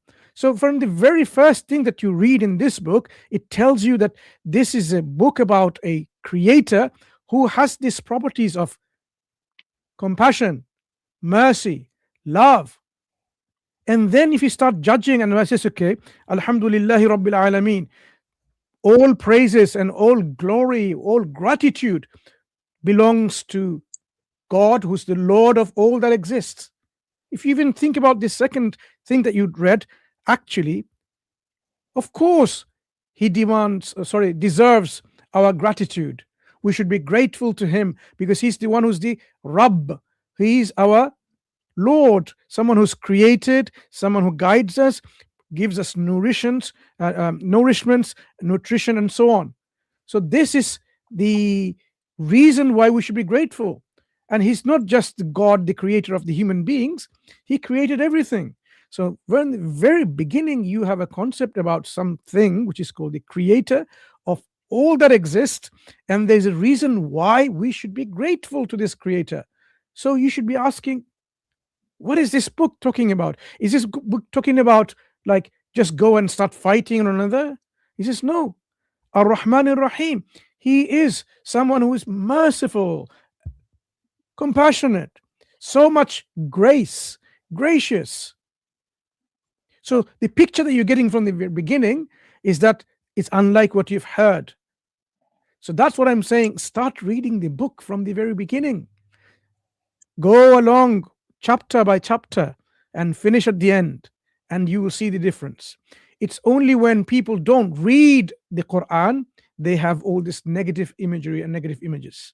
If you have read the Quran and you pondered on it, you will see the message is clear to you. You will see the truth stands clear from error and where the evidence is within that book itself. Would you be able to do that? Do you think you can take some time off and start reading this book? Yes, I will, but the thing is that when something written on a assumption that there is something that this he is merciful, he is great, he is almighty, then the first question that how he is true comes first, and there is no one to explain that he is present or he is You will read all of it in the Quran. All of the answers that you seek of your questions will be answered as you go on reading. You can't just from the 3 statements have all your answers.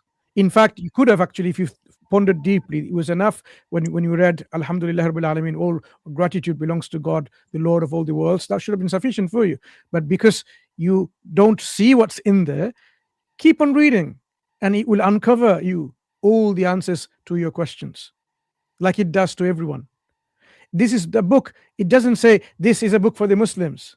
You will be surprised. It often says, Ya ayyuhan nas, something on this line. All people, all human beings.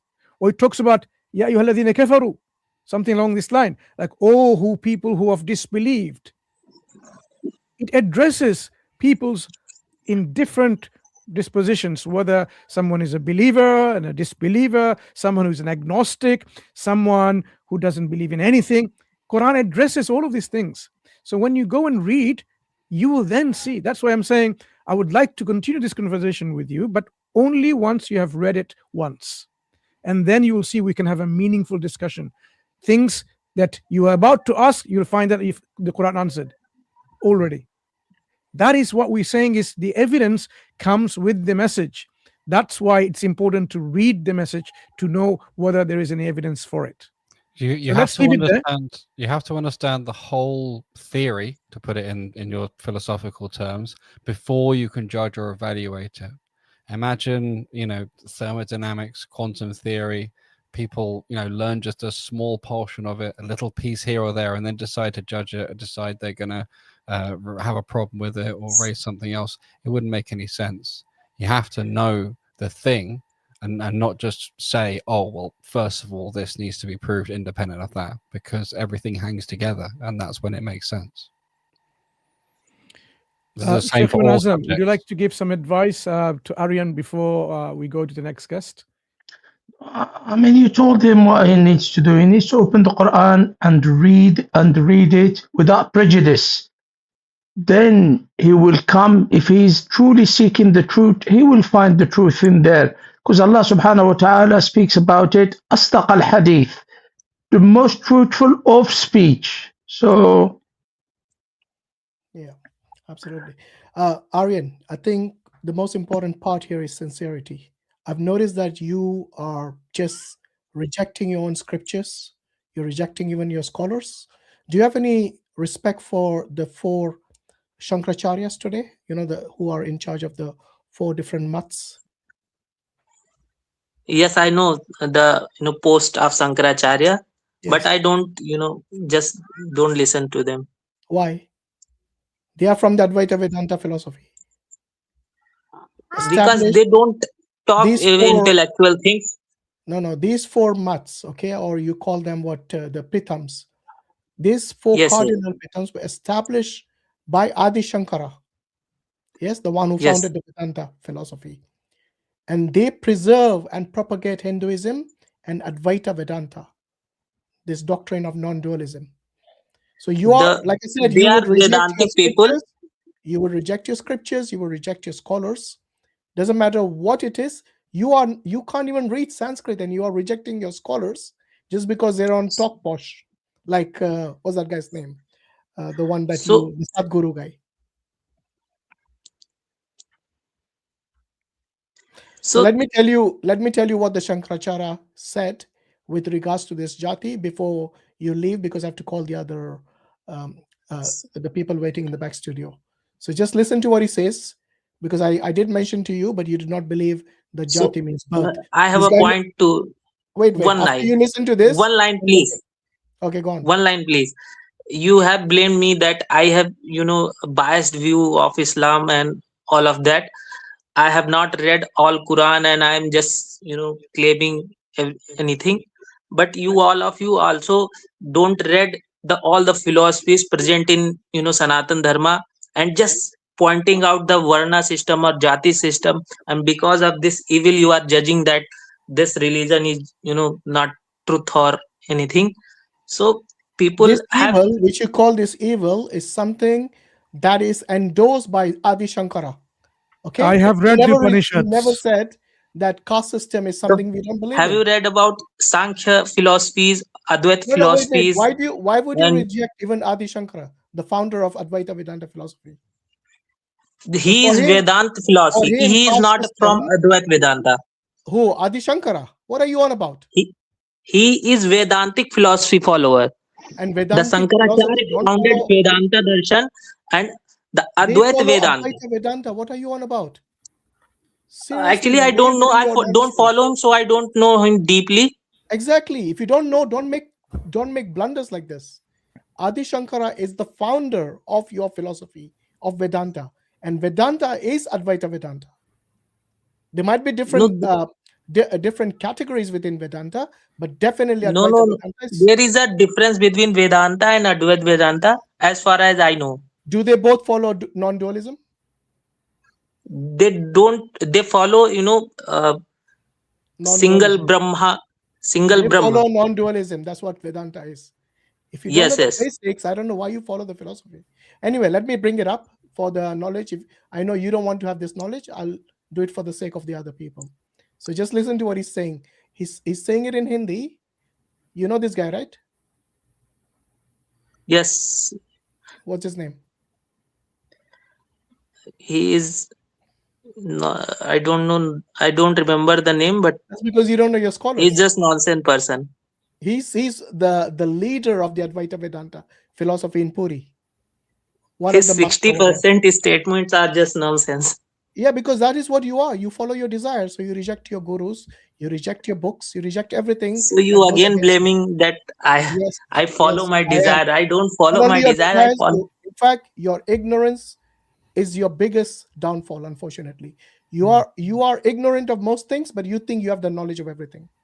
This is no, I don't. I am a seeker. I want the when truth. I asked you, but I can't blindly believe on any when claim. I asked you what's the meaning of jati, you did not know the meaning, and you kept blabbering even though you didn't know the meaning. So let the Shankaracharya, the leader of the Advaita Vedanta in Puri, tell you what jati is. So just listen to this. It's and say you're not it's only Advaita 29 Vedanta. seconds, and then you will know. His name is Nishchalananda. अनुकूल कर्म व्यवस्था, यही ना, जन्म से वर्ण व्यवस्था तदनुकूल कर्म व्यवस्था। जन्म नियंत्रित वर्ण है, जाति है। बहुत से लोग कहते हैं हम वर्ण को मानते हैं, जाति को नहीं मानते। गीता का पहला अध्याय भी तो उनको नहीं आता है। जाति धर्मा कुल धर्मा च शाश्वता। लो झक मार कर कहना पड़ेगा कि जन्म से वर्ण व्यवस्था तदनुकूल कर्म व्यवस्था, यही ना, जन्म से वर्ण व्यवस्था तदनुकूल कर्म व्यवस्था। जन्म नियंत्रित वर्ण है, जाति है। बहुत से लोग कहते हैं हम वर्ण को मानते हैं, जाति को नहीं मानते। गीता का पहला अध्याय भी तो उनको नहीं आता है। Okay, did you hear it? He explained it in Sanskrit and in Hindi. And if you still didn't understand that, then the problem is with you, not with your gurus or your books. Okay, anyway, thanks for your time, Aryan. Hopefully you will do some homework next time before you come here, and don't just push everyone under the bus just because you're ignorant of that knowledge. Okay, take care. All right. Welcome back, Brother Sarmat. Shall we take next? Okay, I think the sister's been waiting for a while.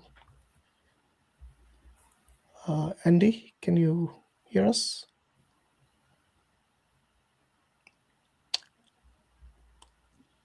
Yes, can you hear me? Yes, we can, yeah. Thank you. Appreciate letting me on the panel. I just had 2 questions. Yeah, sorry, Not Salaam alaikum, many. sister. Can you come a bit closer to the microphone because I can barely hear you. Yeah, I know. I'm going to my car. Give me 1 second. Okay. Can you hear me better now? Yeah. Yeah, that's clear. Okay. Thank you.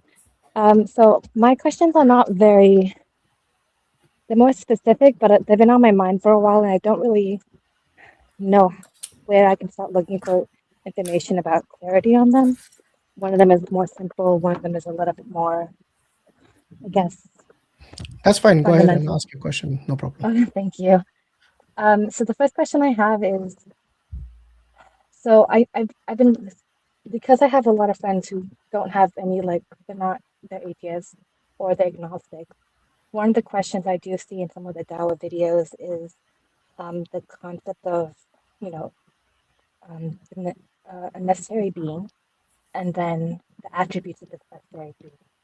And I understand, like, the concept of having to be all powerful, all knowing, and I think Brother Mansur may have mentioned it, or Hashim, sorry, I don't remember who said it, but the idea of a just God or a good God. I don't have any doubts on this. I just, because I know this is a question that might pop up with my friends, why is it a characteristic that an all necessary being has to be good or has to be just? Like, why wouldn't it just be potentially an indifferent, or not indifferent, but like not necessarily good? I guess, like, why does that assumption have to be there? Okay. So I want to sort of split those two apart, because just is not necessarily the same thing as good. And really, if you look at the names and attributes of Allah subhanahu wa ta'ala, there isn't one that directly translates as good. Good's actually a pretty mediocre word. There are more beautiful names than that. So the first thing I would say is, not every one of the names and attributes of Allah follow from the argument from contingency, which is the argument in which you get the necessary being. So only some of the names and attributes can follow. So he must be the creator, for example, because he's the one that is unchanging, and the creation is the thing that changed. He must be a samad, which is the one that's self-sufficient, independent, this kind of thing, right? He must, as you said, have the knowledge. He must have the foresight as well, the qadr. He must be able to enact his knowledge and what he wills. And the will is also, very important. It's not it comes under qadr, his ability to choose. It's by choice that he creates or not creates. It's interesting in the contingency argument. I won't go into details unless you ask, but there's a counter to it called the modal collapse that you might have come across or your friends might raise. But actually, the modal collapse is dealt with by showing that this necessary being must have a choice, must have will, the choice to create or not create. And that's the only way to resolve the apparent conundrum of everything in this existence being contingent. Now, when we come to just, if the concept of justice is essentially the concept of everything being in balance and everything being accounted for and everything being in some sense treated fairly and so on, well, this actually comes under the knowledge and the wisdom that would be needed to create in the first place. Because essentially, if everything didn't add up in a proper way, it would fall apart and turn into chaos. So without going into too much technical detail, we could unpack that in a lot more detail, but just a high level. Basically, if he were not just, then the system wouldn't work and it would start to fall apart. So it would only make sense for the creator to be just and to create something in justice. It's very closely related to the concept of creating it in truth. But as for being good, for example, what we might think is good, like al-wudud, the source of all love. Yeah, that doesn't come out of the necessary being argument. It didn't have to be. In fact, he could have been all wrath. Alhamdulillah, a'udhu billah. He's not. His mercy overcame his anger. So yeah, that's some stuff we have to get from him. Only he can tell us. We can't get it from reason. Or maybe we can try and look at the universe and other things other than the contingency argument on the necessary being and try and figure it out and say, well, things could be much worse. He seems to be pretty nice, but it's not as strong. At some point, we have to take things from that being himself. Is that about sense. pitched about the right level? Yes, I think that Okay. makes sense because, at least from like the discussions I have had, my friends can follow the argument of there being a necessary being, and then the characteristics of the necessary being, and then what I kind of get stuck on is the concept of, okay, well, how do I identify which necessary being that would follow under which like belief system? And that there's the discussion about like, okay, well, these are the characteristics that God identified himself to us. That's how we know. That's how we take this on principle that this is what God said he is, that he is fair, he is just, he is all powerful, all knowing, all merciful. Like you had mentioned, like mercy, he says he's merciful, so then why would you think he would be anything but that? Like the question of like, well, why do you assume that God is like, fair or just? Why does he have to be? Yeah. And I mean, it makes a good question unless God himself tells you that. So is this one of the situations that it just look at what God and all these different religions is saying There's about himself? I think you'll find there's usually two main things your friends will try and bring. One is something along the lines of argument from evil or from apparent imperfection of the world or of life in some sort, and they would try and argue then that according to them the world isn't that well designed, could be better, for example. The other one they would often try and argue is the necessary being is basically just the physical laws, or it's the universe itself, which is not God, is not Allah, because Allah is separate from his creation. So usually you would find something along those two lines. And so I almost think this idea of which necessary being is kind of a misleading way of looking at things. When we say Allah, we mean the God. There is only one, and there can be only one, and there's good reason for that. I'm sorry, Brother Hakim, your mic is going out. Oh, sorry. Yeah, I just got notifications through on my just shut my WhatsApp. I think it's better now, yeah. Yeah, I just WhatsApp on my computer came through and cuts my mic out. Sorry, what was I saying just before you lost me? I think we got her disconnected, sisters. Oh, she just dropped out. Oh no. Yeah, but maybe you can finish. No, she's back. She's back. Perfect. Sorry, sister. What was the last thing you heard before I dropped out? You're on mute if you're trying to talk. Oh, okay. Yeah, I'm sorry. I refreshed the page and then it kicked me out. The last thing I heard you say was, I don't remember. So I was talking about the two main sort of avenues they take, and I was saying how asking which necessary being isn't really a good question because we're talking about the God. Yeah. Okay.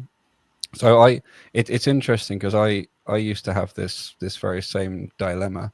Well, which God? And there's so many choices, but actually even asking which God is already begging the question in a wrong way, because we're talking about Allah, the God. So there can only be one maximal being. This is by definition the maximal being. There could not be, two that are equally the greatest. We can go into more detail to unpick that if you want to, but essentially there's very good reasons, which are purely to do with logic and contradictions, why there can only be one God with this set of attributes that we've already derived from necessary being. And so really the way to think of it is there is one God. Different people can be confused about this one God to various degrees. You can have different ideas about him, but there's only one of them. So it's not about choosing one or the other and them being different gods. It's about how confused or misinformed people are about the one God. Do you see the difference in framing there? Yes, I do understand. That makes Yeah, sense. I think that's really important for a number of different reasons. I don't know if I need to go into those, but once you start talking about, look, we're talking about the necessary being that has the intelligence, the power, the will, and so on. And so, now we're talking about what attributes and characteristics does he have? And also, crucially, how does he connect with, interact with, and guide his creation? Because that's what matters for people. This shouldn't just be an academic exercise. At some point, it has to connect to people's real lives, right? So that's where you sort of get to this thing of prophets. But without getting too far ahead of myself, we had this one thing we're talking about is he good? And this sort of problem of evil, saying, well, if he's all powerful and he's so good and nice, then why do bad things happen? This all comes down to arrogance and hubris, right? There was someone I was talking to just yesterday on another live stream who was telling me that in his opinion, human beings aren't particularly well designed and other things aren't particularly well designed. And I asked him how he determined that. And he said just doesn't seem to be, because it seems like things could be better. And what I pointed out to him, he agreed it's hubris, was that he doesn't really know or understand the full landscape. What exactly were we designed for? What exactly is our full purpose? Now, Allah tells us that he created us for no reason other than to worship him. And worship is a very comprehensive concept, right? So he might look at the human body and say, well, it decays and falls apart and you get old. What a terrible design. Why wouldn't it just run perfectly until the last moment, for example? Well, it decaying and falling apart and you slowing down is actually part of the whole, process of life. It affects how you are, how you operate, how you worship. It gives opportunities for people like your children to look after you and do their worship in that respect, and so on. It creates interdependencies and social connections in different ways. So there's many times when I've seen computer systems that I'm supposed to be analyzing security flaws and stuff, and I first go to the architect. We can't hear you properly, I.Hakim. Oh, should I speak up, or is that okay? Yeah, better. Yeah. Okay. There's many times when I've been, working on computer systems and going in and asking the engineers, why on earth was the system made like this? It looks completely insane. This looks like a terrible design. And then once they talk me through the whole context, the whole landscape, and why it was designed the way it was, what its constraints and criteria were, and so on, then actually I come to agree that actually makes a lot of sense. And so this same idea comes back to anyone who thinks that the creation is suboptimal, could have been made better, or anyone who thinks that things that are happening are evil or indicative of God not being good, because they don't see the bigger picture. And if they insist that it's bad, well, that only shows up the arrogance, because either there's no objective standard or the objective standard is the God, right? Sorry, Brother Islaim, the sister was saying something. No, Yep. I'm sorry.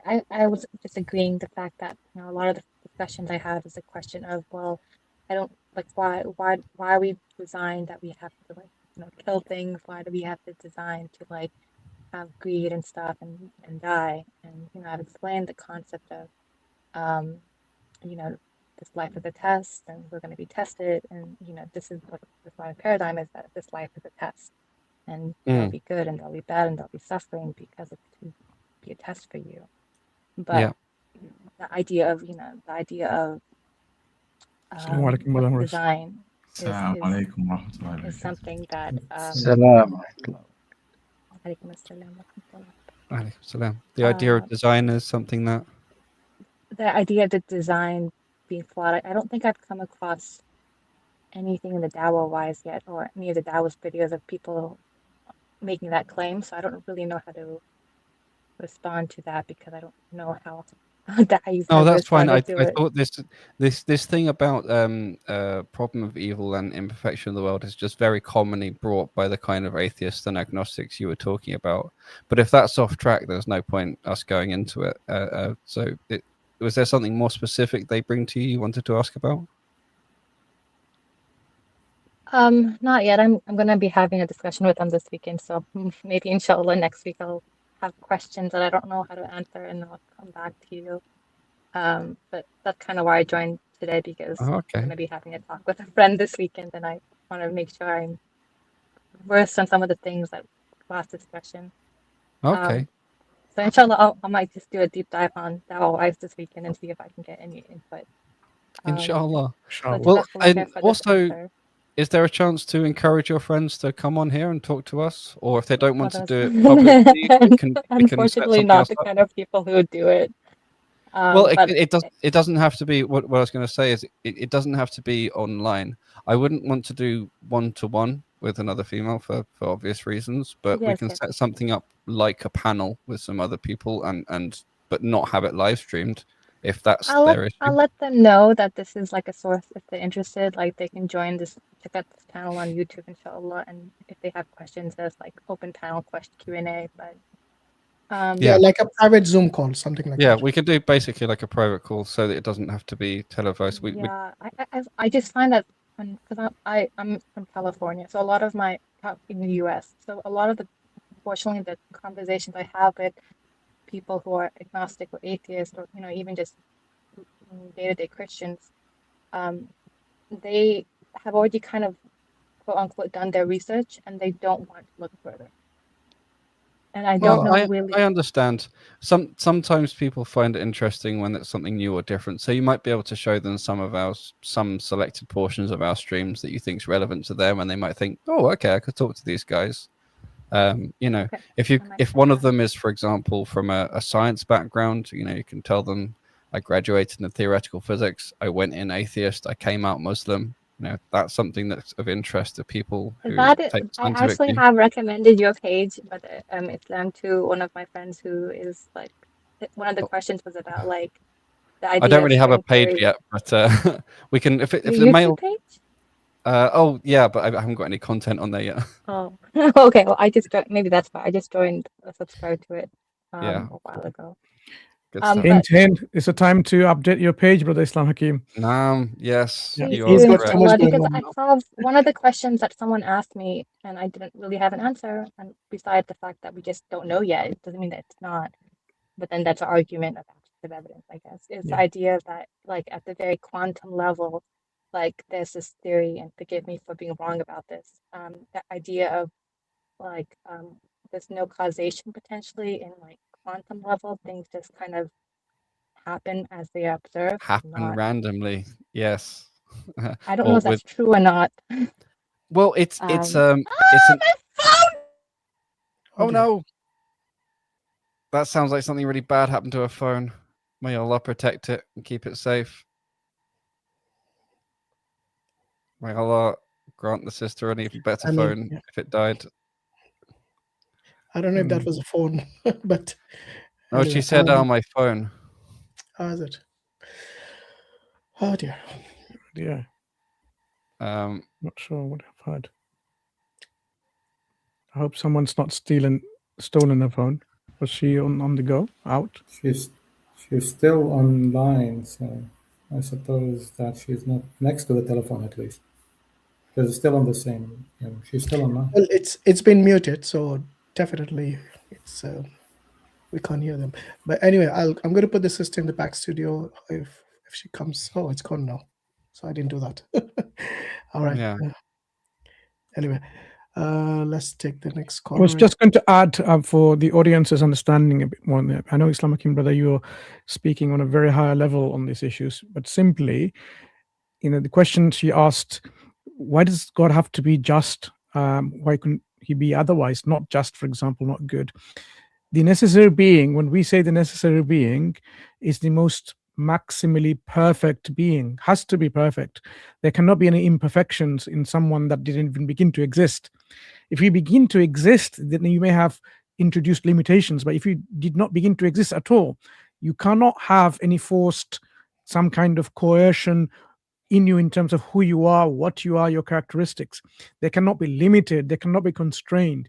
So that's why things like lying, things like being unjust and so on, is a deficiency, it's an imperfection. So the necessary being, by very virtue of being necessary, has to be free from all of these deficiencies. Imperfection is a deficiency. Perfection is what makes sense of that necessary being, because something that exists by itself, intrinsically with all the attributes, cannot have any constraint in the attributes. It cannot be something that you can say, oh, he lacks some of it, that's why he's not knowledgeable, he doesn't have the foresight and so on.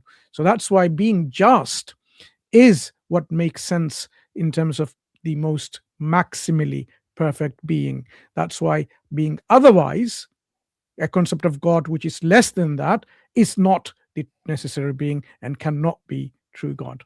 Just want to add that point. Okay, Jazakallah khair. All right, good. Abdulaziz next. Muslim. Hello. Assalamu alaikum wa rahmatullahi wa barakatuh. Wa alaikum assalam.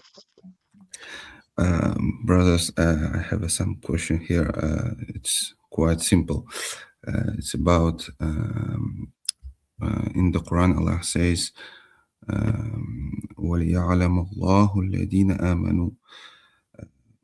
For clearly, for me, it's not some contradiction or issue, but if someone asks me, for me, I need to be ready for answering. Why Allah used this term here? I know about in the Surah Taha, Allah used the same term to Musa alayhi salam when Allah says, وَمَا تِلْكَ بِيَمِينِكَ يَا مُوسَى. It's mean what's in your head, in your hand, ya Musa. So this in your right, in your some right. similar term. Yeah, I know. I want to know why Allah used this term here when Allah knows everything. It's a rhetorical question. Yeah, no, it's a direct Sorry, bro. question. What's the verse? Can you give me the verse? It's verse number Surah Al-Imran. وَلِيَعْلَمَ اللَّهُ الَّذِينَ آمَنُوا مِنكُمْ وَلِيَعْلَمَ الصَّابِرِينَ. Yeah, Ali إن Imran. يمسسكم قرح فقد مس القوم قرح مثله. It's talking about the martyrs. Yeah, three, and then what's the this comes from a group of let's Sheikh Ibn Hazm take this question. So just to give you a summary, and then Sheikh Ibn Hazm can answer, inshallah. In terms of when Allah says, okay, 140, the verse is 140. Yeah, this comes in a group of words that Allah uses in terms of He created to test you. Doesn't Allah know the results? Of course He does. Or la'alla, the word la'alla, perhaps He might know. Okay, so this word perhaps, does that mean that He didn't know? Or, liya'alama, so that He can know. Does that mean He didn't know, He wants to find out? So all of these comes into one category, in which is it that Allah is telling you that He actualizes His knowledge at that point, not knowing it before, or He actually knew it all before? Because if Allah says He's Alimul Khabir, He is all aware, all knowing, He knows everything, then even though someone He's testing, He knows the results. But why is He using this language? So that's the frame of this question. So if anyone wants to take answer it, inshallah, and I can add later. So Sheikh Ibn Hazm. I would say just go to the tafsir, especially tafsir al-Qurtubi, and you will find that the Qurtubi has gone quite a bit on it. This is from the balagha of the Quran, the rhetoric of Quran, the eloquence of Quran. So Allah subhanahu wa ta'ala speaks in ways like what Brother Mansur just said, لعلهم يتقون, or Allah subhanahu wa ta'ala speaks in this mode of speech, and not to deny but to confirm. So, but as I say, go to Tafsir al-Qurtubi, and al-Qurtubi has spoken enhancedly on this subject. Yeah. Why am I asking? So I'm always use the tasfir, but I use the tasfir from the Ibn Kasir or Sadi's tasfir, but Sadi is more it's a contemporanean one. It's kind of Sadi is just simple. Yeah, Summarized, yeah. Very summarized. Yeah. You said I said the Qurtubi because Qurtubi goes for the language, you know. So. I got you. I'm sorry, Sheikh. I think even Zamakhshari, detailed. He had the exact same argument as Qurtubi. About linguistic aspect. Yeah. Barakallah. Okay, brother. So my I'm just question curious, ask you what is the root of his question? Are you saying that Allah is acquiring knowledge and therefore it's making it seem like he's not all knowledgeable? Is that what you're saying? No. It's for me. It's not. No, brother. You can misunderstand me. It was a need for me to understand not for non-believers because I have some not friends but whom I am calling. So if they ask me why here the Allah says to recognize them when Allah is know everything, why Allah used this term. So that's why I ask. Sure. Let me give you a matter of perspective, right? Let's say that you're about to, there's a doorway behind me, right? There's this doorway here. Yeah. Right? Let's say you're about to walk through that doorway, but you haven't walked through it yet. Is the statement, Allah knows that I have walked through that door true? Mm-hmm. But you haven't done it yet. Mm-hmm. Does he still know that you will walk through the door? You mean you? Yeah, like let's say you're walking through the door. Does he know that you will walk through the door? Yeah, Allah knows, yes. Okay, does he know you are walking through the door currently? Yes. No, you're not walking. If I get you, if I get you truly, I think you haven't done it yet. So he knows that you will walk through the door, but the statement "I am walking through the door" is not true. Mm-hmm. You understand? So what that basically means is that there is an action that is going to be conducted, but the action of you are walking through the door is not conducted yet. So in that way, you can explain to your friends, that he knows that you will walk through the door. He knows when you are walking through the door, and then he knows that you have walked through the door. There's 3 sequences. You understand? So the middle sequence has not happened yet. Doesn't mean that he doesn't know based off of his all-knowingness.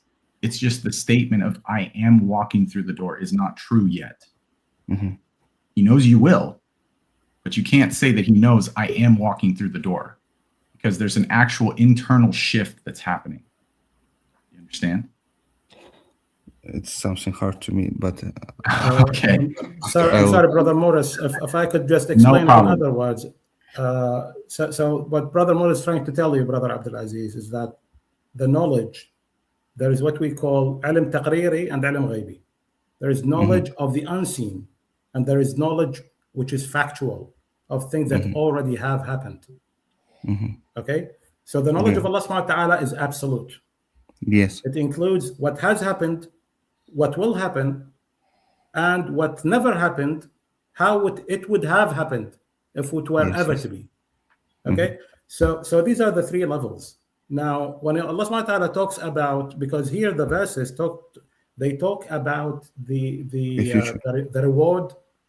It's specifically about the reward of martyrs and how they will be rewarded, and what would they say and what not. Like they wish that their kin would follow after them, and they don't know what Allah subhanahu wa ta'ala had bestowed, the kind of mercy He has bestowed upon them, and so on. So this is talking about something that is factual knowledge, meaning that it already had happened. They already died as martyrs, and they were already rewarded. Now Allah subhanahu wa ta'ala, when he's giving you this picture, He's not giving you a hypothetical. Actually, I don't know see, what's so- mean so- hypothetical. Okay, hypothetical is something that when they say like for the sake of argument, if something would happen, how would it happen? How would it happen? It's forecasting forward an imagination. So you're building a scenario in your head. You're building something in your head, and you're saying hypothetically speaking. So you're saying it is a thought experiment. So this is not something imaginary. This is talking about factual events, things that really, in fact, have happened already in this scenario. Now Allah subhanahu wa ta'ala says, وَلِيَعْلَمَ, that's why they need to happen first in order for Allah subhanahu wa ta'ala to judge them upon that knowledge. He wouldn't judge them upon the knowledge of the unseen for things that they haven't committed. Allah subhanahu wa ta'ala would know if I would go to heaven or to hellfire. Allah subhanahu wa ta'ala already knows whether I would die as a Muslim or whether I would die as a astaghfirullah non-Muslim. You see what I mean? But Allah subhanahu wa ta'ala would never take me to hellfire before I actually left Islam. Hypothetically speaking. Inshallah, I would never do that. But hypothetically, if this is hypothetical, the brother Muris used that word. Okay? So Allah subhanahu wa ta'ala says that, so he knows that it already happened, and he would judge them upon that knowledge. Not the knowledge of the unseen, not the knowledge of, they didn't actually, they would have probably done something else if something else happened. No, he would hold them accountable according to the circumstantial or the circumstances, the circumstantial scenario around them, and how each and every one of them is, whether they were well equipped in their faith, in their soul, in their physical capabilities, in their intellectual capabilities, all these nuances, the things that most of which we don't even consider, because Allah subhanahu wa ta'ala, his knowledge and his judgment would be taken to the most minute levels. You see what I mean? So these things need to happen first before they would be held accountable. And Allah knows best, but this is what Brother Muris was trying to tell you, brother. And the simplest, another simple way of thinking about it is, the evidence is not for him, for Allah Ta'ala. He knows. The evidence is for us, all the people that I've wronged or that have wronged me. That's how I got. That's how I got. So it's not. Sometimes people think of it the wrong way in terms of a test. He already knows. He already made us as souls before we were placed into bodies, right? He could have just made us as souls and sent us straight into Jannah or Jahannam. But he is just, merciful, wise, and so he makes manifest all the evidence that shows, that demonstrates to everyone his justice, his mercy, and all these things. And so that's really the easiest way I've found to explain it to such people. I don't mean to backtrack. I had to step away for just a second. I just want to make sure that the brother understands that there is an actual internal change, and the knowledge has shifted based on the example that I gave you. So hopefully I didn't lose you in the example. I want you to spend some time reflecting on what I stated, right? So you understand that there is an actual internal change from before you walk through the door, as you're going, when you're in the middle of walking through the door and you actually have concluded walking through the door. Does that make sense? Brother, but your explanation is some hard for me. Too philosophical. Another way maybe to think of it is I got Hakim's explanation. I thought that's this way, like Hakim says, but I didn't.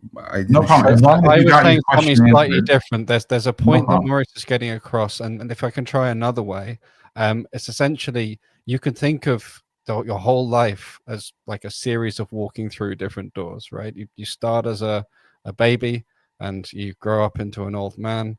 Like your life is progressing moment by moment, choice by choice, and you are actually your soul.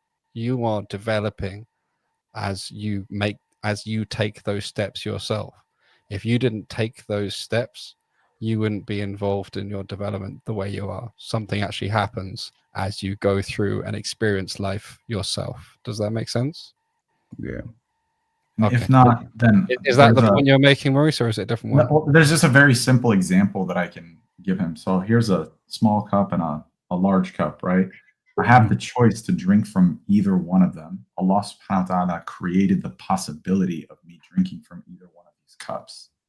If I choose to drink from the bigger one, or if I choose to drink from the smaller one, the statement changes of he did drink from the big one, or he did drink from the small one. Do you understand? So whatever choices we make, he makes all of the possibilities for these choices, and we basically align with the possibilities.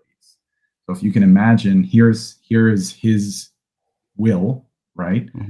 And you have the choice of the big or the small cup, and you're either going to align with the big or you're going to align with the small. You can never go outside of his will. There's no third cup that I can all of a sudden drink from. Do you understand? Yeah, okay. Okay. All right, Brother Abdulaziz, I hope you got your answer, yeah? Just before you go, I want to share an Jazakallah, article on this subject, so at least those who are interested on subject like this can benefit, inshallah. So this is an article in Journal of Quranic Studies in 2023. As you can see, the reference is there. The meaning and usage of la'alla in the Quran by Devin Stewart from Emory University. This is one of the things I mentioned, la'alla. So it seems things like liya'lama, lina'lama, all comes in a similar category, but this is a study only on the meaning and the usage of la'alla, and he talks about how this study examines the usage of la'alla in the Quran, arguing that its most common meaning is so that rather than perhaps, the common dictionary meaning. People think like, oh, so that they can be, people think that it means, perhaps means there's some kind of hope and a fear. That means, how can that be? How can Allah not know? Tamanni. Yeah, how can Allah not know? Because it doesn't indicate. The word la'alla, for example, if I say, for example, perhaps you will go, does that mean I know? This kind of things indicates that maybe I don't know, but you might go or might not go. That's what the word perhaps, perchance means. But the word la'alla in the Quranic usage, I mean, even Devin Stewart here argues that it doesn't mean that, even though it has a range of meanings, but so that, in order to. That's the meaning in the context involved. So that clarifies why it doesn't have a room in which the God doesn't know, because he does know, but he uses these words so that people can. So it doesn't mean perhaps. Likewise, the examples of liya'lama that the brother mentions, Allah did this so that, he often uses this word so that the actual thing is manifested and people can see that. So they have hope that, yes, it might, if I do this, this will happen. And then they go on in doing this thing. So it gives you encouragement and so on and so forth. So it doesn't necessarily mean that he doesn't know. Of course he knows, but the knowledge will then become materialized already in front of everyone. So things like God testing, for example, that he created life and death so that he might test you, those who are in good in their deeds, who are better or best in their deeds. Of course he knows, but when the test is done and so on, that knowledge becomes clear to everyone that this is exactly what's happened. So this is actualization of the knowledge they has. So in philosophy, there are some terms for it. Is someone trying to say something in between? So there's some terms in philosophy in terms of what this means in terms of making knowledge evidence. So it's providing an evidential ground for things he is saying, rather than if God says, yeah, I knew it all, but no one will say, but we haven't seen it. So he does that by demonstrating his knowledge being manifested within evidence, and then people then know, and they know that Allah of course knows. It doesn't mean he didn't know, but he makes the knowledge evident that he knew. He distinguishes and he makes the human being responsible, and they can be more faithful and hoping and have the encouragement to do something, rather than simply saying, oh, it's all done. So that's one of the nuances in terms of the words using, like liya'lama, that he may know, if you're asking these questions like that. Okay, thank you, brothers. All right. Thank you for your time, Brother Abdulaziz, and hopefully see you next time. Assalamu alaikum. Wa alaikum assalam wa rahmatullahi wa barakatuh. Right. Let's take Muhammad. He's been waiting for a while. Assalamu alaikum. Alaikum salam wa rahmatullah. Thanks for your patience, Muhammad. I know you've been waiting for quite a while. Yeah, Where I've are you been calling? waiting here for like 2 hours now. Yeah, I know. Allah rewards those who are patient, brother. So what's your question today for us? Yeah. Where are you calling from, Muhammad? Have you lost him? Are you there, Muhammad? Yeah, I'm from India. Okay. Yeah, we didn't hear you. That's why. Okay. Yeah. Ask your question. You said you had a question for us. So my question was, which is the sin that has been normalized between practicing Muslims, which is actually destructive to Iman, and the people who do know that it is a sin don't feel guilty for it. So Can you be more how does specific? it Which sin you're talking about? What sin how are you does talking it about? affect the heart, or like how can we not do it? Brother, rephrase your question so we can understand it simply and easily. Yeah. Be specific about which sin you're talking about. Can you wait 5 seconds? Okay. If you waited for 2 hours, we can wait for 5 seconds, definitely. Can I just give a virtual hug to Sheikh Ibn Hazm? Because I actually miss the guy. Sheikh, where's your cat? He's down there on the floor, asleep. He's resting. That's nice. Yeah, Have we lost him? He's back. Okay. it's gone again. No. Mansur, put him back. Yeah. Sorry, my internet was lost. So, 2 seconds. 2 seconds.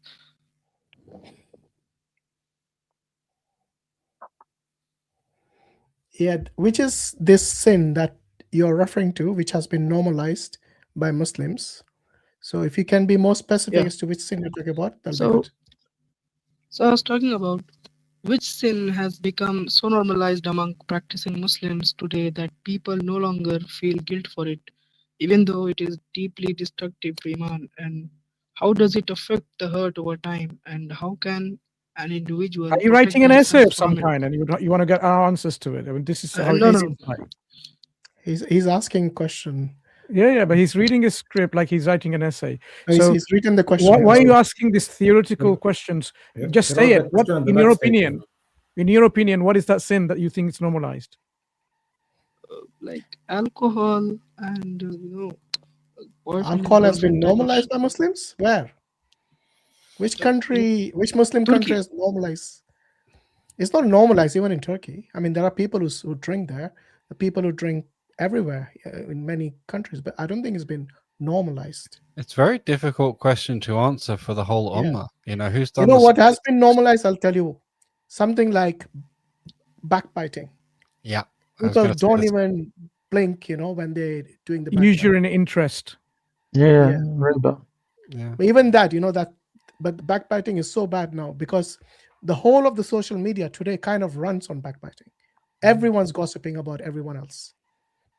And it's become normalized, like in all societies, unfortunately. So this is like eating the flesh of the dead, your dead brother. That is how repulsive it should be for a Muslim. Has he left again? Well, yeah, he's dropped. Let's take. I think he's having connection issues. Yeah, maybe. If he comes back, we'll take him in. But let's take the next caller. Nablus Khalid. You there, Mr. Nablus? Is he going to sleep? You have to unmute and talk. Yeah, you're muted, Nablus. If you're talking right now, it's only to yourself. Hit the mute button. All right, let's take him later. Mohammed's back. Yeah, you keep dropping, Mohammed. Everything okay? So my next question is, at what point does constant exposure to sin stop being a test and start reshaping a Muslim's moral compass? And how does Islam teach resistance in such an environment? You're getting this question to write. You're an essay, right? You're asking us to answer for you. This is what I think. Oh yeah, he's doing a homework. Yeah, No, it sounds like actually, I do research on Islam because in India, Islam is basically turned into cultural thing. So I'm relearning Islam in the way that Sahaba practice it. Yeah. How old are you, Muhammad? I'm 17. 17. Yeah. Okay, and you think Islam has become like a culture? Yeah, in my family also, it's very culturally affected. Okay. What about your own practice of Islam? Do you follow it? Do you pray regularly on time? Not regularly, but I sometimes like a week I follow regularly. Then I, Eid only. Wow. Are you saying He once a year? Twice a year? He said a week. At least I heard a week. Sorry, I heard Eid. Okay. So okay, I have last question. No, wait. Before you ask the questions, have you focused on yourself? Before you talk about I have. Muslims in the community, why don't you start with yourself, mister? Even though you're a teenager, you still are now old enough to do your 5 daily prayers on time. The question is, why is it only sometimes? I've tried, but I failed. On what basis? What is the hurdle?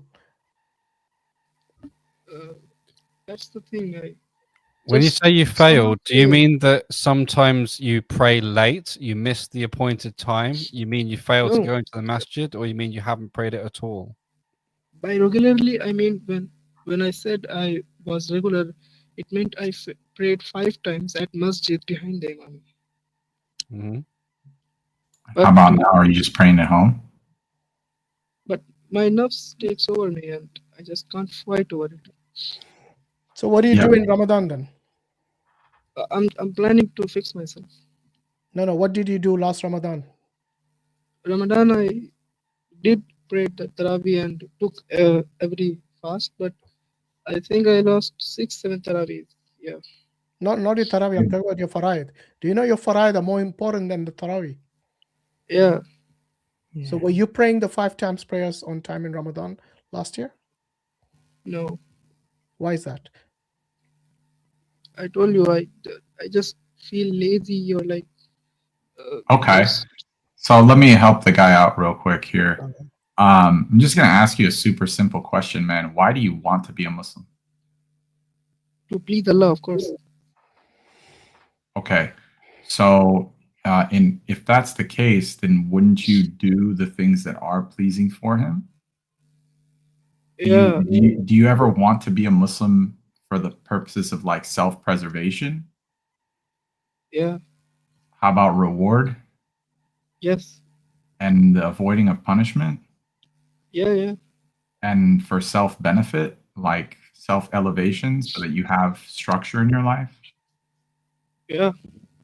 Okay, so why are you abandoning all that, man? That's why I'm seeking help. Like, how do I do it? How do I become a good Muslim? How do I Okay, purify what my are mind? your well, the first thing is to get a proper mindset. If you have a value to all these things, then you're going to want to maintain a value-based mindset towards prayer. You see, the very question that you asked is ironically a reflection of the thing that you're lacking. So which sin has become so normalized amongst practicing Muslims today? How about the sin of abandoning what's fard? And then your follow-up is how does it affect the heart over time? And you're seeing the effects, which is you're accepting your laziness and your excuse, and you see the sadness that it brings for you to accept that laziness and excuse and to not fully commit to what you're being instructed to do. Like, you're literally seeing it in real time. You don't need us to answer this question for you, bro. Have the answer, and you yourself are the example of that answer. And the thing is, Muhammad, is at some point you're going to get a job or run a business, right? You're going to be working 8 hours a day. You can't just say, "Oh, I feel lazy, I'm not going to work." You're going to end up in a terrible state, right? Now, the thing is, Muhammad Sallallahu Alaihi Wasallam originally ascended and was told 50 prayers, right? Now, 50 prayers, if you do them reasonably quickly, is still an 8-hour working day. 50 prayers, 8-hour working day, a normal daily shift, right? And Muhammad Sallallahu Alaihi Wasallam ended up getting down to just 5 prayers, 1/10 of that. Now, if you think, imagine you were going to work and your boss said, "Oh yeah, for this year, I want your kidney. For this year, it's a one of your kidneys, and I want one of your eyes and stuff." You think this is crazy. These are worth so much more than £20,000 or whatever you'd be earning. In this time, you wouldn't give away even a fraction of the things that Allah has given you. So think all of the things He's given you, and He's asking you not for a full working day, right? He's asking you for 1/10 of that. And it's not for His benefit, it's for your benefit. It's to keep your heart clean. It's to keep you aligned, to keep you straight, to keep your mind focused on what's important, to keep you asking for the straight path and asking for the guidance so that your mind is in the right direction. And as Muris beautifully put, is focused on the right kind of value system, right? You have this value mindset, but what is valuable, right? It's about your akhirah. It's about your hasanah. What are you doing as an alternative in the time, right? dude? A genuine question. What are you doing as an alternative in the time? So, like, let's say it comes time to pray. What are you doing? That's my last question, but you are asking. So yeah, I'm curious about what it is.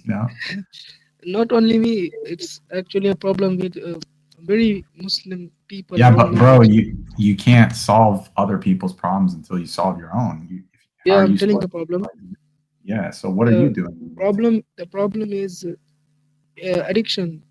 How can an individual leave addictions like social media or like pornography? They waste 16 hours, 15 hours a day on social media, and then especially for those who are dependent on phone for like online lectures or their studies. Get addicted to prayer. Get addicted to good deeds. You got to take the medicine, dude. You're avoiding the medicine and you're going straight for the the things that cause the free time that you have and which you're utilizing for wrong purposes. Allah has told you what is halal and what is haram, and you know that. Yet you are giving into your desire when your purpose is to submit to Allah and to only do what He has permitted us. So it's not just laziness, and like you say, your will is taking over. The only way you will train your nafs is by constantly doing what Allah has permitted and avoiding what He has prohibited. So I don't know what kind of friends you have. If your friends are very similar, lazy and watching I've got porn, no friends. that's impossible. Do you go to school? Yeah, totally impossible, Yeah, I bro. do, but I have no friends. Zero friends. Why is that? I don't get along with anyone. You seem like a nice person. You seem like a totally nice guy, dude. Yeah. Okay, fine. Let's say you don't have friends, right? We got Now you have. Now you've got 5 people you you're got- friends already. Yeah. You don't have any friends. Plus the Facebook friends. Oh yeah, sorry. I've got 5 friends. Yeah.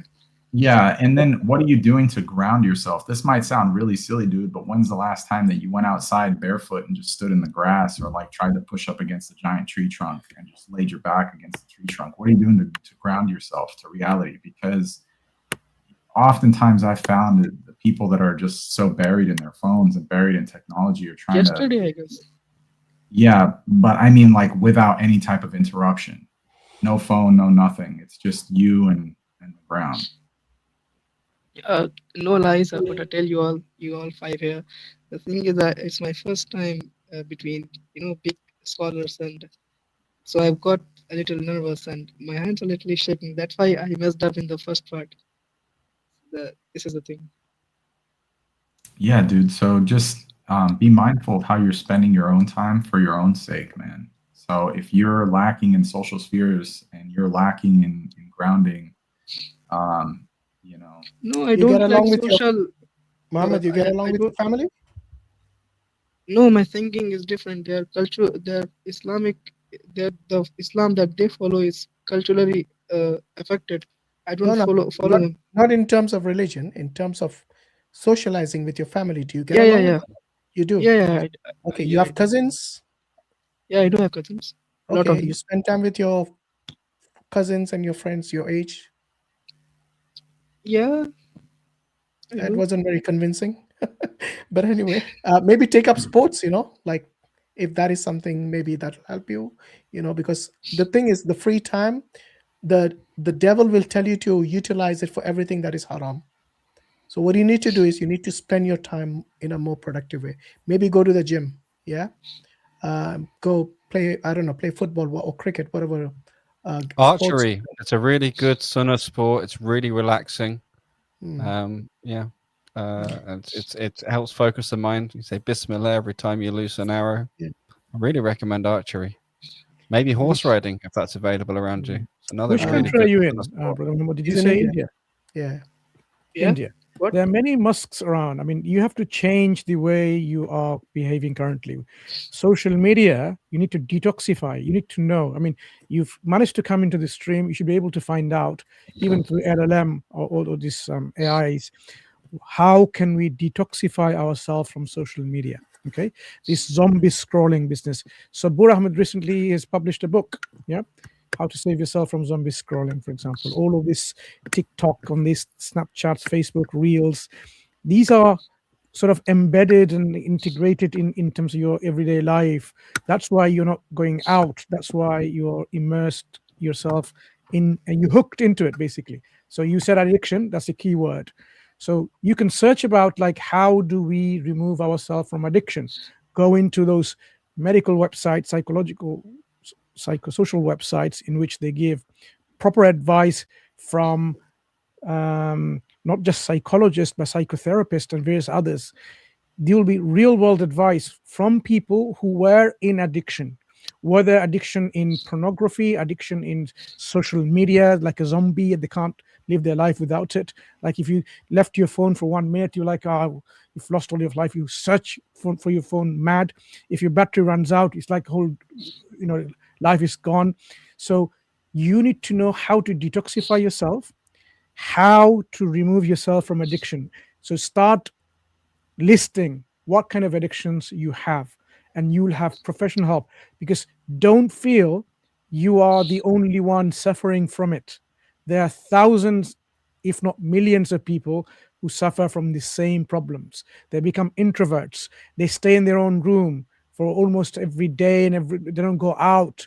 They don't have friends, as you say. So this needs to change. If you list of things that you do, how you spend your time, and things that you can do to change.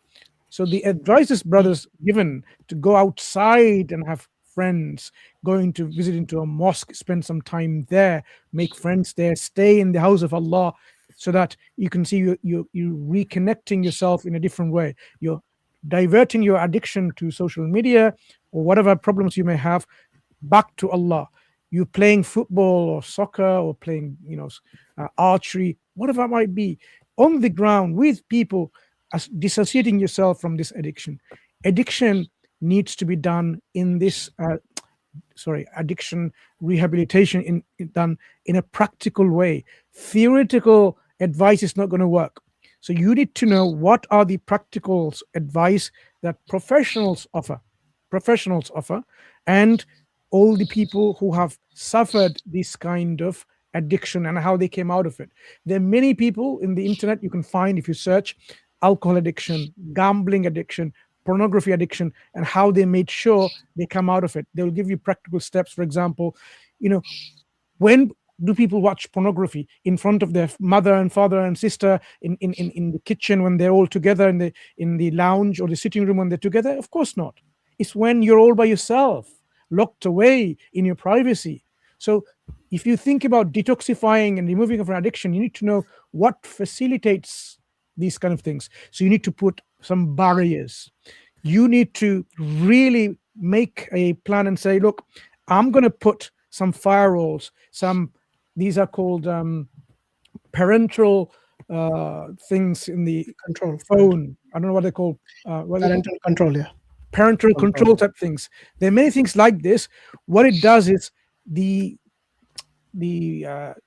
internet that you use, your internet provider has these facilities, and you can actually have all of these to prevent and block you from gambling website, from all these things, whether it's pornography and others. Then physically you can't. You are searching and your device cannot access unless you go to your router or a router and then do that. Don't have access to your router settings. Give it to someone else with all these passwords, so you can't. So these are practical steps in which you can actually lock yourself from these addictive things. If someone is addicted to, say, drinking alcohol or something, why is it so available to you? Remember, I don't know, probably you don't know, in UK, there used to be a time when there wasn't, well, in all over the world, there used to be a time when there was no social media. People had access to pornography material only through magazines, right? Published. Yeah. And they used to be left in high shelves in a newsagent shop. So not everyone can reach it. That's one preventative measure. And it will be accessible with all the other magazines. So not everyone can go there and buy it. But they found a way, some teenagers, to have some adult friends and get those adult friends to buy for them. That includes even tobacco, cigarettes, and so on, because you can't buy tobacco and so on if you're less of an age. And alcohol. They used to have all these adult friends on their behalf together. So you need to really know, okay, how do people circumvent these addiction problems, and then be one step ahead and say, okay, I need to stop even that as well. I need to have a practical obstacle, some preventers in which it will stop me from utilizing, accessing, or having the facility for these kind of addictive things. Unless you have a firm resolve, unless you have a practical steps of doing it, your addiction is not going to go away. You can listen to all the stories about people who are addicted to gambling and alcohol or drugs, yeah, and they will tell you how they managed to come out of it.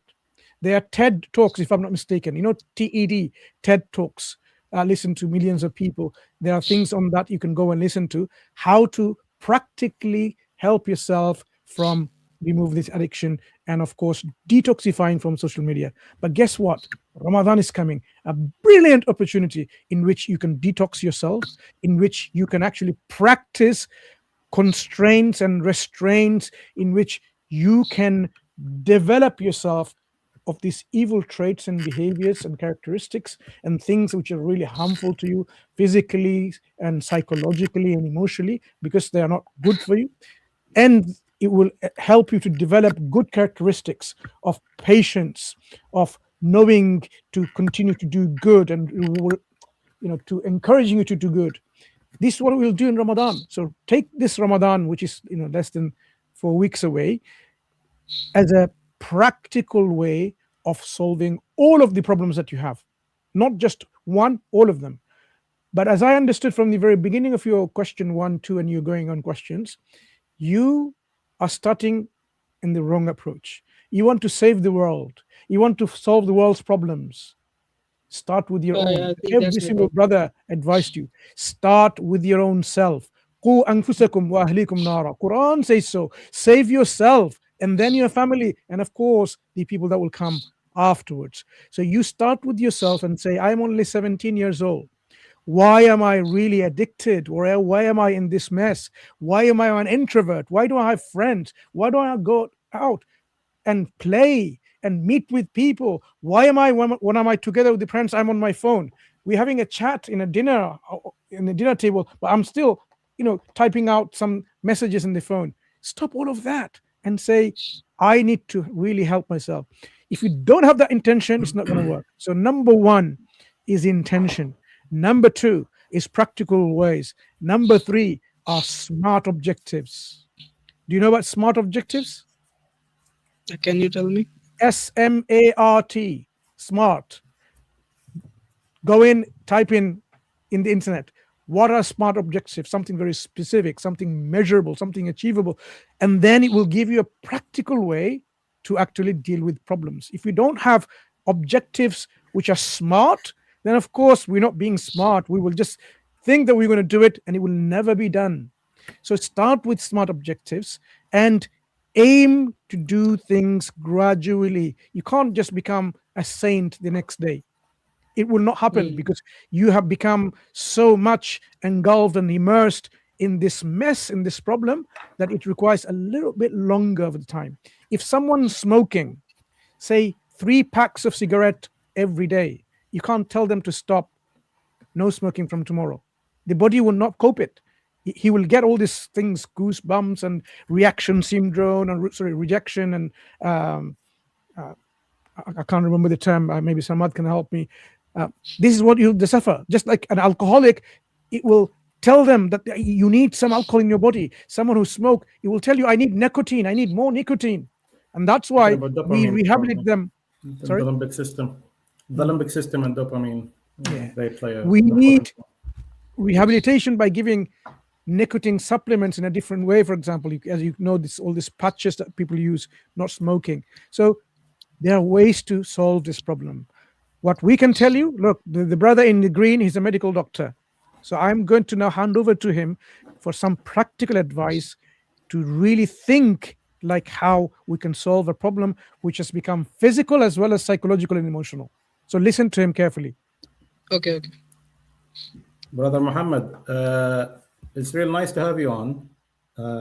So I think you're on a very good path, actually, because most of the people you meet, who have addiction problems, their biggest problem actually is denial.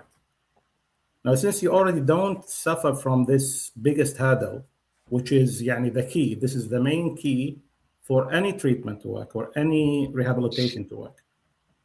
You're not denying that you have a problem, which is a very good step. You have good insight.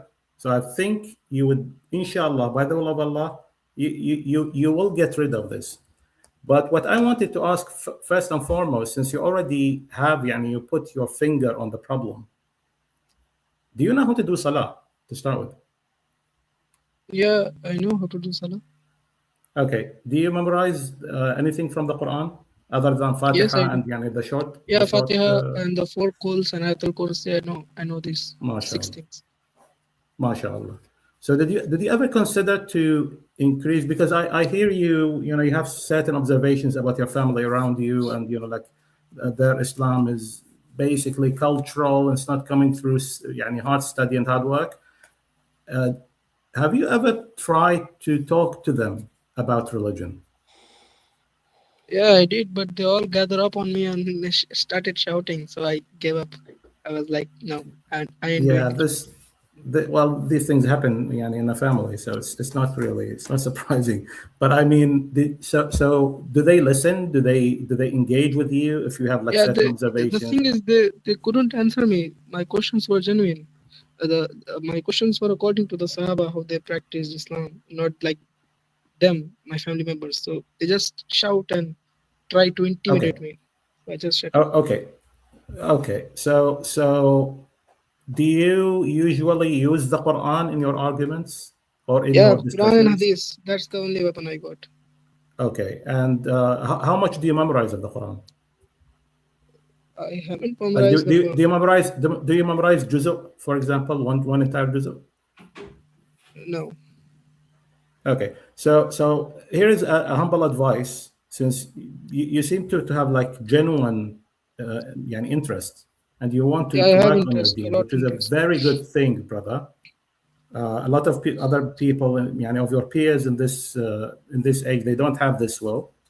So my advice would be that you try to engage a little bit more on, try to memorize more of the Quran, listen to the Quran more frequently. That's my Okay, next so instead of question. listening to music, for example, or anything else, because a lot of people who are actually intrinsic in their behavior, they are good at identifying subtle things. And when they listen something, or they hear something that others are not, they're not usually, they don't take, how do you say, like, they don't observe. Like others around you might not observe that, they said this thing in a certain way, or this word was used, or so, like there's some sort of, they are more talented in making observations. So try to implement these gifts, and I'm sure that you have one of these gifts. Try to implement them in memorizing the Quran. And since So- you're interested in having discussions with your family, try to bring more Quran in the discussion. But So- try to do this on a regular basis, brother. Did you do your what was the latest farad where you live? What? The latest farad, the latest salah. It was like 3 days ago. Okay, so did you pray today? No, I didn't. Okay, so here's a simple request. Why don't you go do your salah, the one that you have to do now, the farad that you have to do now, and come back to us, and we'll engage, inshallah. How far can you hear the adhan from your home, Mohammed? My mosque is steps away from here. You have no excuse. Yeah, I have no excuse. Yeah. So, Take brother, that look, advice. Just go and pray and come remember, back and rejoin us. We'll be here, inshallah. Go do your prayer before the Last time question. flies. No. Go do your prayer, brother, and then come back. No, it's actually 1 hour left in the Fajr namaz. Go, brother. You pray your Allah Isha and subhanahu wa ta'ala, the right of Allah subhanahu wa ta'ala is much more important than anything else, and this is the right of Allah. Do you know? You know what the problem with leaving salah is? No. Okay, so it's close to leaving Islam. Oh yeah, I know it's close to leaving. Okay, so why are you putting this in this position, brother? Go do your salah. We're not flying away. Go do your salah and come back. If Can you I have to ask take a just a shower, little take a question? shower. Brother, I assure you, the brothers will wait for you. I'm speaking on their behalf. It will take just 10 seconds. One last question. It will take only 10 minutes to do your salah, Yeah. and it's more important than whatever question you And have. come back and join. We'll take your questions, further questions. Inshallah. Okay? But Let's the leave it salah there. is 1 hour from now. No, you pray have your one previous catch salah that up you missed. already. So you missed your Isha, right? Go pray your Isha and come back. Pray Okay, the farad you have to pray now and come back to us. Okay. Just 4 rakah. We'll see you soon, inshallah. Okay. Assalamu May alaikum. Allah accept from you, inshallah, in advance. Inshallah. Hafiz. Wa yakum. So this is a common problem amongst a lot of youth today. They become introverts, no friends. The only thing that they spend time on is a phone, and places like India and like this, even I think Africa and all, they have made the internet so cheap that everyone can afford it. Even the poorest of the poor can afford it. So, I would say it's a double-edged sword, brother. It's not it is, easy. yeah. It's very difficult, yeah. One of the things, this is for all the other viewers, if you have a computer or a laptop, right, have the ayat of Quran as your, what's it called? Desktop screen? Screen, yeah. Wallpaper. Have a Background, Quranic ayah as a wallpaper. And you know which ayah you should have? about hellfire, those who disbelieve, those who are negligent, and so on. Choose an ayah like this about punishment of Allah subhanahu wa ta'ala. Have something like this on your phone, same thing. Why don't you have your ringtone as an adhan or something like this? Yeah, and you will see, it will constantly remind you, when you open up your phone, it tells you about, subhanallah, this is the ayah of the Quran or something like this. Desktop like this, you want to go in a website, which is not really something for you should be watching, then it's there on your desktop. It's clearly there. It's screensaver, Islamic screensaver, in which all of the ayah of the Quran, some recitation coming through and so on. Practical ways where when you see it, it will work. Let me tell you why it works psychologically. In Bangladesh, if you didn't know, the government had a huge problem in some of the cities because of so many people going there and the lack of public toilets, right? People were urinating on the walls everywhere, on a corner, this corner, that corner, on the walls and everywhere, right? In the drains and things like this. So the government took a very clever initiative. You know what they did? They start writing on the wall, "Do not urinate here." You might think, how did it work? Well, it worked. It worked because they wrote it in Arabic. La tabul huna, something like this. And every time someone went to urinate, they said, subhanallah, wa astaghfirullah, it's Quran. They thought it was ayah of the Quran or something, because it says in Arabic. They don't even know what it says. And they stopped urinating. It cut down, public urination in these, places, inappropriate places, by a long mark, just because of that Arabic script. So when I say have on your desktop a screensaver, a wallpaper about the Quran and so on and so forth, it will also work, have that effect, inshallah. This reminds me of some of these places in India again, where they have government buildings, and they normally, they chew this betel leaf and the pan, they call it, and they spit it everywhere. So what they did in those corners where they normally spit, they put a picture of the Bhagwan, the god or the goddess. And it stopped. So you'll see all around the picture is red except that part. And then, you said the screensavers and wallpapers as some ayats of the Quran or something. There were, these guys, they go and basically spy on, they basically cast the scammers.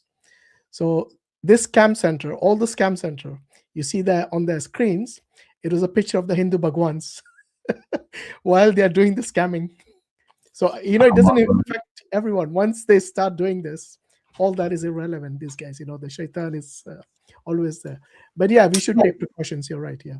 I just to kind of throw a wild card in the mix. So there's an old Bosnian joke of two Bosnian police officers pulling a guy over, and the first officer goes to grab his ID, and he's like, and he hands the ID over to the other guy, and it's an Arabic guy that got pulled over, and the dude's like, I can't read this, I don't have wudu. So they literally same thing, like, was it in Arabic? Yeah. Okay, interesting. All right. I heard a similar one, but that was a true story actually. I hired a cab in Baghdad, and back at the time we had this the College of Sharia in Baghdad, which was we had some international students joining from especially from the subcontinent and from some former Russian or Soviet republics and so on. So this one guy goes in, I think he was from not from the subcontinent anyway, probably from Russia, and he started speaking in Fasih with the driver. So he said, Assalamu alaikum. The driver goes, Wa alaikum assalam, says, Bikam min al-nuqud tuwasaluni ila al-bab al-sharqi. Al-bab al-sharqi is the eastern gate. That's a very known place, it's from the Abbasid time in central Baghdad. So the driver was, like a very simple man. He said, Sadaq Allah al-Azim, just get in. He thought it was Astaghfirullah. He thought that he was speaking Quran or reciting Quran. He said, then he asked him, is Bab al-Sharqi, is it really mentioned in the Quran? I said, no, what are you talking about? Perfect. Interesting. Right, Nablus, are you awake now? We're still muted. We can't hear you, man. All right, I'm going to put this guy back in. in sleep mode. What's next? Muhammad. Okay, Hamza. Hamza, are you there? Assalamu alaikum, everyone. Walaikum salam. Where are you calling from, Hamza? I'm calling from Karachi, Pakistan. Okay, interesting. What time is it there now? It's 4. Yeah, exactly 4. Okay, you're nocturnal or what? No, the routine has kind of been out of control these days, but I'm trying to get it back. Inshallah. Yeah, what's on your mind today? I don't know how long you guys got, but there's this heavy thing that I've been going around for the past 4 to 5 months. And if you guys have time, I'd like to share a personal story. And then I'd like to ask you your opinion based on, I mean, again, you guys are experienced. I'm young, I'm just 20 years old. I really want to, get out of this problem. Okay, how personal is it? Because now that you have shown your face, I don't want it to be too personal. No, I'm fine with that. I just Can you summarize in 30 seconds first? What's this all about? It's a family thing. My father used to be the leader of not only just my family, but his own family, my grandfather's family, my late grandfather's family. But he's not here, so there's been a lot of problems. And again, I'm young, and I just wanted to explain it in a bit of detail because there's a lot of stuff that you guys would need to know before giving me the answer to my question. If it's Okay, so is family it- stuff, it might be better done in private than live to the internet, no? I'll not name anyone. No one, sort of You just follows. named your father. No, you No, didn't my name- father. Yeah, it's okay. I'm going to be honest.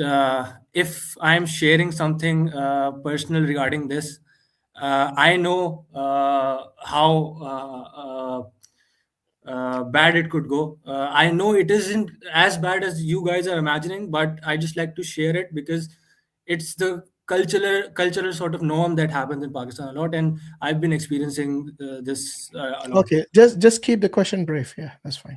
Brief and make Uh, it as general as possible. I'd like to make We the don't question. we don't brief, want but- your whole life story, so just make it brief as possible. Okay, I'll try.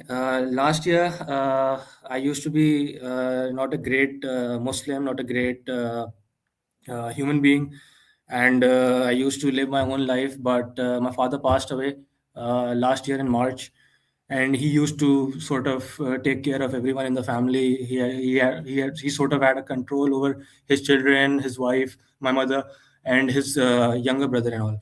So ever since he passed away, I'm sort of the only child who thinks sensibly. I've changed my ways. I am more of a patient person than I used to be. But my uncle, my father's little brother, has been going through some personal and financial problems. So we ought to help him out, and now he's living with us a floor above. Uh, my mother is not. My mother is kind of short-tempered. She says things that she regrets later, but she never likes to admit it. I try to be patient with her as well. Same goes with my uncle, and now something happened recently, and my mother has decided that my uncle cannot live with us anymore, and his family is good, but they can live, but my uncle cannot, and it's sort of hard seeing things go that directional, and I do not know what to do. I cannot take decisions on my own, and I'm sort of stuck between what Allah might not like and what my father would have been expecting of me, and I'm just kind of here in the crossroads. So does your uncle have a job? No, he does not. Why is that? He does not have a job for 10 years. My father was supporting him when he was alive. Ever since he passed away, my father and us, of course, no one has a job in my family. I'm the eldest son. I have two younger sisters, and he kind of used to say that to his wife that jab tak aa raha hai, as long as my father is giving the money, it's fine. When it will not be there, then I'll decide to do something. And that is sort of his personality. But to us, he was very great. Recently, he disrespected my mother. It sort of crossed a lot of boundaries. That's why my mother has decided that he cannot live with us anymore. Although he tried to Who's the apologize. breadwinner in your family then? Currently, no one. So Alhamdulillah. you guys are mega rich or something? You don't need to work. Alhamdulillah, my father, in his last 3 years, Allah gave him a lot. We kind of had a sort of financially troubled life, but in the later 3 years, up until the moment he passed, Allah did something that no one sort of. My father always used to say, "Ke Allah will give you from somewhere that you will not even imagine," and that is exactly what happened. No, mashallah, I mean, that's your father's risk. But the thing is, I still don't understand why your uncle doesn't have a job. He is sort of. How long has it been since your dad passed away? Last March. Last March, yes, approximately a year Okay, and 2 months. it's been nearly a year then. I still don't get it. Okay, I mean your mother obviously, she knows this is her home. Yeah, your family's home, and she has a right to her privacy.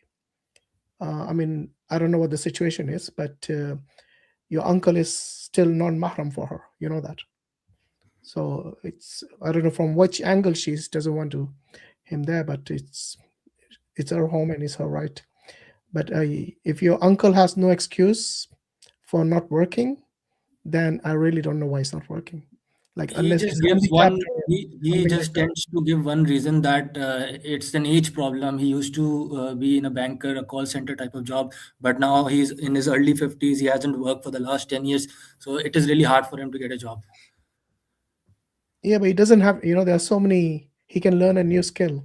He can work from home. There are so many. But he doesn't want to do that, and anyone tries to tell him that, he tells that you're young, you're not on my level. Yeah, You but can. so here's the deal, brother, and I mean this with all due respect to your late father. May Allah have mercy on him, bro. But we're not family therapists, nor are we counselors. Yeah. We can tell you things from purely from like you as our brother in Islam. And you're right in a sense that he may have some type of argument saying, "Oh, you're younger, this is that." But if somebody's a deadbeat, somebody's a deadbeat. I'm just gonna cut it. I'm just gonna cut it to you dry, dude. So, you actually, you don't have to cut ties with your family members, but you're also not in a position to provide for them either. Right? He's responsible for himself. He's responsible for his family from an Islamic point of view. Whatever you give to him, obviously, it's sadaqah. And the first portion of sadaqah that you should give is towards your family. But if it's causing like undue hardship, this is something that you should be visiting a local scholar for, and getting advice as to what steps to take in order to preserve and protect the sanity of your mom, because she has rights, you have rights, your sisters have rights, and we're not in a position to give you that type of a guidance. It's not everybody's a good dude. And not everybody is, gung-ho about doing the right things, as you can clearly see. If this dude, again, all due respect to him, was putting up an excuse for 10 years, he's probably going to put up another excuse for another 10 years. It's not your job to fix somebody mentally. Okay, no, I understand. I actually agree with all the sort of things that you are saying, and I've studied Islam about this, and you're correct in saying that. I just worry that how is Allah going to feel when I tell my uncle that you cannot live here, and how is my father going to feel when I eventually die and go to the Alam-e-Barzakh, and if Allah allows me to visit him or meet him, I'm worried that he wouldn't be so happy. Okay, so again, it's what's within your means. If it's within your means to be, that's why I said it's not about cutting bonds. It's not about cutting communication. It's about setting boundaries, right? So you have to establish that boundary. And at the end of the day, Islam doesn't say, "Oh, everything is fi sabilillah," right? Meaning like not everything now all of a sudden is sadaqah and fi sabilillah, and you don't have to go out there and fight for stuff. And no, it's quite the contrary. You have to struggle and do a lot of things constantly, right? If your intentions are good, meaning that you're setting your intention to please Allah subhanahu wa ta'ala, and you're making that disconnect in order to please Allah subhanahu wa ta'ala and not earn his wrath, then that's what you're going to go based off of. If your intention is, I'm doing this despite the uncle in some way, shape, or form, only you'll know that, right? So if your intention is, I'm trying to preserve my mom, I'm trying to preserve my sisters and myself, and this is literally, even though that it's a tough pill for him to swallow, this is the best possible thing that could happen to him. And I'm not going to cut communication with him. It's just that I'm removing something that is impeding on the rights of my mom or the rights of my family. And my intention is pure in order to help the guy out so that he can get that extra push to go and do the things that he needs to do, or find an alternate solution in a manner that's befitting towards, you know, his age and what have you, and cool. You shouldn't sit there and try to, and that's why I said, take this situation over to somebody that's a local scholar. It seems to me that your heart's in the right place. You're not a bad dude. You're actively seeking out solutions and stuff, but you can't let people be trampling on you or your family members or their rights just for the sake of having a fear of what Allah subhanahu wa ta'ala is going to do when you know that your intentions are pure. On the opposite side, if your intentions were bad, and only you'll know that, right? Like you and Allah subhanahu wa ta'ala know that, then you're going to have to answer for that. But this whole idea of like visiting, and what's my dad going to say, all that's secondary, dude. You got to worry about what's present right now. And, you know, so like right now, what's your mom saying? If your mom's saying, I'm uncomfortable, I'm this, I'm that, this needs to happen, then that takes priority. You know, your father has lived his life, and now his examination is different, right? So that's how I would look at it. I would look at it very realistically and pragmatically. Right? Yeah, good advice, Brother Muris. Your uncle has family? How many kids? He has two sons that are about 14 and 12. Okay, and his wife, obviously. So he's got a family himself. I'm surprised that he was depending on your dad. But anyway, I mean, well, like Brother Muris said, we are not family counselors. We are not qualified. It's above our pay grade. I know you were asking for our advice, but to be honest, you know your situation best. So what were you expecting from us in terms of... Actually, I'm really thankful. I am going to rephrase. I was not actually here to ask advice. I got my answer from Brother Muris. I really wanted to hear that, what he just said. And I'm really at peace with it, because he said it's all about the niyyah, the intention. And if my intention is at the right place, then I shouldn't be afraid of anything. And that is actually what is said in the Quran and the Hadith.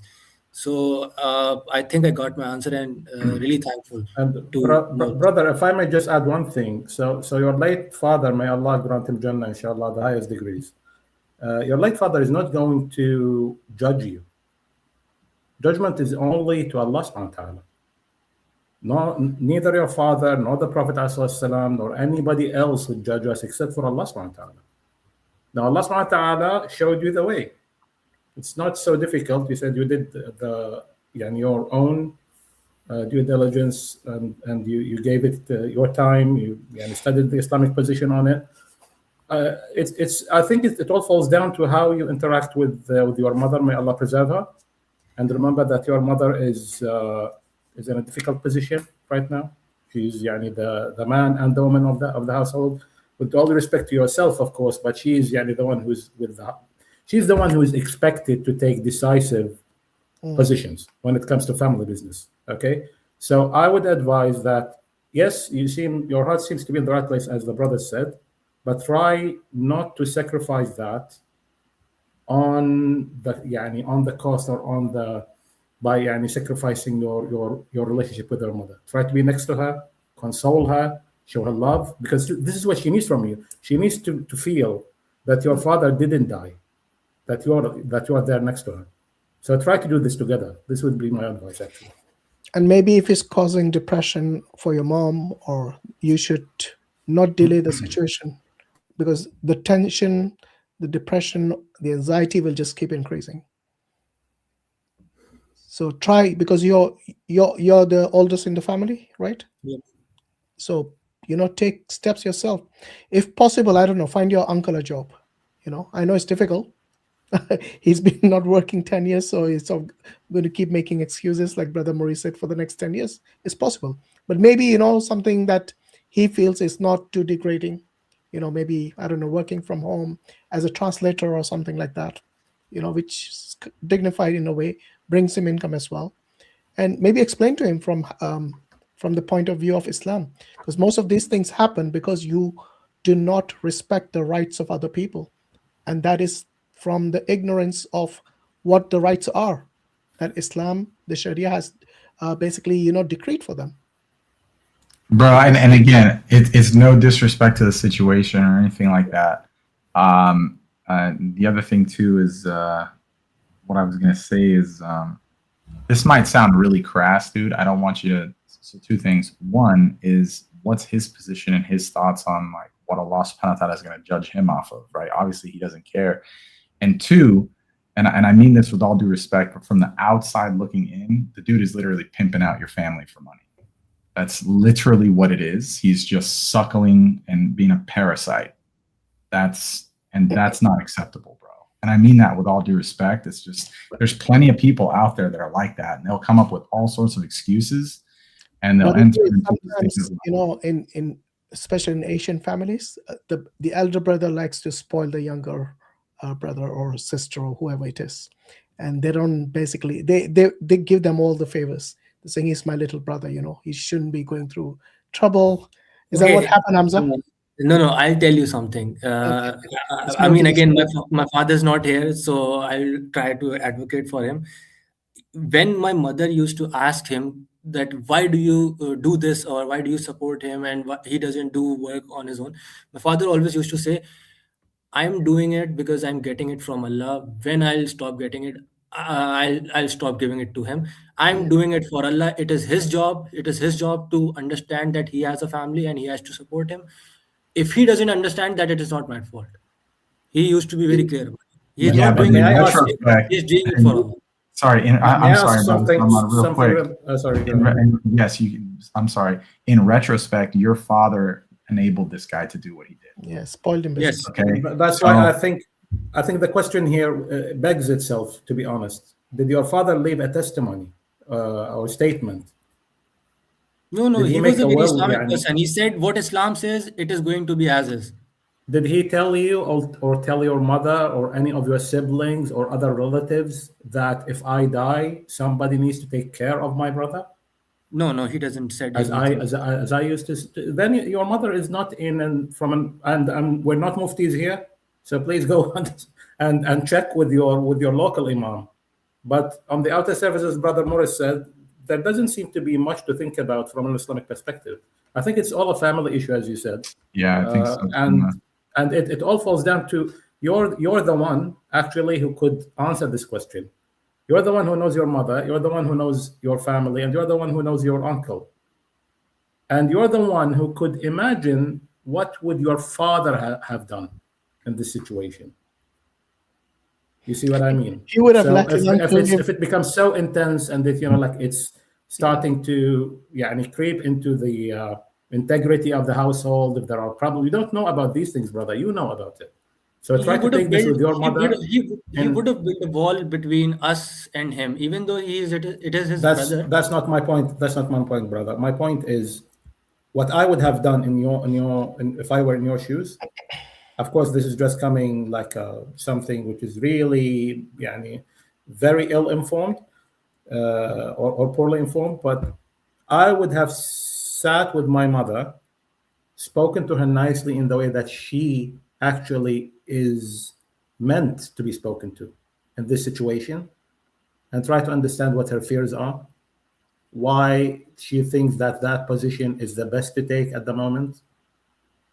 Okay? And if she is determined, then you have no choice but to do her will. And your mom is very generous to allow his family to stay, but not him. 100%. She's still very generous, definitely. Yeah, 100%.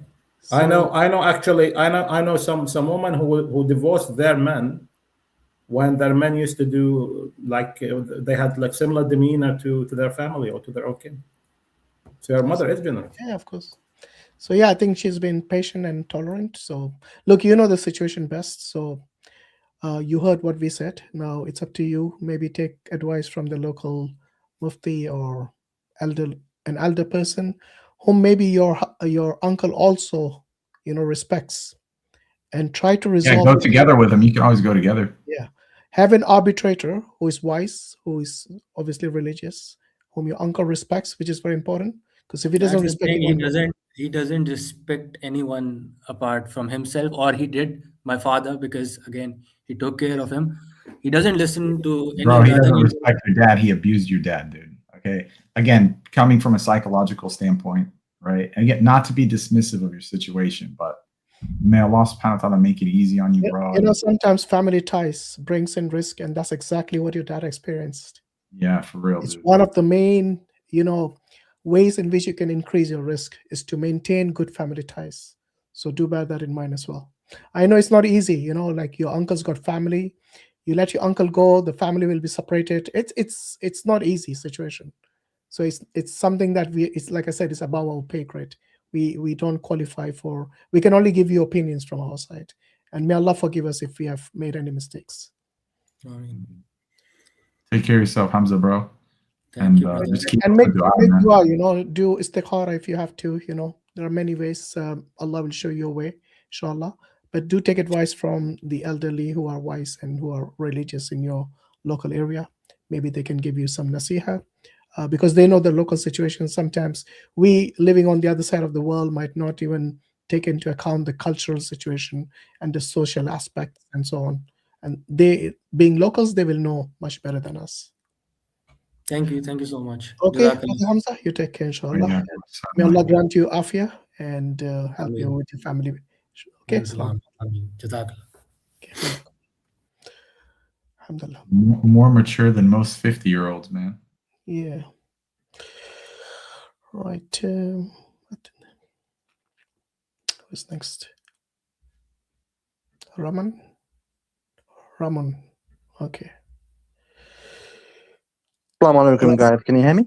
Yeah. Wa alaikum salam. Yeah, we can hear you. Go ahead. Good. So yeah, I just had a few questions I wanted to ask you. And obviously I know I was meaning to call you a couple of hours ago, but I just got a bit busy with the wife and kids, so I just thought I'd jump on now and hopefully it's not too late. So where do I start? So I'll give you a bit of background about myself first, because then at least that way I could paint the proper picture. Okay. So I used to be essentially a Shia Muslim. And then I started reading a bit about the religion. And after reading the Quran, I decided that some of the beliefs weren't quite true, or the stuff I was being told as a Shia, they weren't quite true when I read the Quran. So I basically changed some of my beliefs. But at the same time, there's one thing that's on my mind, which I can't quite get my head around.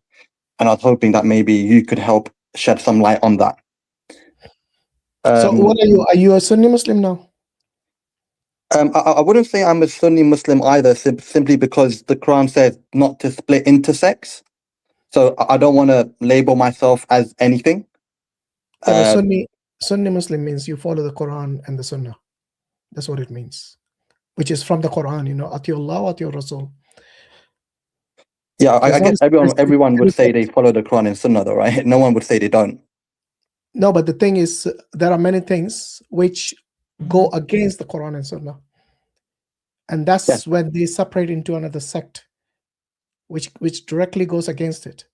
But anyway, look, I mean, if you consider yourself a Muslim, so are you saying you're not a Shia anymore? You're just a Muslim? Is that what you're saying? Yes. Okay, that's fine, no problem. Yeah, go ahead. Yeah. Yeah. So the question I had was, when I read the Quran, right, there were loads of ayahs that I came across when reading the Quran, which basically suggested and implied that Prophet Muhammad, peace be upon him, the only miracle that he had was essentially the Quran, and that he wasn't essentially given a miracle outside of the Quran that was revealed to the people during his lifetime. And I'm having trouble reconciling those ayahs that tell me that against the hadith, which obviously tells us that Prophet Muhammad, peace be upon him, did have miracles that he showed to the people during his lifetime. Mm-hmm. You heard of this moon splitting? Yes, the Surah Qamar, right? That's in the Quran, yeah? Would you not consider that to be a miracle? Yeah, so what the ayah there... Can I ask you a question before you go deep into it? While you are Shia, isn't there in the Shia traditions about many miracles Prophet Muhammad has done? Or are there total absence?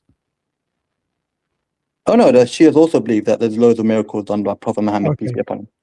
Okay, so it's not just the Sunni Hadith literature that you have issues with apparently now, but you're saying the Quran apparently denies Prophet having any miracles.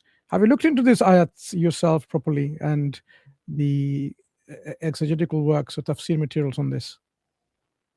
I've looked at the Quran, but the reason I wouldn't say I've looked at the tafsir so much is simply because, again, from my background, is that when I used to read the Quran, I used to go to the Shia scholars and say this goes against the Shia teachings, and they say, oh yeah, you have to go to the tafsir because we'll explain that to you. And I didn't want to go down that route because their tafsir basically said something opposite to what the Quran was saying. So I'm the kind of person who just wants to read the Quran and understand it, and it's quite a straightforward book. It's not really that complicated. So the ayahs, I think, were quite self-explanatory in that case. So how do you understand Assalamu alaikum? How do you understand سبحان الذي أسرى بعبده ليلا من المسجد الحرام إلى المسجد الأقصى? الإسراء, the ascension to heaven. Yes, so or the that night journey happened, and then and that I believe was a physical ascension to the heaven. But I guess the claim that I was making was there wasn't a miracle that the people witnessed around Prophet Muhammad, right? So if the Prophet ascended to the heaven, but no one around him saw that ascension, then from their perspective, it's not really a miracle, right? So there was no miracle shown to the people of his people. That's what I'm trying to say. Could you just guide me through, because I'm not understanding your perspective. So you're saying that Allah subhanahu wa ta'ala is mentioning it as supernatural phenomenon that happened. He's mentioning it to the people, and we have tradition actually that both in Shia and Sunni, by the way, it's not only for Sunnis, that he witnessed the people that were lost in the desert, and he told them when he was hovering in the sky, he told them where to find their lost camel. Yes, so that's my point, right? In the Quran, it doesn't show that God showed that miracle to the people, right? The so people. Hold on, you're saying No, you but only my take question, the testimony of sorry. the Quran, you don't take testimony from the Hadith. Is that what you're saying? No, I take testimony from the Hadith, but as long as the Hadith is aligned with the Quran. But because there are so many ayahs from the Quran that shows that Prophet Muhammad wasn't given any other miracle apart from the Quran to show his people. Let's go through each of these ayat that you've seen. We've seen this before. These are the Christian missionary propaganda. So let's go through some of these verses or ayat that you've seen, and we can clarify each one in turn, and showing you how the Quran does not deny the miracle of the Prophet ﷺ. On the contrary, Quran establishes that he's been endowed with miracles, and they called it sorcery or magic or sihr. That was their explanation. So bring your ayat that you've seen, and we can clarify those, because we can only deal with what you've seen in the context of your discussion.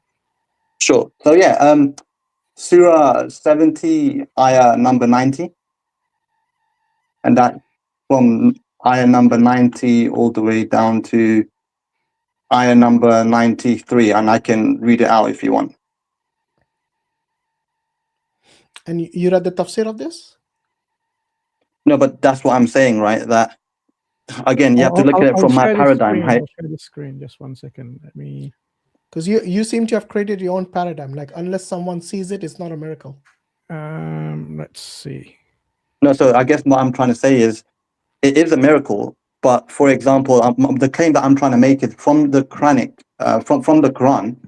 The Quran was the only miracle that would reveal to the people during the lifetime of Prophet Muhammad. Okay, that brother. was a miracle. His companions and Let's people around clarify him never saw a miracle apart your from the Quran. That's the claim. misconceptions, brother. Where's that coming So from? in the Quran, which of this ayah indicates that he hasn't got any miracles? First of all, was he given any miracles from what you understand from the Quran? The Quran is the only miracle he was given, yes. Okay, the Quran is the only miracle. Fine. Okay, so let's deal with yours, and then we'll give you the positive ayat in which the miracles are mentioned. But we can deal with the ones you think which denies the miracle. So this is Surah Al-Isra, Surah 70, ayah 90. Yeah? Yeah. And then tell us where you think which part of the ayah tells you that he didn't do any miracles other than the Quran. Sure. So this one doesn't say there was no miracle apart from the Quran. This one just says there wasn't a miracle, full stop. Where does it say there wasn't any miracle? This So they one say- simply says, we would not believe. They challenge the Prophet, yeah, وَقَالُوا لَن نُؤْمِنَ لَكَ حَتَّى, unless you do what? Cause a spring to gush forth from the earth for us. So this is a specific challenge that they're giving to the Prophet. We want this specific miracle. Exactly, isn't it? Yes. So do you think this is how the prophets give miracles, according to the Quran that you've read? That people say, I want this miracle. I want you to turn me into a potato and see if you can, then I will believe in you. Is that how it works? No, but I guess the point I'm trying to make is No, not your point. Firstly, we are establishing whether any of the ayah that you see denies the Prophet ﷺ performing miracles, or is he only saying that whatever they demand, they are not going to get those miracles performed because Yeah. they want those miracles. Yes. So these people were asking for doing X, Y, or Z. That's what the next few ayahs say, right? It wasn't just this one. They say do this miracle, or this miracle, or that miracle. Yeah. And then what God says in palm ayah trees and vineyards, 94 is that he says, and what does it say? So all of this you can do, and what does Allah say at the end?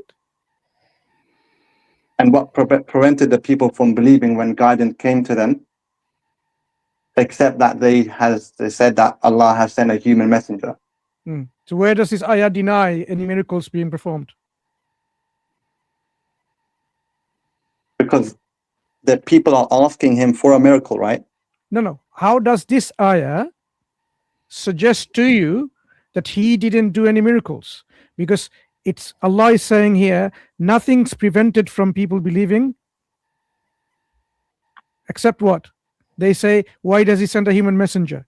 So how do you connect someone as a human messenger and not be able to perform miracles? Because these people will only be asking Prophet Muhammad, peace be upon him, for a miracle if they weren't given one, right? Brother, the splitting of the moon is in the Quran. Not Do you to recognize that? disrespect at all. In this ayah, their excuse is, we would not believe until there is a non-human messenger, right? Isn't that what the ayah is saying? That why has Allah sent a human messenger? Now, what does the human messenger do? Does it say he cannot do miracles? Where are you getting your conclusions from? You read set of ayah, they demanded, we want this, we want to see this, we want to see this. And then this ayah, where does it say that no miracles will be given to you? Okay. So maybe that ayah isn't as clear. Could I maybe bring up another one instead? No. It's not anything you suggest. It's not about us clear. It's not anything you suggest. You're just drawing a conclusion which is not warranted or justified. You have to read the text and understand. Look at the logical flow of the text. How do you get from this ayah that it is denying any miracles? Okay, so It's talking about their protest. They're saying, before you move that's what I'm saying. So that's Sorry, what I'm just saying. before Right? you So move let's on go- to another attempt to try and prove this point, think very carefully. The splitting of the moon is explicitly mentioned in the Quran, brother, we will go there. That is Inshallah. another miracle. We will So go if there. there is therefore more than one miracle. So rather than keep going on this, you're trying to prove an inconsistency in the Quran. That's what you're trying to do. So Brother Islam, I would just mean, advise against it. We will say, we will go through the positive miracles. Everyone wants to say it, inshallah. Let's get clarification for the brother here about the doubt that he has that there are ayat which talks about no miracles. So number one ayat that you brought into the table, it doesn't support what you think it does. Okay, what's your next example? Surah 13, ayah 7. Can I just add, before we go there, can I just add one thing in this last verse in 94? Yeah. Because there is an exquisite case of exception. That this they didn't believe, except for that the messenger who was sent to them was not an angel. Even though they asked before about, making a fountain of water gushing forth from the earth. So what does that tell you? You still didn't answer the question. Shifting the There's an goalposts. exquisite exception, which leaves no doubt whatsoever that actually what they asked for happened in many ways. Yeah, so like I said, maybe the ayah I showed wasn't the best one. Okay, so let's go to the other ayat then. No, it was counterproductive. But yeah. Okay, what other ayah? Which one? Surah number 13? Yes, Surah 13, ayah 7. Ayah 7. Okay, so here it is. And those who disbelieve say, why has a sign not been sent down to him from his Lord? You are only a warner, and for every people is a guide. So where is it denying no miracles?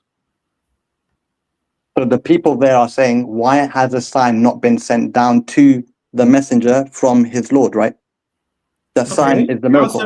The answer is at the end of Surah Al-Ra'd, the same chapter. Yeah.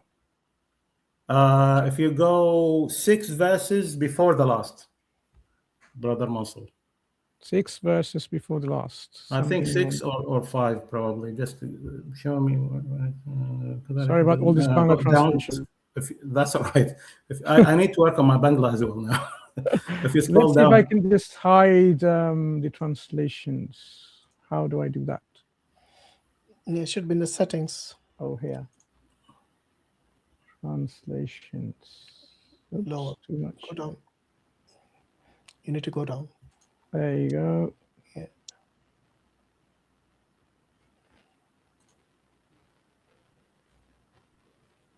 And if I stop all of these, that will help. Okay. Okay, this one. The one, yeah, scroll up. There you go. There you go. They asked for a verse. The verse came to them. We have certainly sent messengers before you, O Prophet, and blessed them with wives and offspring. It was not for any messenger to bring a sign without Allah's permission. Every destined matter has a set time. So, with Allah's permission, the sign comes, the miracle comes. So it was only telling them that you are not in a position to dictate to Allah subhanahu wa ta'ala what signs He would reveal to you. So this ayah you're presenting here said it was not for any messenger to bring a sign without Allah's permission, right? Yes. Right? So Prophet Muhammad won't bring a sign unless it's with Allah's permission. Yes. That doesn't prove he brought a sign. It does. It does, because what was the request in the first verse, in verse 7? And by the way, it's not only in verse 7. The same verse he brought is repeated in 2 pages after it in Surah Al-Ra'd. Alhamdulillah, I memorized Surah Al-Ra'd the other day. Completed memorizing. Which one, brother? If you go to 7 and then you go to let me bring my Quran. So can we go back to the ayah that I was referring to, just so I can make sure we're all on the same page first, right? Yeah. So here. So what I'm saying here is those who disbelieve say. Let's go through this ayah. So they say, those who disbelieve, why isn't there any signs from his Lord, right? Sent down to him, right? Yes. And then 27. And what's the response? Does it say no signs will be given? No miracle will be given? So this is the question. And what's the response? That he's a warner, and for every warner, every nation, there is a guide. And it's repeated. The same verse is repeated in 27. If you So from that ayah, before we move on, I just want to make sure, right? So there's people. Hang on. Just let Brother Mansur show us 27, please. No, I just want to make sure that our understanding on ayah 7 is the same before we go on to 27, right? Because I feel like that I'm going to show you. The same verse, I'm going to show you the same phrasing. They're quite close to one another. I'm just telling you that they kept repeating this request. In 27, what does Allah say? Same thing again. The disbelievers say, if only a sign could be sent down from his Lord. Allah says, say here, Inna Allah yudillu man yasha wa yahdi ilayhi man anab. Allah leaves to astray whoever he wills and guides himself to whoever turns to him. And then he tells you about the characteristics of the believers, and then he goes on to tell you about how guidance. Hang on. Could we just go back to the ayah you showed? Brother, wait. You asked a question. You asked a question. Just show some patience. Okay. So he tells you the characteristics of the believers, and then after it, he goes on to tell you about how the guidance comes only from Allah subhanahu wa ta'ala. If Allah subhanahu wa ta'ala had wanted, he would have guided all mankind, and so on and so on and so on, until he comes to 38. What does he tell you in 38? That signs come only by the permission of Allah subhanahu wa ta'ala. And this is not only with you, O Muhammad, peace be upon him. This happened with all the messengers before you. So just because God is saying in that ayah, that's what I'm saying. This is what he calls singularity for takhsis ala wajh al-ta'mim. So basically he's taking the word for one messenger, meaning all messengers. وَمَا كَانَ لِرَسُولٍ. So no messenger would ever be able to bring any sign except by the permission of Allah subhanahu wa ta'ala. So what does that tell you? And we say in Arabic, الَّبِيبُ بِالْإِشَارَةِ يَفْهَمُ. That you have to understand what the chapter is talking about. You don't just go and cherry pick verses just to find flaws. That's not a scholarly approach. Okay.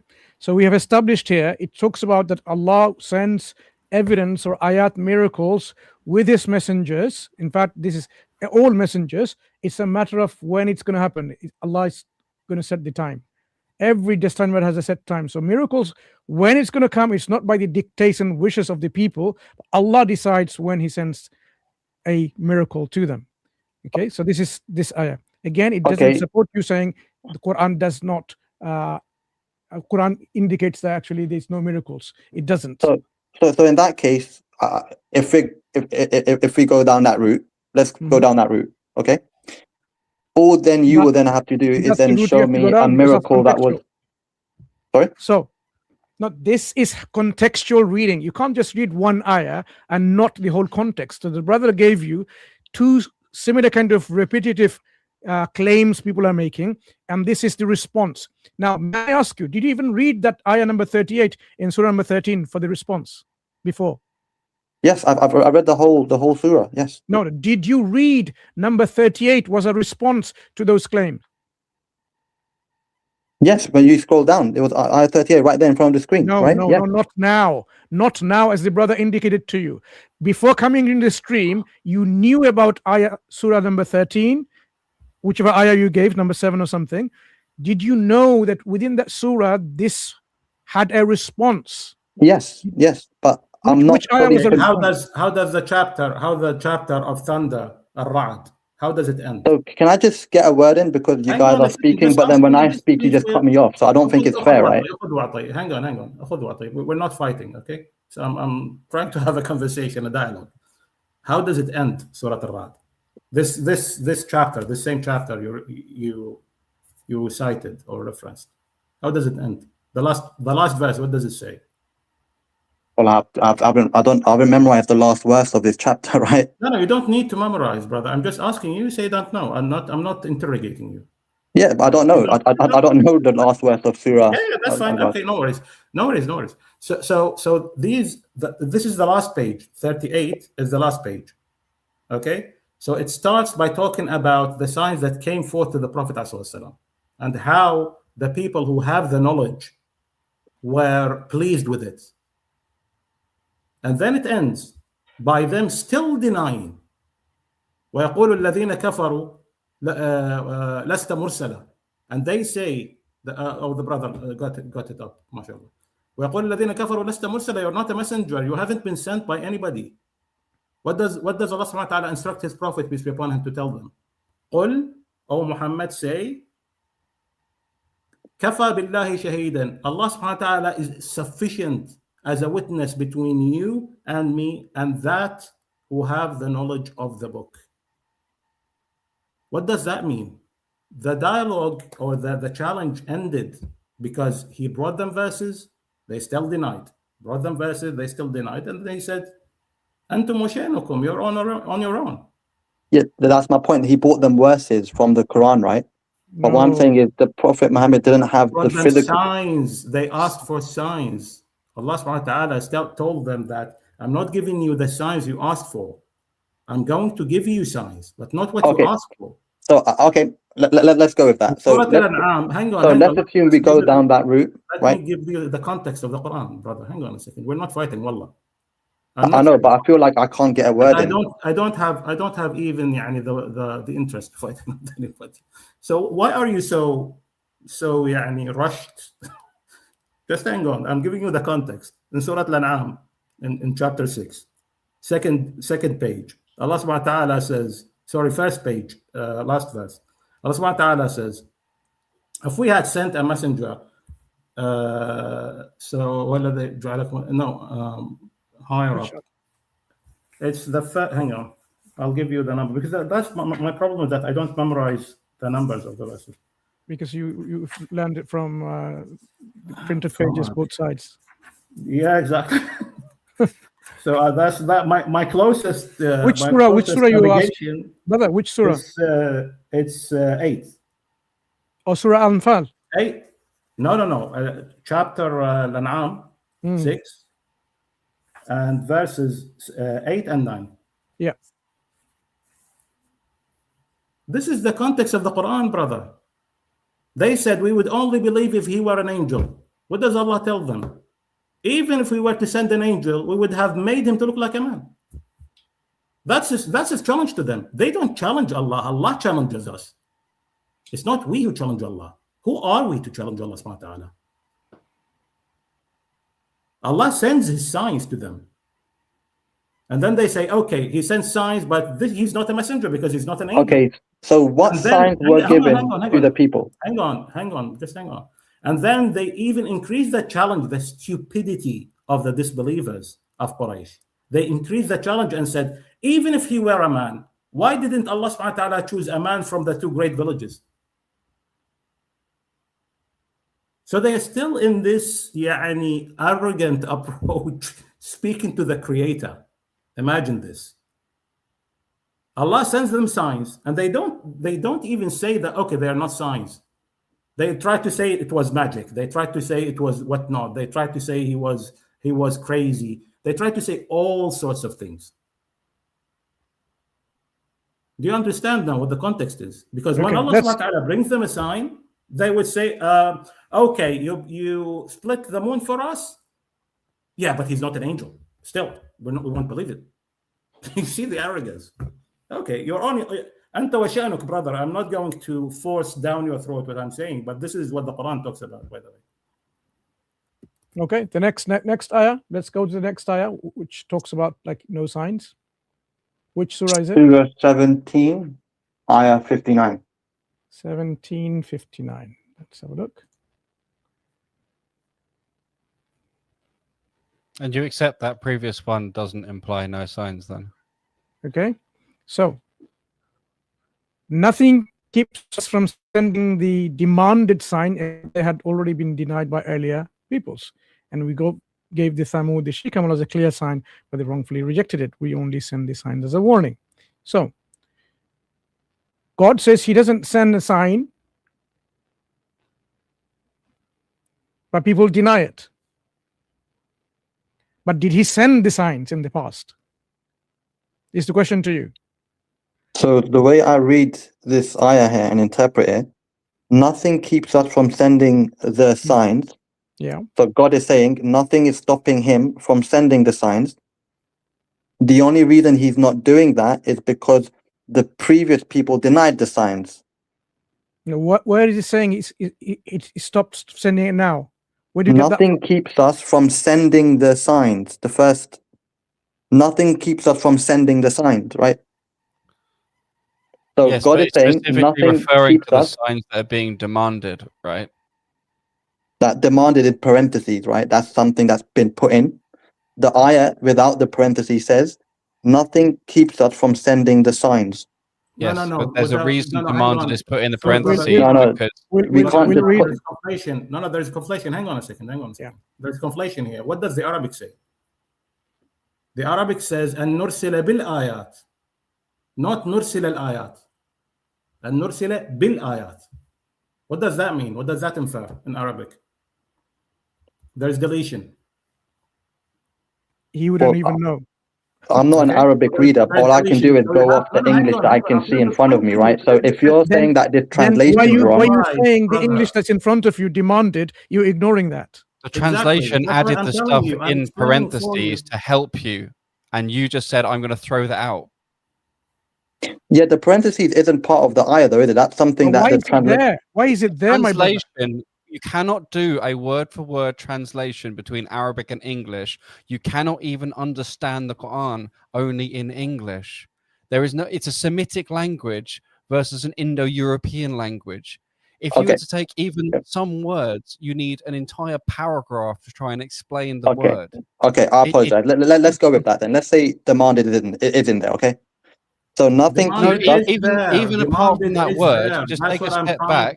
Listen, I'm conceding to the point. I'm conceding and I'm saying I was wrong. So let's go with demanded. So let's go with that now, right? We're moving forward, right? It's not even about that word at this point. It's about the fact that you think you can challenge the understanding of the Quran based only on an English translation. This is not even. It's basically a mini tafsir. It is not the actual Quran. Okay, so but brother, here's the thing, and you have to understand my paradigm here because it's really important, right? Because what you're saying here about the Arabic, just reading the English, we can't go off on it.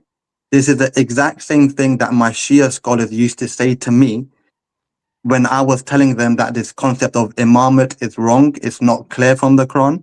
So when you say the same thing now, from my paradigm, you can see why I'm not convinced by that. Do you see where I'm coming from, right? So you have to understand from my paradigm. I'm sorry, I'm an English speaker myself, but you have to have humility with the language of the Quran. You have to. You cannot just read an English translation and decide that you're going to work off and you're going to figure out what's going on your own, with just an English translation.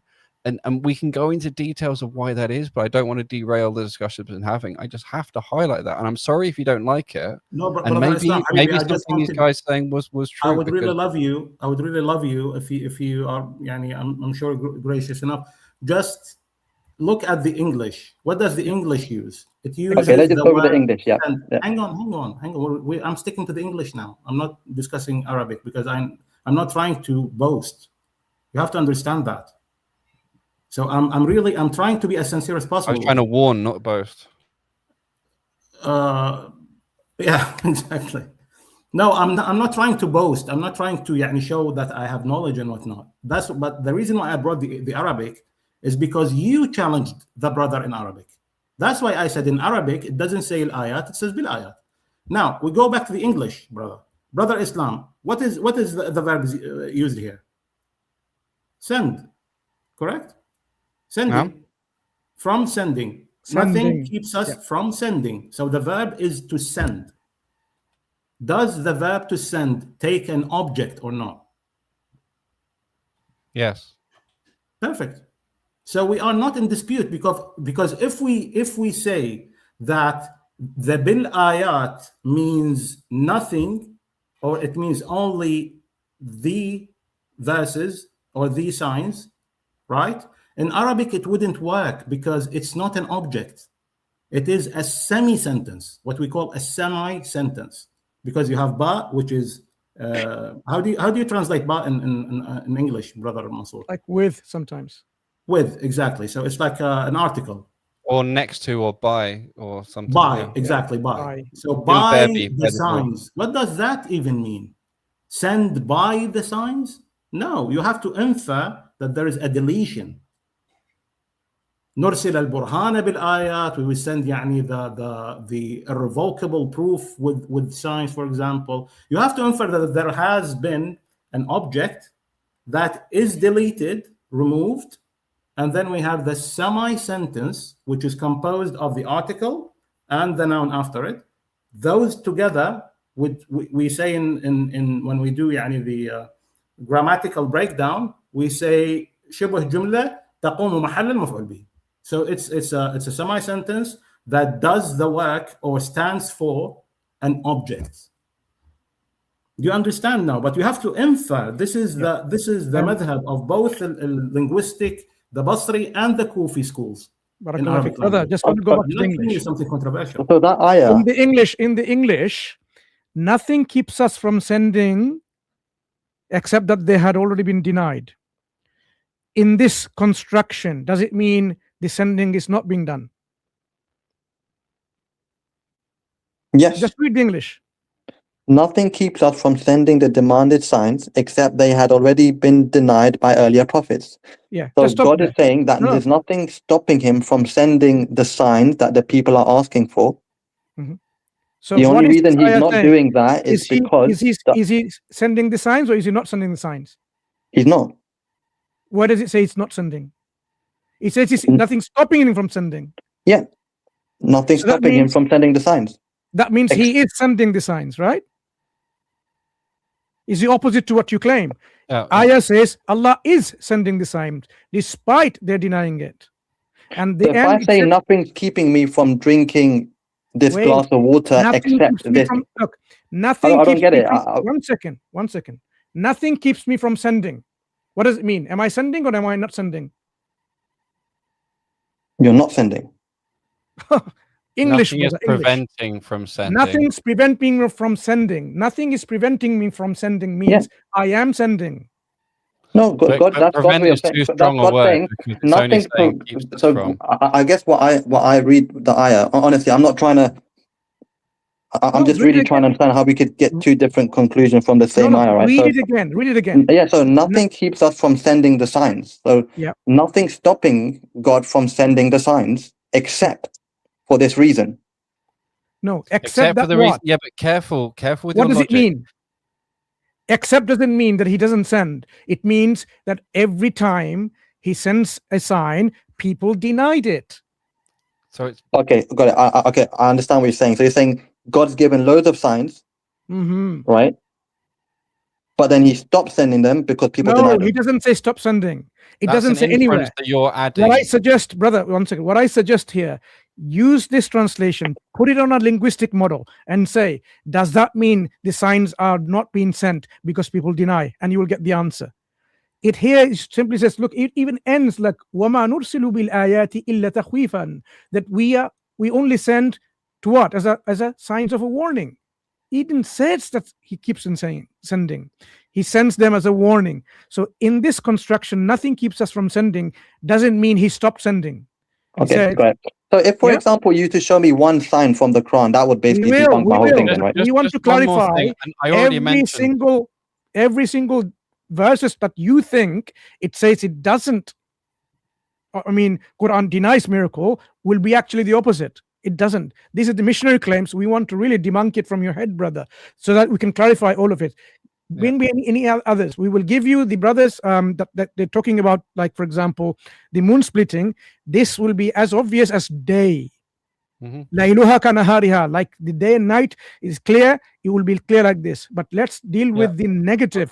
One other thing to say about this ayah as well is, even if we were to grant the way you're reading it, which I don't think is a fair reading, it's certainly not a strictly logical conclusion.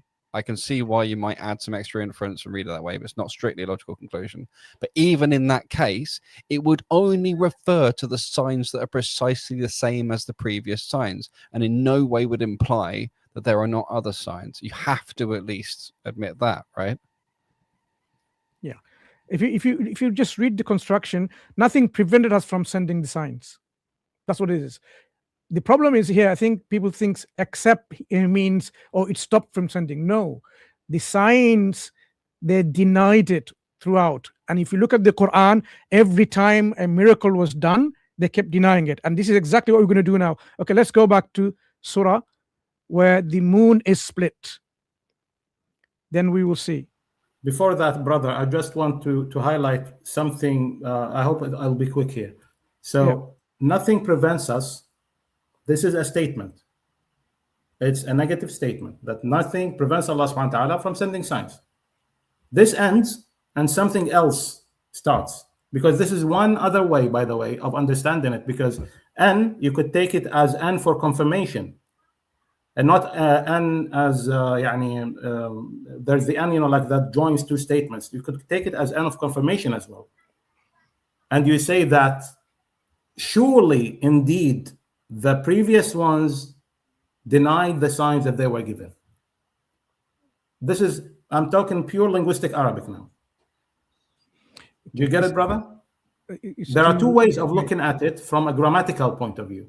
Either you say that the N is a tool of joining two sentences, or you say that it is N al-mukhaffafa, which is the light N of Anna. Okay. Too technical. Yeah, I can see the angle that you're. I can see the angle that you're coming from. It's just that if I say, for example, there's nothing stopping me from going to the park except for X, Y, or Z, then I would just naturally conclude I'm not going to the park for that one reason. No. I don't get it. But yeah, you're saying that, brother Mansur. So you're saying actually, in your understanding, you're saying that Allah subhanahu wa ta'ala, astaghfirullah, was prevented. Who would prevent Allah? Are you saying? Brother, no, I'm saying that he himself decided not to send signs. Are you saying that Allah says in the Quran that he was prevented? Not send. Brother, I think the problem is the English translation here, that he thinks except means, look, nothing prevents me from going to the park except that people just laugh. Does that mean I'm not going? Yes. No. Nothing prevents me going for Speaker's Corner except that I'm autistic and it's too loud and very frustrating. Yet, I still go there. Just not all if you had that last bit, I still go there. Fine. But I only have to add that clarification to someone who decides that they're going to make an assumption and declare what I mean and what is implied by that. It doesn't carry natively the implication. If it did, then the extra bit that I put on the end would have been a contradiction. But it wasn't a contradiction. It takes from the set of options of what it could have meant and makes it more explicit. But the rest of the context of this ayah has already made it explicit. And Brother Islam, there's something, just let's dissect his understanding a little bit. He's actually, he understands it in the following way, that Allah subhanahu wa ta'ala was prevented from sending the signs because people disbelieve in it. That Allah is actually, astaghfirullah, making this statement that he was prevented by people. I don't think that's what he intended to say. I appreciate that comes from what he said. Brothers, both of you brothers, please. Okay, let's not make it too complicated for the brothers. So, in line with I.Hakim, so in the context of this ayah, Allah does then continue saying, "Wa'atayna," we gave Samud this miracle, and we keep sending. Look, وَمَا نُرْسِلُ بِالْآيَاتِ, we send the signs as a warning. So the positive case, like, and I go to Speaker's Corner, just a similar kind of construction, God keeps on sending the signs. So I think this is quite clear. You can think about it, put it in a chat GPT, whatever, and then it will give you the answer. It doesn't mean that. Okay, now, this is the positive evidence, and I want you to really focus. So here in Surah Al-Qamar, the hour has drawn near and the moon has been split into two. Okay, this is already one shaq al-qamar. This is in past tense. Okay, focus on this one here. Whenever they see a sign, they reject it. They turn away. And they say this is mustamir, a magic, old magic. Why is this ayah here? Moon has been split. They've seen it. And what was their reaction? This is magic. Why are they saying this is magic? Yeah, so the first they rejected the truth. Look, وَكَذَّبُوا, they rejected. وَاتَّبَوْا أَهْوَاهُمْ, and they rejected and they followed their own desires. So They turned away, they called it magic, and they rejected it. Why did they call it magic? Yeah, so the first ayah there says the hour has drawn near and the moon was split in two, right? Moon is split. The moon was split, yeah, in two, right? Moon split, split, right? One shaq al-qamar, the moon Yeah, split. that's what I just said. But I mean, we're saying the same thing, right? Right. So Yeah, they have so seen it. When they see an ayah, when they see a sign. Wait. Let's go back to the first ayah. The hour has drawn near, right? Every time the term the hour has been used in the Quran, which is about 50 times. Oh, now you're going to do another exegesis about the hour. Can you let me Focus finish on, my point? Can you let me finish at least? No, I'm not going to let you I haven't finish. even finished my I'm statement. not and you're... interested in every time. I want you to focus on this.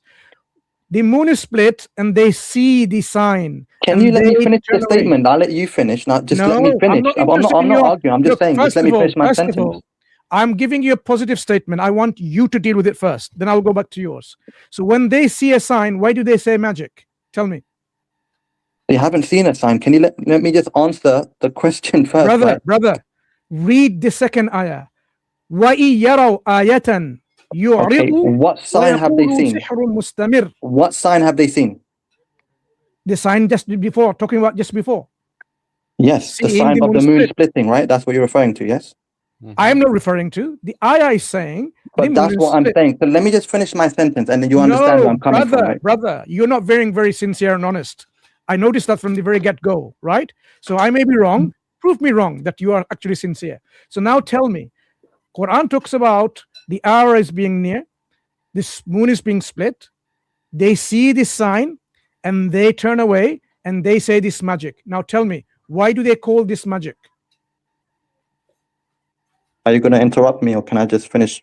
I want you to answer my question, then I would not interrupt. The moment you talk about bananas and football, I will interrupt.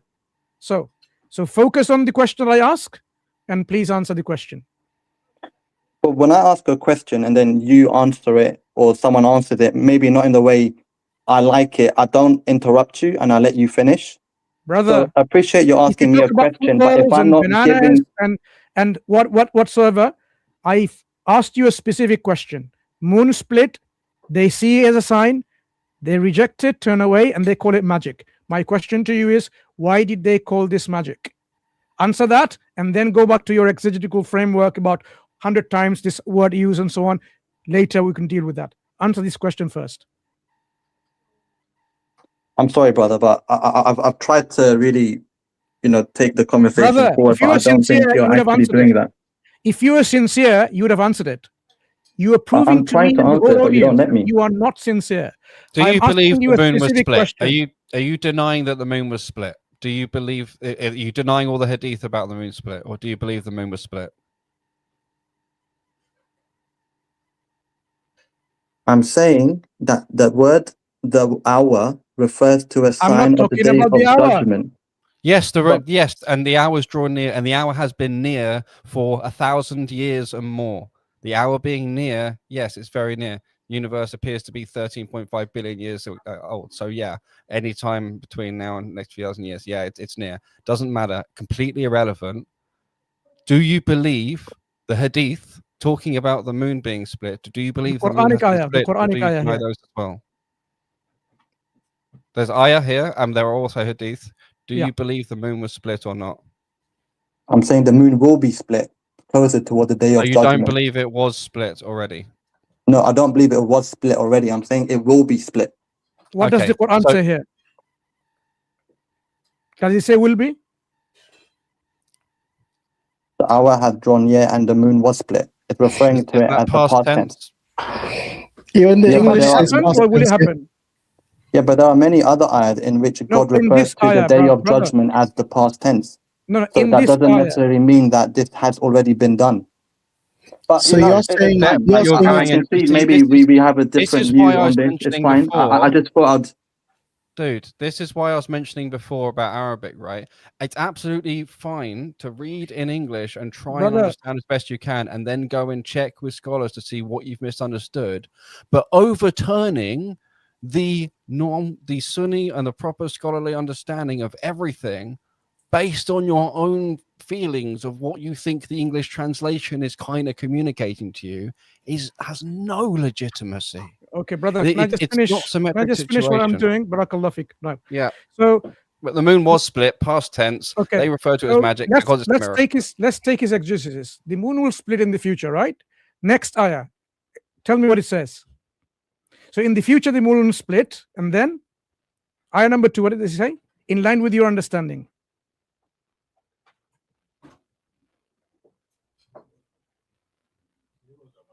What happened? Has he left?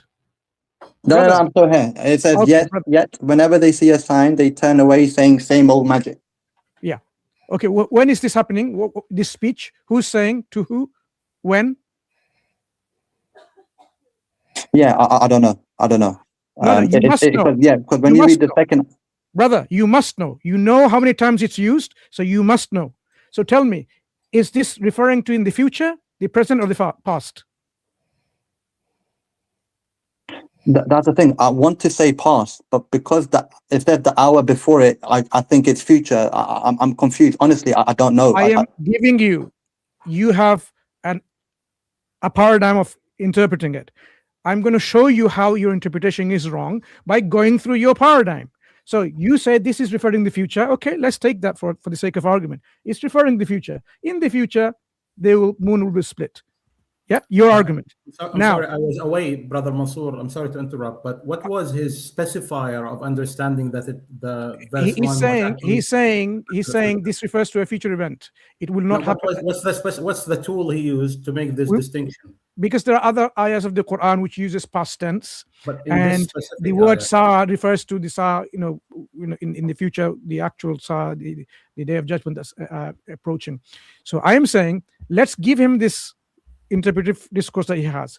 Let's go to the second ayah and the third ayah. He needs a specifier first. He needs a mukhassis Brother, in order to understand. He will not understand your technicalities. He doesn't understand Arabic language. So all of what you're going to explain is not going to work here to him. So let's go through his English language exercise here. The second ayah says, when they see, this is in present tense. Who are they? So the event in the future, but this talks about in the present, and they actually say it. This is magic. And then look at the third ayah. وَكَذَّبُوا وَاتَّبَعُوا أَهْوَاهُمْ, and they reject and they follow. This is in the past, meaning they're actually, while they're saying it, they are denying it. Who are these people referring to? Look, and it continues. Yeah, I know. So basically, everything you're saying, I get it. It makes sense. If, for example, you know, the two words in the beginning of the ayah weren't there, the hour, I would say, yeah, you know what, it happened in the past, people saw it, they rejected it. With the term the hour there, I find it hard to believe that it already happened. So when the Quran says, اقتربت الساعة, the hour has drawn near, I.Hakim explained to you quite eloquently, this is happening now because compared to billions of years of our history of the creation, the hour is actually quite near. This is what all the examples the Prophet ﷺ gave in terms of the major signs and the minor signs. If you think hour means like 24-hour clock or something, that's not what it's referring to. This is referring to the future is already happening. So, these are the signs. One of the signs of the day of judgment is this X, Y, and Z, and this is already a part of it, where the moon is split as a magic. The last prophet has come. After the last prophet has come, this is itself a sign that the world is coming to an end not too long. Now, how long? We don't know. No one knows except Allah subhanahu wa ta'ala. If you go in the Quran, you will find every miracle that like Musa alayhi salam or Isa alayhi salam has done. I'm going to show you some examples. This is precisely what was their response, so that you understand why when we talk about the language, you use like this. So if you go into, for example, brother, 10, Mansur, 20, sorry to interrupt. Brother, I will come to you, inshallah. Just to help this. No, but when he talks about the Sa'ah, as we're talking about Sa'ah, just show him in Surah Al-A'raf 34. Or Surah Al-Anbiya, first verse, 21:1. 34. So what do you want to say, Brother Salman, here? So what I'm saying here is that is the exact same word. وَلِكُلِّ أُمَّةٍ أَجَلٌ, for every nation there is a time And if when that time comes, I'm just saying it in layman English. Yeah. Okay. When that time comes, they would never be able to postpone for 1 hour, ساعة, ولا يستقدمون. So it's not universal, as you say, that the term hour refers to the day of judgment. It's not universal, brother. In fact, if you look at Surah Al-Araf, it says the exact same word, اقترب للناس. So sorry, just on this ayah, you're saying that the hour is also used, right? Yes, hour, but it doesn't talk about the day of judgment. It's not talking Where about does it say the hour? لا يستأخرون ساعة ولا يستقدمون. This one the brother is pointing out. So sa'a means hour. Pointing to. Sa'a is the same. اقتربت الساعة. This is the same. This is indefinite form. The other one was the definite form. Like that has L. يعني the THE. An hour. So let me just go and show to you in terms of what I was referring to. 1076, Surah Yunus 76. Look at the response to Musa alayhi salam. فلما جاءهم الحق من عندنا قالوا إن هذا لسحر مبين. Right? And then this is what Prophet Musa alayhi salam said. So every time when Allah sent a messenger with his signs, look, we sent Moses and Aaron to Pharaoh and his chiefs with our signs, right? When the truth came to them from Allah, they said this is certainly pure magic. So when they saw the signs, the miracles, the ayat, they say these are evident magic. When the moon split, the same reaction, magic. Let me show you another example, 27:13. He probably doesn't know what the signs that Pharaoh okay. was showing. The signs but these are signs from the previous prophets, right? Brother, focus on what I'm saying. Look, this is فَلَمَّا جَاءَهُمْ آيَاتُنَا مُبْصِرَةً قَالُوا هَذَا سِحْرٌ مُبِينٌ. When our signs, when God's signs came to them, what was the response? This is sihr mubin, magic, pure magic, clear magic, evident magic. So every time they saw a miracle, their response was that what? Oh, I believe and so on. The people who didn't want to believe, their response was, this is pure magic. This is an example where about the stories of Musa alayhi salam. Let me give you an example of Isa alayhi salam. Surah number 5, ayah 110. And let's see. I know there's many miracle that the previous prophets did. Brother, listen. And which other people said, oh, this is Please, just brother, please. Let me make my argument. Look, when Allah will say, so this is what, look, here. When you came to them with clear proofs, signs, yeah, look, ayat. إذا جئتم بالبينات. All of this, فقال الذين كفروا منهم إن هذا إلا سحر مبين. So even Isa alayhi salam, when he came with clear evidences, right, they said this was clear magic. So when we go back to Surah Al-Qamar and we see the moon is split, they see it and they say what? They turn away. Sihrun mustamir. Same reaction, magic. Why do they say magic? Because they saw something they could not explain, because it's a miracle. They could not just simply explain it rationally. That was their understanding of how to justify their rejection, saying he's a magician doing magic. Why did they call, question to you, my dear brother, why did they call Prophet Muhammad sallallahu alaihi wasallam a magician? Because every time he would reveal an ayah of the Quran to them, they'll say it's magic. No, not an ayah. A magician. A magician doesn't just recite an ayah. So which ayah in the Quran says that they refer to the Prophet as a magician outside of him revealing the Quran? Look, I'm saying yes. Which ayah? I'll bring you the number. I'm going to say. Inshallah. Because every time the disbelievers said to the Prophet that he's a magician, that was because he revealed an ayah of the Quran to them. No, not because of that. Because it's not just ayah is they considered magic, but what he actually brought. Right? Look, this man is clearly a magician. Why did they say that? قال الكافرون إن هذا لساحر مبين. They called him a magician. They said he brought magic. There's various ayahs in the Quran that indicates they just could not simply accept him and the works he do. So when the moon is split, they called it magic. So for this ayah, they're calling him a magician. Yes, it says that at the last bit of the ayah. Indeed, this man is clearly a magician. And you're saying they're saying that he's a magician because of a miracle he's shown, right? No. Why did they call him a magician? Question to you. That's what I'm saying. Okay, is it astonishing to people that we have sent revelation? Yeah, because there we go. It says there that God sent revelation to Prophet Muhammad, which is basically the Quran, right? That's the revelation, right? And when he recites that to the people, they say you're a magician because of that revelation. Surah Sad, verse 4. Wait, just stay on this one for now, right? So can we agree that for this, saying that brother, they called him a magician because they could not explain the Quran. This is what you are saying. We agree. Yes. They called the Quran magic. Yes, but the Quran is not the only magic they accepted as a magic. Okay, so which other ayah shows that they call him a magician because of another miracle outside of the Quran? I guess that's the question, right? Brother, what I'm saying, they called him a magician, the Quran as a magic, as well as the things that done.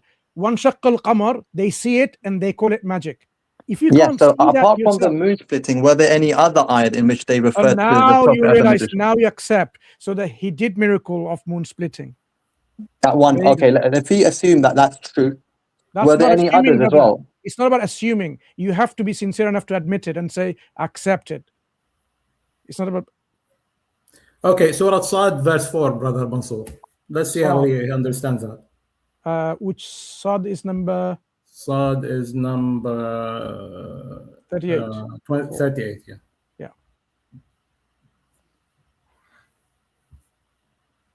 So they were astonished that a warner has come to them from among themselves, and they said, this is a magician, a total liar.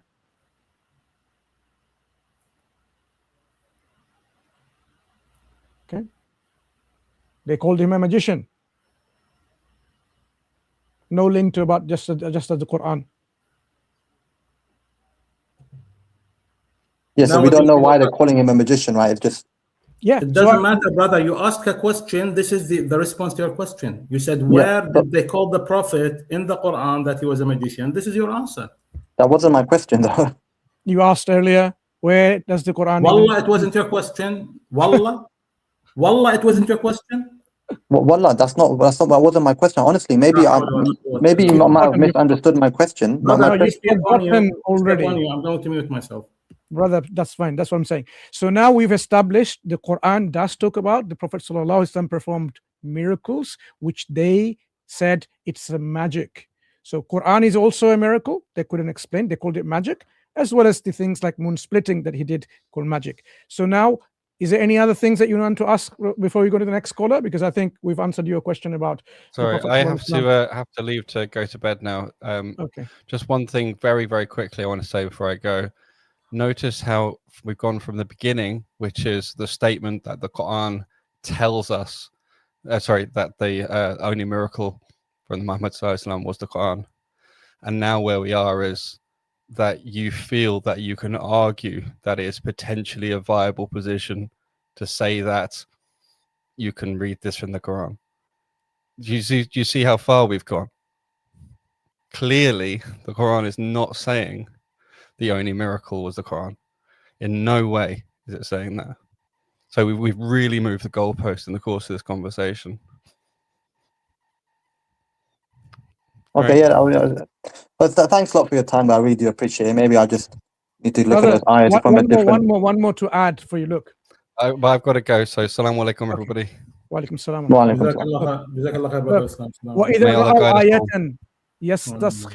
Whenever they see a sign, they make fun of it, right? وَقَالُوا إِنْ هَذَا إِلَّا سِحْرٌ مُبِينٌ, and saying this is nothing but pure magic. So as you can see, when they see a sign, not when they hear a sign, when they see a sign, وَإِذَا رَأَوْا آيَةً, right? So now you can see clearly They are talking about these miracles which they witness, not what they just listen to the Quran. This is referring to other signs which they see. وَإِذَا رَأَوْا آيَةً يَسْتَسْخِرُونَ وَقَالُوا إِنْ هَذَا إِلَّا سِحْرٌ مُبِينٌ. So this is in Surah As-Saffat, ayah 14 and 15. Go and read, brother. Don't be deceived by what you read in the internet by Christian missionaries and so on. Quran is quite clear in terms of what the Prophet ﷺ had did. They called him a magician because they could not explain his miraculous acts that he's done in terms of delivering the Quran as a miracle, as well as the other things he's done. And Hadith has authenticated miracles in terms of what he has said. Of course, Quran doesn't deny the miracles. That was one of the things that people bring. Oh, Quran denies miracles, which you've went through. So they have no case. And the Quran is now quite clear that this is what is miracle, the ultimate, as well as other miracles that Prophet ﷺ has done. Okay, brother, you take care. And inshallah, hopefully this would have clarified your questions that you had. Thank you very much for your time, guys. Thank you.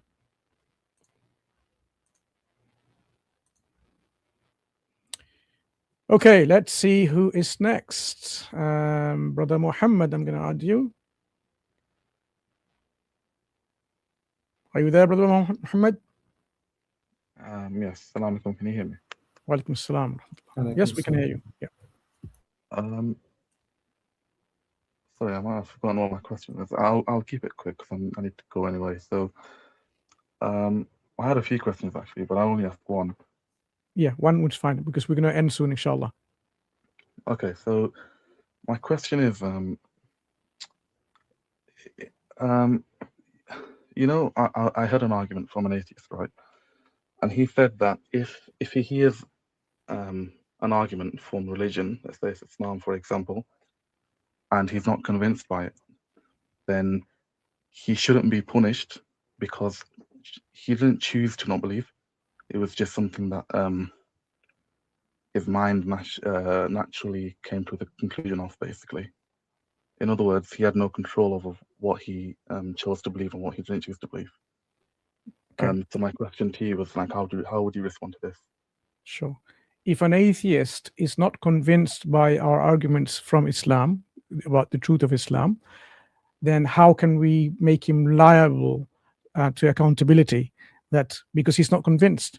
So it's beyond him to actually accept it, because for him or her, there's no real matter of conviction to have in this matter. That's why they're not convinced. There's nothing substantial enough for them to accept it to be true. So in that case, why are they making them accountable and saying you're going to be punished? That's your question, right? Yeah. Yeah. Okay. So if I'm convinced that I am not forget me, if a thief or a criminal is convinced that he hasn't actually done any criminal act, and the judge is going to, pass a verdict, are you saying the criminal has the right saying, nope, you can't punish me because I'm not convinced with your court? It's a court that you've just decided in terms of your argumentation, but I'm not happy with it. I'm not convinced. It doesn't convince me. Your lawyer's case, whatever, doesn't convince me. Do you think if that was the case, then all courts and judges will stop executing the punishment on criminals because the criminals are not convinced that a crime is established? Yeah. No, they wouldn't. They wouldn't. So who cares about what they're convinced or not? It's their own making. Saying I am not convinced is actually a stance they have taken themselves not to move in terms of their attitudes and behavior and change their life. Oh, I'm not convinced. What will convince you? Nothing. Even if you see, that's what the Quran says, even if you see clear evidence in front of you, stairs going up to heaven, mountains of gold, the dead speak, still there will be people who will not believe. Why? Because they're arrogant and stubborn. They don't care about evidence. So what happens is here in this life, evidence is being established against them. And based on that evidence, they will face their accountability and punishment. They can't just simply deny because I'm not convinced. It doesn't matter if they're not convinced, because their conviction is such that even if evidence is there, it will not make them accept it. So just because someone is not convinced because I'm not convinced. It has no real value. I'm sure many examples can be given. I'm just giving one example from the criminal system. Just because someone is like that, you can give other examples. Oh, I am convinced that what I've written in the exam is accurate. You need to really pass me. You have to give me the good grades. You have to give me a good pass. You can't just do that, because there is a clear-cut reason why your approach in terms of your, say, a particular bad essay that you've written doesn't deserve the merit of being passed. Likewise, believing in God has clear, reasonable, and rational argumentation why God exists. And people with sound reason can clearly see that. But there are some people who can't see it because they're blind to these kind of things. It's not their eyes are blind, it's their hearts are blind. They see the evidence in front of them and still they deny it. So this denial is not an excuse in saying, oh, now you have a good excuse not to be convinced. Conviction has to be based on proof and evidence, and that's exactly what Islam does through the evidence it provides for its truthfulness. Like the Quran is in front of them, a miracle, living miracle, which they cannot imitate. They see it. It's there. I've been talking about challenging people about it. Bring a chapter like into it. You can't, and you're still saying, oh, but I'm not convinced. That's the problem. It's a disease of the heart in which they have made themselves in such a way that even though they heard God, it's like this. God himself says, I am God. Why don't you believe me now? They will still reject him. What would convince them? Nothing. Because it's not a matter of conviction. It's their own made up belief that they have that nothing will convince me. The denial of the truth doesn't mean the truth doesn't exist. On the day of judgment, Allah says in Surah Yasin that their own hands and feet will testify for what they used to commit. So, like these are your hands and feet that have been with you all your life. So Allah will seal your mouth on that day, and their hands will speak to us, and their feet will testify to what they used to commit. So this is in addition to your records that the angels maintain throughout your life again. And there'll be so many evidences against you that you'll never be able to deny those. Just like you deny in this dunya all the evidences that come to you. I'm not talking about you, by the way, the guy who was asking this. Yeah. So just like they deny in this dunya, in the akhirah, there will be a clear record from the angels, from your own limbs. What are you going to say on that day? So this is, Allah is not going to be unjust to anyone, whether atheist or believer or anyone. How do you deal with people? You say, look, 1 + 1 = 2. He says, no. 1 + 1 is not 2, it's 3. Can you really convince these people? With what are you going to convince with? With logic, with reason, with rationality? They don't accept any of that.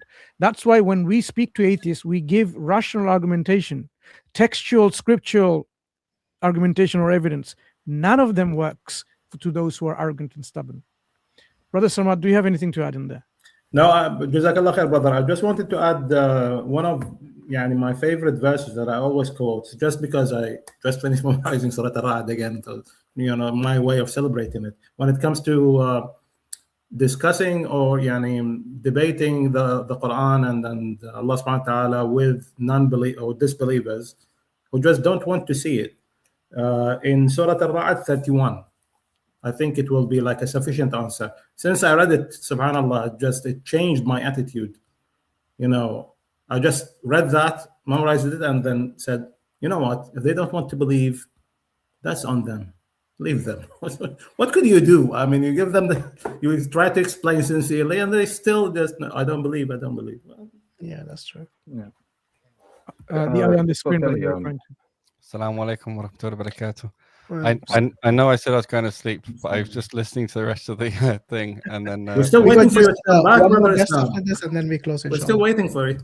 But when this guy came, I just really had to join again very quickly to explain. I used to be an atheist, and I know what it feels like when Allah has covered the eyes and the heart, and you cannot see.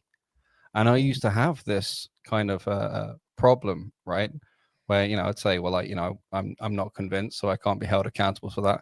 I even wrote a poem about it. The thing is, Allah will only do that for good reasons, and those reasons will be revealed. Those reasons will be shown on Judgment Day. So you can say, oh, how could I be held accountable? My eyes were covered and my heart was covered and I couldn't see the truth. It's like, why were they covered?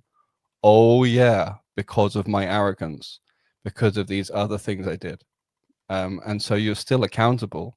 It's just not the standards that the atheist might expect or might think about. He's never unjust. So this was just something I wanted to really say, because, you know, when I was originally facing Islam and challenging Islam, you know, trying to break it, that's how I came to Islam. It didn't make any sense to me initially, right? And I thought, well, you know, I'm not going to believe this. It doesn't make any sense. But that's just relative to the bubble that I was in, right? And it took around 6 months of really intensive conversations and debates every day, until finally the penny dropped. You know, the expression, the penny dropped, until finally it clicked in my head. And then I could look back and see a lot of other discussions, and it started to become clear to me why I wasn't convinced. And suddenly, not so suddenly, over a period of time, what was unraveled was, it was like a mirror was held up to me, and all of these hypocrisies that I had were part of my fundamental to my justification for disbelief were all hypocrisies. There were things I believed in, and there are various principles of truth and analysis that I was applying double standards because Islam had the label of religion, and so I didn't treat it like the other sciences, for example. Right, and this is something that's very, very common. Your atheist friend is probably doing. He's probably applying double standards. One of my favorite to point out is the use of axioms. If you like maths and science, you can't do anything without axioms. But as soon as it's got the label religion, they disallow you having even the one axiom of the Shahada, and showing that once you take that, it comports to reality perfectly. So he's probably indicted him. This whole thing, it will indict him on evidence. There's probably a wealth of evidence as to why he was sealed in the first place. There's probably a whole load of hypocrisy and other things that are being made manifest for the reasons he gives for denying things, and some of it in his heart, some of it not even really known to him consciously, but still known to him in the, you know, in the frontal cortex, maybe, that he can see clearly. But all of this is because of disease of the heart, because ultimately he has the fitra, and if it wasn't for the diseases of the heart, then his fitra would immediately recognize the truth. And so he's indicted himself in all of these diseases of the heart because he can't accept it. There's a block somewhere between the haq and his fitra, and so that squeezes in and points right inside him. Jazakallah khair, brother. It's definitely very touching, you know, when it comes from somebody who's been there. So, you know, like it's really could imagine how this struggle was. And some people even might have it as like inherent within themselves to, like, their tactic of encountering their own anxiety is just denial. Because they become anxious, you know, like present they become overwhelmed with the idea. They realize that there is so much they need to do all of a sudden, and then they might, you know, get these, you know, flashbacks of, am I going to lose my family? Am I going to lose everything? Am I, you know, like changing my entire life? So one way of encountering anxiety, actually, which is, there are many ways of encountering anxiety, but one of them is definitely denial. They just deny that it exists. And they say, well, no, it's just incorrect. I don't know why, but I'm not. Also, the Western philosophers have given them the term skepticism to whitewash their denial. So they try and make it sound healthy, where it's not, because you'll find that in those denials, in that skepticism, is double standards, where they don't apply the same skepticism, the same evidential standards to other things, and then they justify the double standards. But honestly, when I was atheist and I was deep into the atheism thing, you know, deep into anti-religious, I thought it was so intelligent, and there was always a good reason or a justification or something, for stuff. And it wasn't until I was on the outside looking back at that squalid little bubble that I realized it was crap. It was nothing. It was just this small, pathetic little sort of bundle of ideas that didn't even really fit together. But I could not see it. And this is something that I can't really get across to people who have always been Muslim, is what it's like to really be blinded. And at the time, I thought, how could I possibly be held accountable? One of my lines in my poem was, where if to my surprise, when I died, there was a pearly gate, I'd stand on truth and explain to God why I should not suffer in my fate. Right? This is how I thought. This is how I thought about it. And it wasn't until I started to really understand Islam and Islamic perspective that I realized how arrogant that was, how many other diseases of the heart are involved in that, how much work I had to do as a human being to be worthy of the gift of Islam. Because this is the other thing missing from that conversation. It is a gift. It is not something to, be, sit here and convince me, try and force a gift on me. No, it's a gift. Ultimately, you have to be in the right kind of position or framework to accept it, and for Allah to give it to you. True. Yeah. Very good points, mashallah. It's arrogance. Yeah. I think that is the key word there. Sahi. Which was if you took all the arrogance out, then there'd be nothing to stop you going to Jannah. Because if without the arrogance, you would accept Allah. Don't forget, it was a downfall. Not you, brother. Sorry, I mean one. Yeah. It was a downfall of the shaitan, which was arrogance again. It's with all the knowledge and all the privileges he had in the Jannah, in paradise. Yet it was the arrogance and the pride that he had that led to his downfall and eternal damnation. And you can see it in all the atheist arguments, right? The argument from evil is the arrogance of judging Allah and his morality, right? And the argument from the imperfection of the world in various kind of ways is the arrogance of thinking you know why things were made and designed for. And you go through the list, and all of the arguments are founded on arrogance. And that's why why Allah tells us that they're going on nothing but their assumptions. Their desires. Well, it's sometimes desires, but sometimes it mentions speculative assumptions, essentially. Yeah, that's right. And it's only by arrogance that you can try and stand on those and argue against God and His revelation. So when they say I'm not convinced, they basically are saying I don't like what God has ordained for me, what He has told me to stay away from, like all the haram things, all the prohibitions. That's exactly what they're saying indirectly. Yeah. Because the submission part is obviously the key, that they think that they are above everyone else, and no God is going to tell them what to do. But exactly the only thing I'd say there is they almost certainly won't see it. I certainly didn't see it. I could not see any of this stuff about myself until I'd been given that gift of Islam and the clarity and to look back on it. Yeah. Because in that position, you can't see it. It's to stunning. Yourself, And there's so many people you see talking, you think this guy is so insincere because of contradicting himself left, right, and center. You just can't see it. Yes, true. So I think because they think that death is the end of them and there is no hereafter. But the question that they ask it's ironic, isn't it? Like these atheists, they are convinced that there is no afterlife, but then they are scared that just in case, why would God punish me if I didn't understand it? You see what I mean? So even though they are in denial of the hereafter, but in the back of the head, in the subconscious, the thing, look, like I'm taking a huge risk here. But that's why I'm telling you that there's an element of anxiety to it. There's an element of anxiety to it, definitely. And this depends because, you don't get the same response from everybody sometimes, even though they could be probably on a comparable level of intellectuality, of, scholarly achievements, reasoning, but you don't get the same response. And definitely this difference in attitude has to do with their tactic of encountering anxiety, basically. I think it's just my own hunch, but no, I think there's something to it. But there is something else that to mention here, though, is I believe Hashim was bang on when he's saying, there is this underlying worry, what if I'm wrong, right? And there should be, to a skeptic, they should always be saying, what if I'm wrong? But then the thing is, what the shaitan does, and I've experienced this myself, right? I'm telling you, this is one of the things he does, is he has this method of sanitizing stuff so that by the time you've run it around in your head enough times and you've prepared what you're saying and so on, you think, oh no, it's not because I'm worried. It's a logical attack.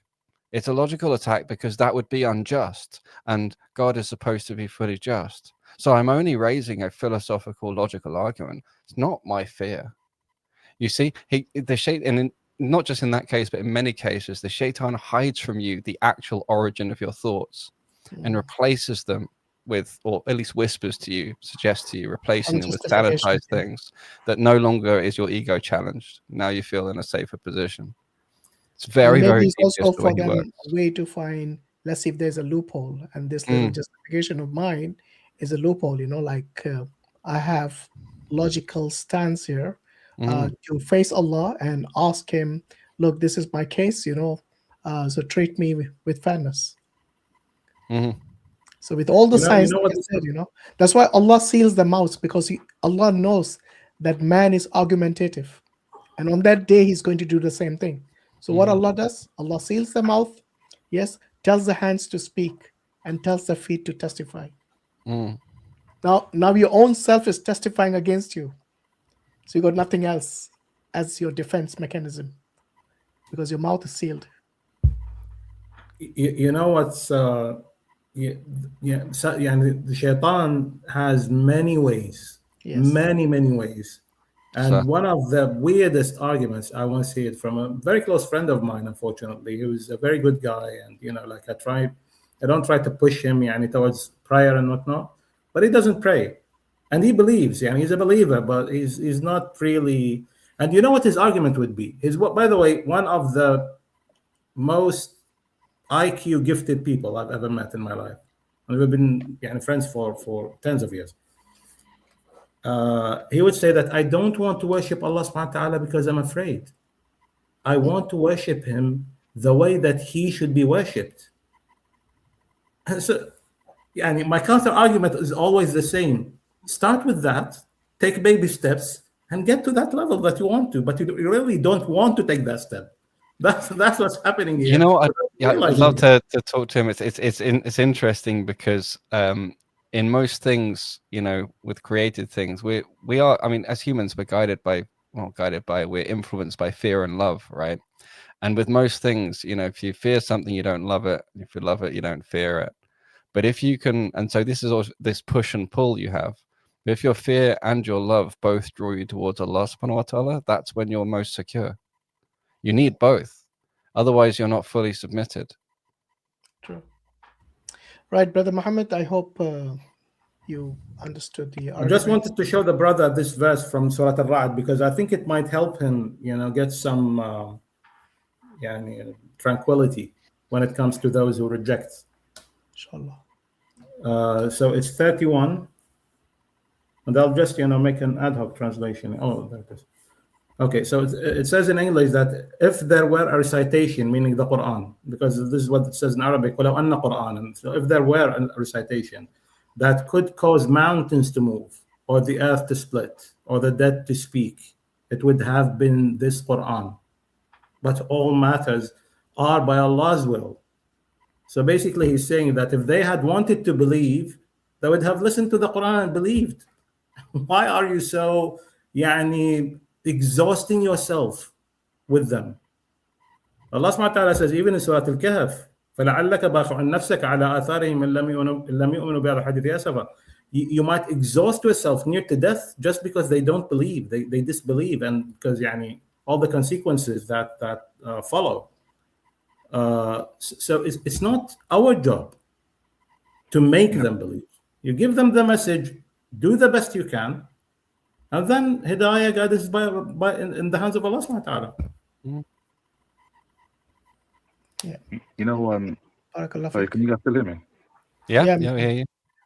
In that same verse, it did say that it's something like if God wanted to guide everyone,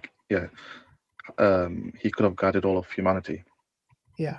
Does that mean that God could have made everyone a Muslim? And if Yeah, so, of course. why not? The question course. would from the atheist Well, would be the why thing not? is, he's already created angels, right? And so it's almost like the question: why not just make more angels or make humans just like angels? We're different. We're a different creation. You know, The thing is, and this is one of the interesting things about your friend, right? Is in the way he put it before, or the way you explained it, he actually abrogated his own personal accountability, right? This is something I noticed that I was doing as an atheist as well, was giving up more and more of my personal accountability until I was basically nothing. Oh no, I'm controlled by the signals that come in, by the chemicals in my brain, by the what's left of I. Do you even have a purpose anymore? Have you taken this gift of humanity and you know, the relationship between your soul and your body, and you just sort of, you know, thrown away all of that chance to be a khalifa of something, right? You're basically a khalifa of your body. You know, what are you? And if he says, well, I can't help be held accountable for my own choices, for my own beliefs, for what makes sense to me, well, what's left? You see, so we are different creatures from angels. We're made for a different purpose, and we're not made for this dunya. That's another big mistake he's making, is evaluating this. We're made for the akhirah, and so it doesn't make any sense for everyone in this dunya to be Muslim, because then they're only distinguished from angels by being made of different stuff. Otherwise, they just follow Allah. That doesn't make sense. We're and when by the time it comes to akhirah, the ones who are in Jannah, then yeah, they'll all be Muslim. So that will be the final state, but that's not dunya. Things are being made in a process, in the stage. You know, could God have given everyone free will, and yet he did. And yet everyone still chose to do the right thing? Well, yes and no. I'm sure there's a way. You know, nothing is beyond Allah's control. But think about what you mean by free will. Think about it this way, right? If the arguments that are around and the evidence of the signs are so compelling, right, that everyone becomes Muslim, it means that you have no choice other than to become Muslim, which already at least erodes the free will, and that will have significant knock-on consequences. But moreover, it would then there wouldn't be a point to the dunya and the test in the first place. You know. It would still kind of be because the point is, while you're not surrounded by completely undeniable, compelling evidence, while there is still space to doubt, do you listen to Shaitan's whispers or not? What do you do about those whispers? Are you more drawn towards Allah or not? Do you hold firm on the haqq or not? So for me, it makes a lot more sense that he would create us as he did than make us and have us all guided. Because ultimately you need, you know, not he needs, but we need, in order for this evidential basis to be manifest, we need to see bad examples as well as good examples. It's part of how humans work, right? So where are the examples of bad humans going to be if everyone's Muslim and following the deen? Yeah, I mean, perfection is not in this dunya. You know, we're going to have our ups and downs, beliefs and disbeliefs in this dunya. That's why this is not the paradise. Okay. Allah has created, like Brother I.Hakim said, creation, like the angels who do not sin. They're all believers, aren't they? And but one of the things is that the human beings, if we were made like the angels, then obviously there won't be a difference. But we have actually a higher rank, even compared to the angels, because we have the free will.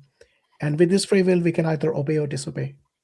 And the ones who do obey, their ranks are higher than the angels. Okay, and that's the reason, you know, Adam alayhi salam, as symbolic, not as worship, the angels were told to prostrate to Adam alayhi salam. And this was that test as well. Okay, so we as believers, alhamdulillah, Allah will grant us paradise based on His mercy first and foremost, and our ranks will be raised based on our deeds in this dunya. So a person who goes to paradise based on their hard work, okay, of course within the mercy of Allah subhanahu wa ta'ala, is something that the angels don't have that option. Okay, they're meant to serve. Even in paradise, the angels will be serving us. Okay, they'll be, maybe whatever demands you have, they'll come and bring those things to you. So yeah, I mean, try to understand the significance of the creation of humankind, and it's something which is a test, and we will know the consequence of this test, the result, in the akhirah. So anyone who keeps disputing, keeps trying to challenge that, trying to deny the very reason and purpose with which Allah created us, then they are the ones who are going to be losers in the akhirah, in the hereafter. Your very purpose, you're going to deny that. Because ask most of these atheists, what's your purpose? And their answer is like so basic. It's no different to being described as an animal, who just basically function based on their instincts. And this is one thing that's really important to bear in mind, is these people have rejected Allah, the source of the mercy, right? And currently they're sustained by His sustenance and His mercy. Yeah. But when you're talking about going to the afterlife, right? When this matter's finally concluded, so the reprieve, that the Iblis asked for is over. You're talking about an infinite time span since then. So even small deviations, small problems can end up becoming, really big, really toxic. People will end up in one extreme or the other, essentially. And the ones who can accept genuinely, and you have to believe in Allah to genuinely ask Him for forgiveness. The ones who can do that can be purified. The ones who can't be purified. They only be worse. No one is going to regret anyone who's in hellfire, except that they were friends with them.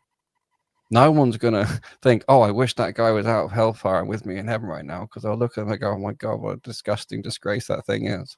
You might, because you see these people now and you think, well, they seem fine, they seem nice, they seem intelligent, but you don't know what's underneath, what's under the surface, and what they would become if it were not for Allah's mercy. Right. And so this is another important point. Like, I don't grieve or worry over people that Allah decides to put them in hellfire. If He's doing that, He knows, and He's putting them for a good reason. And I wouldn't want them anywhere near Jannah, because that would taint Jannah. It's like if you have a piece of steel and it's all sort of dirty and rusted and stuff like that, and you cover it in acid and it cleans off this steel. It's nice, bright, shiny steel. And then what's left is like a bath of acid and ferrites and other junk. And that, should be thrown away, discarded. Don't touch it, don't smell it, don't drink it. No, don't worry about it. They had a purpose in dunya. They served their purpose. They had their chance. And the reason they didn't become Muslims are the reasons why they could not be compatible with Jannah. If they're not compatible with Jannah, they're only compatible with the Nar. So don't grieve. SubhanAllah, when we talk about atheists especially, because this is what I used to feel as an atheist. And I'm not exaggerating. By Allah, this is exactly how I used to feel. You get this, it's not a panic attack, because I didn't have these pathognomonic features of a panic attack. Like this, it's a form of anxiety, I'd say, when I think about my life. What would I do? And what's the purpose even? And this is Allah, subhanAllah, when I read this verse, Surah Al-An'am, just, I couldn't even believe it.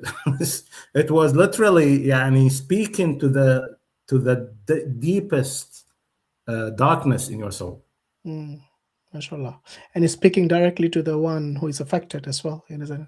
Exactly. And he talks about, even in another verse. Do you want to read it? Because some people actually just listen. Yes, so So Allah subhanahu wa ta'ala says in Arabic, أعوذ بالله من الشيطان Surah الرجيم. Al-An'am, yeah, 125. Surah Al-An'am, that's chapter 6, verse 125. بعد أعوذ بالله من الشيطان الرجيم فمن يرد الله أن يهديه يشرح صدره للإسلام. Whoever Allah wills to guide, He opens their heart to Islam. ومن يرد أن يضله يجعل صدره ضيقا حرجا كأنما يصعد في السماء. But whoever He wills to leave astray, He makes their chest tight and constricted, as if they were climbing up in the sky. And I think we had this discussion before that there is even like a scientific aspect of it, because when you go up, there is like so low oxygen. The highest degree of anxiety you ever get is when you're low on oxygen, believe it or not. That's a medical fact. And you feel like out of breath. Out of breath, yeah, because your oxygen goes down, and this is even there's a scientific depth to it, but this is not the point. The point is how it describes, even when you hear the Arabic, كأنما يصعد في السماء. It's not even يصعد, which is smooth to say. It is يصعد في السماء. It's even making it difficult to pronounce.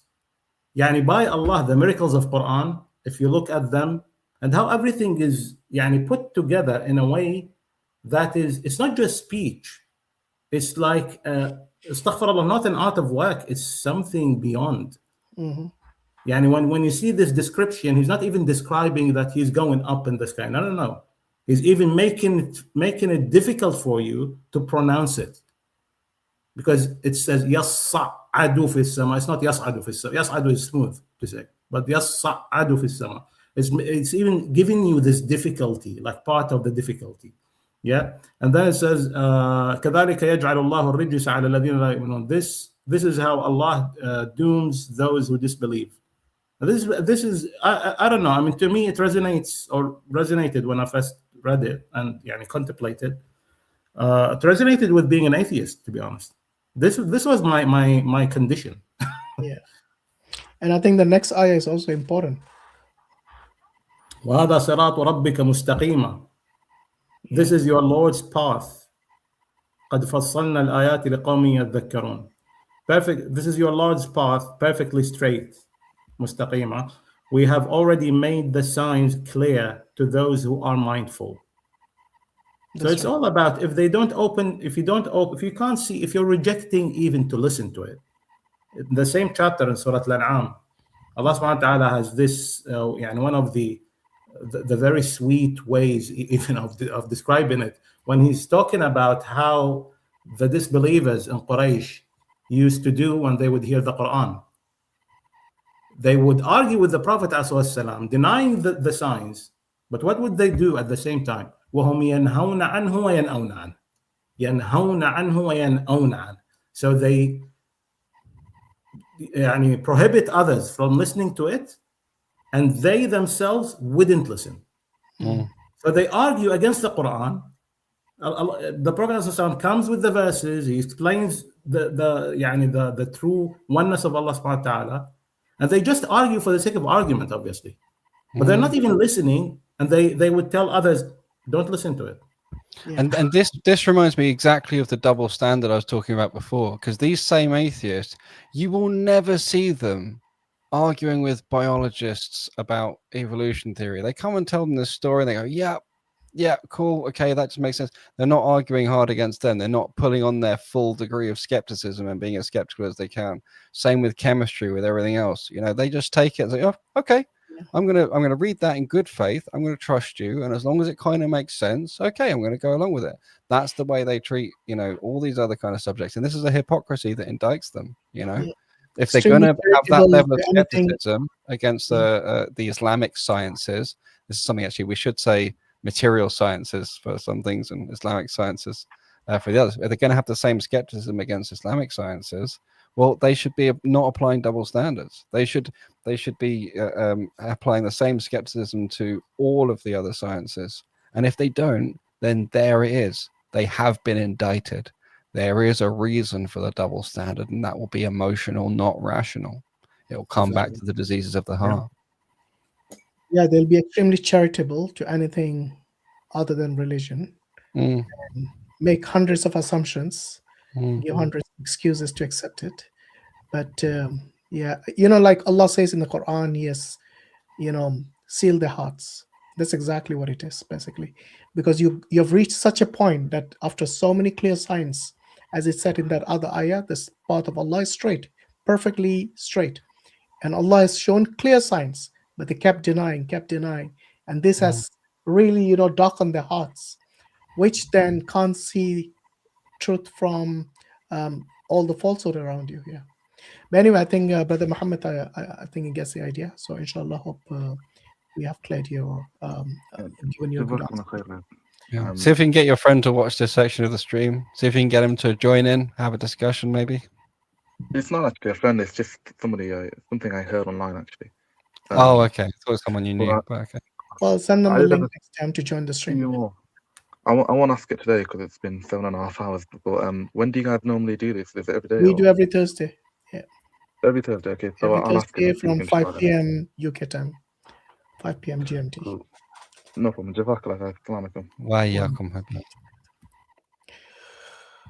You know what I'm missing, brothers? Brother Muhammad, we sent him to do his prayer. He never came back, did he? Yeah. I assumed that he was catching up for the last 3 Is days. Mr. Brother Muhammad or is it a different one? That's a different one. A different one. A different one. No, I think he was catching up all of his missed prayers for the last 3 years. I think that's inshallah. Inshallah. I mean, may Allah accept your wish. Muhammad, yeah, you need to unmute yourself. Hey there, Muhammad? He was there a second ago. Yeah, what happened? Oh, there he is. Hey, can you guys hear me? Yeah, we can. I hear you. Hey, assalamu alaikum wa rahmatullahi wa barakatuh. Hey guys, I know it's really late. I was going in and out, had the family issues. I hope my question's not redundant. I really appreciate everything you guys do. I've been listening to you guys for a while. The knowledge base is just unfathomable for a layman like me. So you guys have it all at the top of your head. I had a quick question for you. I'm calling from the USA. For someone like us dealing with the Islamophobia here, right now there's this movement where, there's like this insincerity to prove Islam is just not right. And they'll come with all these examples like something like what I've heard lately was like the Islamic dilemma. For a layman like us, when speaking with other people like this, do you guys have a easy short breakdown of a counter debate with sincerity and love, to show that this is where we're coming from? I'm not here to prove that your religion is wrong. There is still a possibility of open dialogue. They'll debate the layman, but I know they'll come try to talk to you guys, but avoid the real questions because you guys have the knowledge. Yeah, well, this is the thing. I wouldn't encourage you to get engaged in those conversations. I wouldn't even encourage you to waste time learning the various rebuttals and stuff. I mean, if you really want to go into dawah and take this stuff seriously and then okay, get some study down. We'll work on it. That's one route. But the way you said sort of, just a simple breakdown as if it's sort of like, how can I deal with these guys? I mean, the best way, again, we know from Prophet Muhammad that, okay, you don't insult their beliefs, you stay calm, and you convey what you know of the religion to them. But if they deny and they're arrogant and they're disrespectful, you don't sit with them, you don't engage them, you don't have to. And if you feel like they're coming for you and whatever, and you're politely and respectfully saying, to you is your religion and to me is mine, which is another phrase we're given, right? And if they're still trying to attack and stuff, you can send them to people like us who send them online and things like that. So that's really the scholars have generally been quite clear that debate, and that's the kind of discussion you're talking about, really shouldn't be had. Or should at least be limited in front of normal lay people and people for whom it might induce shubahat and doubts and confusion and things like that. And so it's something that's kind of specialize in a way, and if these guys are really on that track, then it doesn't make sense for you to, as a layman, try and give like a half-baked attempt at countering it, because if anything, it's likely to fail, and then they're going to feel even more emboldened. Whereas, 100% agreed. I'm not talking about engaging. I'm just talking about in 2026, the social media, the phones are everywhere, and this for is someone the thing. sees a Muslim, they have a question. What I'm suggesting is to try and turn away from it as much as you can. Spend your Okay. time on things that are more productive, right? And you shouldn't be, sitting with these people. You've always got the option to engage with better people, especially somewhere like in the US. But if someone really corners you and is really pushing on you, then I was giving some methods where you can politely decline, and you can certainly offer to join this panel, many other kind of panels. Because you shouldn't go in, half-cocked or half-baked. You should be going in, either you sit down and you study this stuff. So you're not asking for, give me a summary. You're asking, okay, I want to get in and learn this stuff in detail. And that's one thing.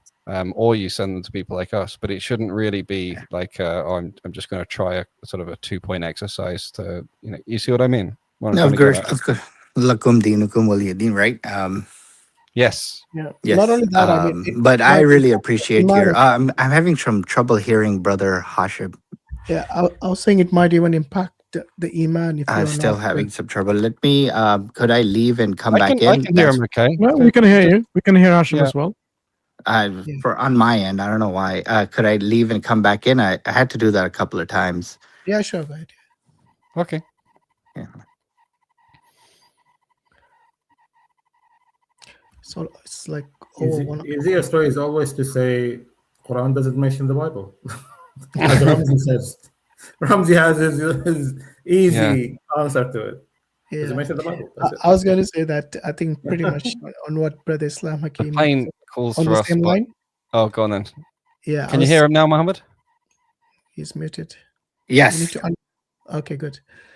Yeah, many times people who don't have the knowledge on the topic that they are trying to engage the non-Muslims on, it's counterproductive. Not only the fact that you'll not be able to convince them because you don't have the knowledge, they might seem victorious because they do have the knowledge and experience maybe. And also it might cause unnecessary shubhat and doubts in your mind, which is kind of putting your iman at risk, isn't it? So there are a lot of downsides, a lot of unnecessary risk you're taking by doing so. So best thing is take the advice that the Quran gives. If you don't know, ask the people of knowledge, and which I know you're doing. But the best thing is not to engage with these guys directly.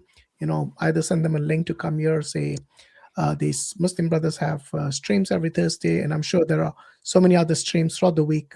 Brother Libiano, Brother Dean as well. I think EF Dawa does it as well. A lot of people are doing the streams. So inshallah, visit their streams if they have time, if they really are sincere and looking for the truth, then they'll come.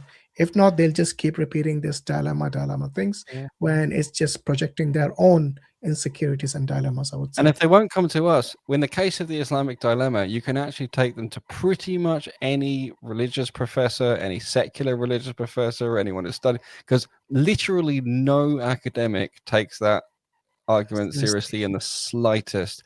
Even Christian academics who know a sniff about Islam, they're like, they pay no heed to it because it is it's such a, no one with a reputation worth risking would run that argument or that position or give it any credibility, because it literally just exposes yourself as being, I'm sure you've heard, the Injil, right? The Injil was something that was given to Isa to preach, and yet they think that Matthew, Mark, Luke, and John, a biography, is the Injil.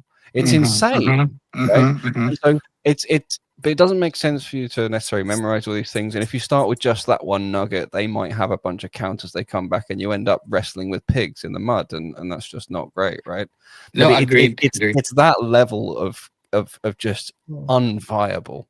So I've not heard of a single Muslim who has left his deen because of this dilemma. Yeah.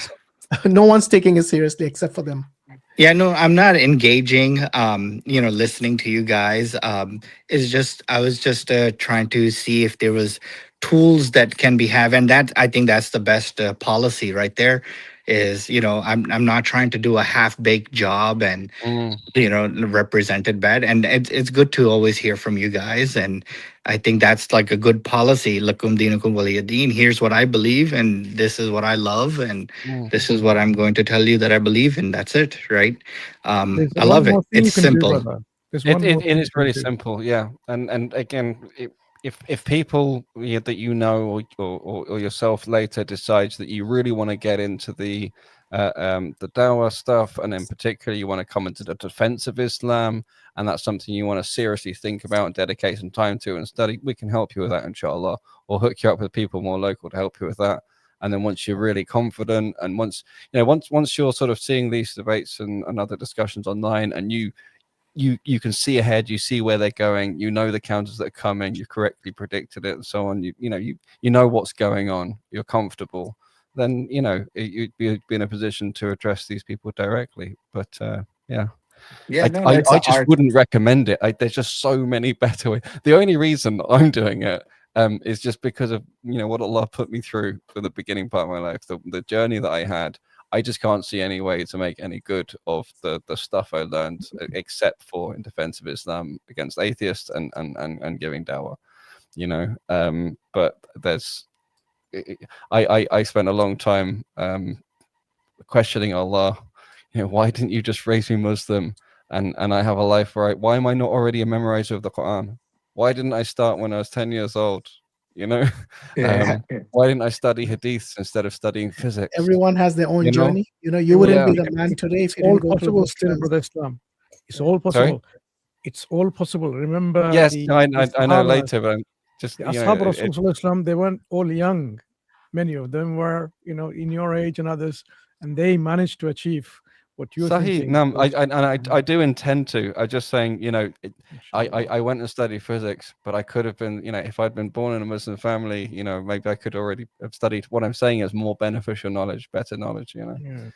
So But think about now, with your background in theoretical physics, you're more equipped to discuss with the atheist or physicist, whoever that Yeah. might be, on this area, compared to someone who hasn't had that kind of knowledge in that discipline. So this you have an advantage to talk about this. So Mhm. alhamdulillah, And alhamdulillah, and this is, I've made peace with it on those grounds, and this is exactly why I do the dawah. But what I'm saying is, because that gives purpose to the path Allah gave me. But I'm just saying, if you do find time to study and dedicate yourself to something, study the Quran, study the Hadith, study the books of scholars, more Yeah. beneficial knowledge than how to fight the Don't Islamic forget, dilemma. Ramadan is just around the corner, the month of the Quran. A good time to Naam. start, inshallah. Oh, yeah, 100%. Well, thank you All right, guys. I brother Muhammad. appreciate There's it. Thank you something- so much. Brother, Please before give you go, salam there's to something that I everyone there. wanted to add before you go. If there's something, Yeah. always think about, even though you don't know much, you can always turn the table, right? Because if they're speaking to you about something questionable in Islam, you can say, look, I can look into it, I can find out and come back to you. But I hear that there's this Christian dilemmas and delusions. Maybe you can clarify some of them as well. Like, how can two unknowledgeable beings like Jesus Christ, the Son of God, and the Father, who is also God, how do they communicate meaningfully? Because there cannot be any real meaningful communication between two knowledgeable beings, all knowledgeable beings.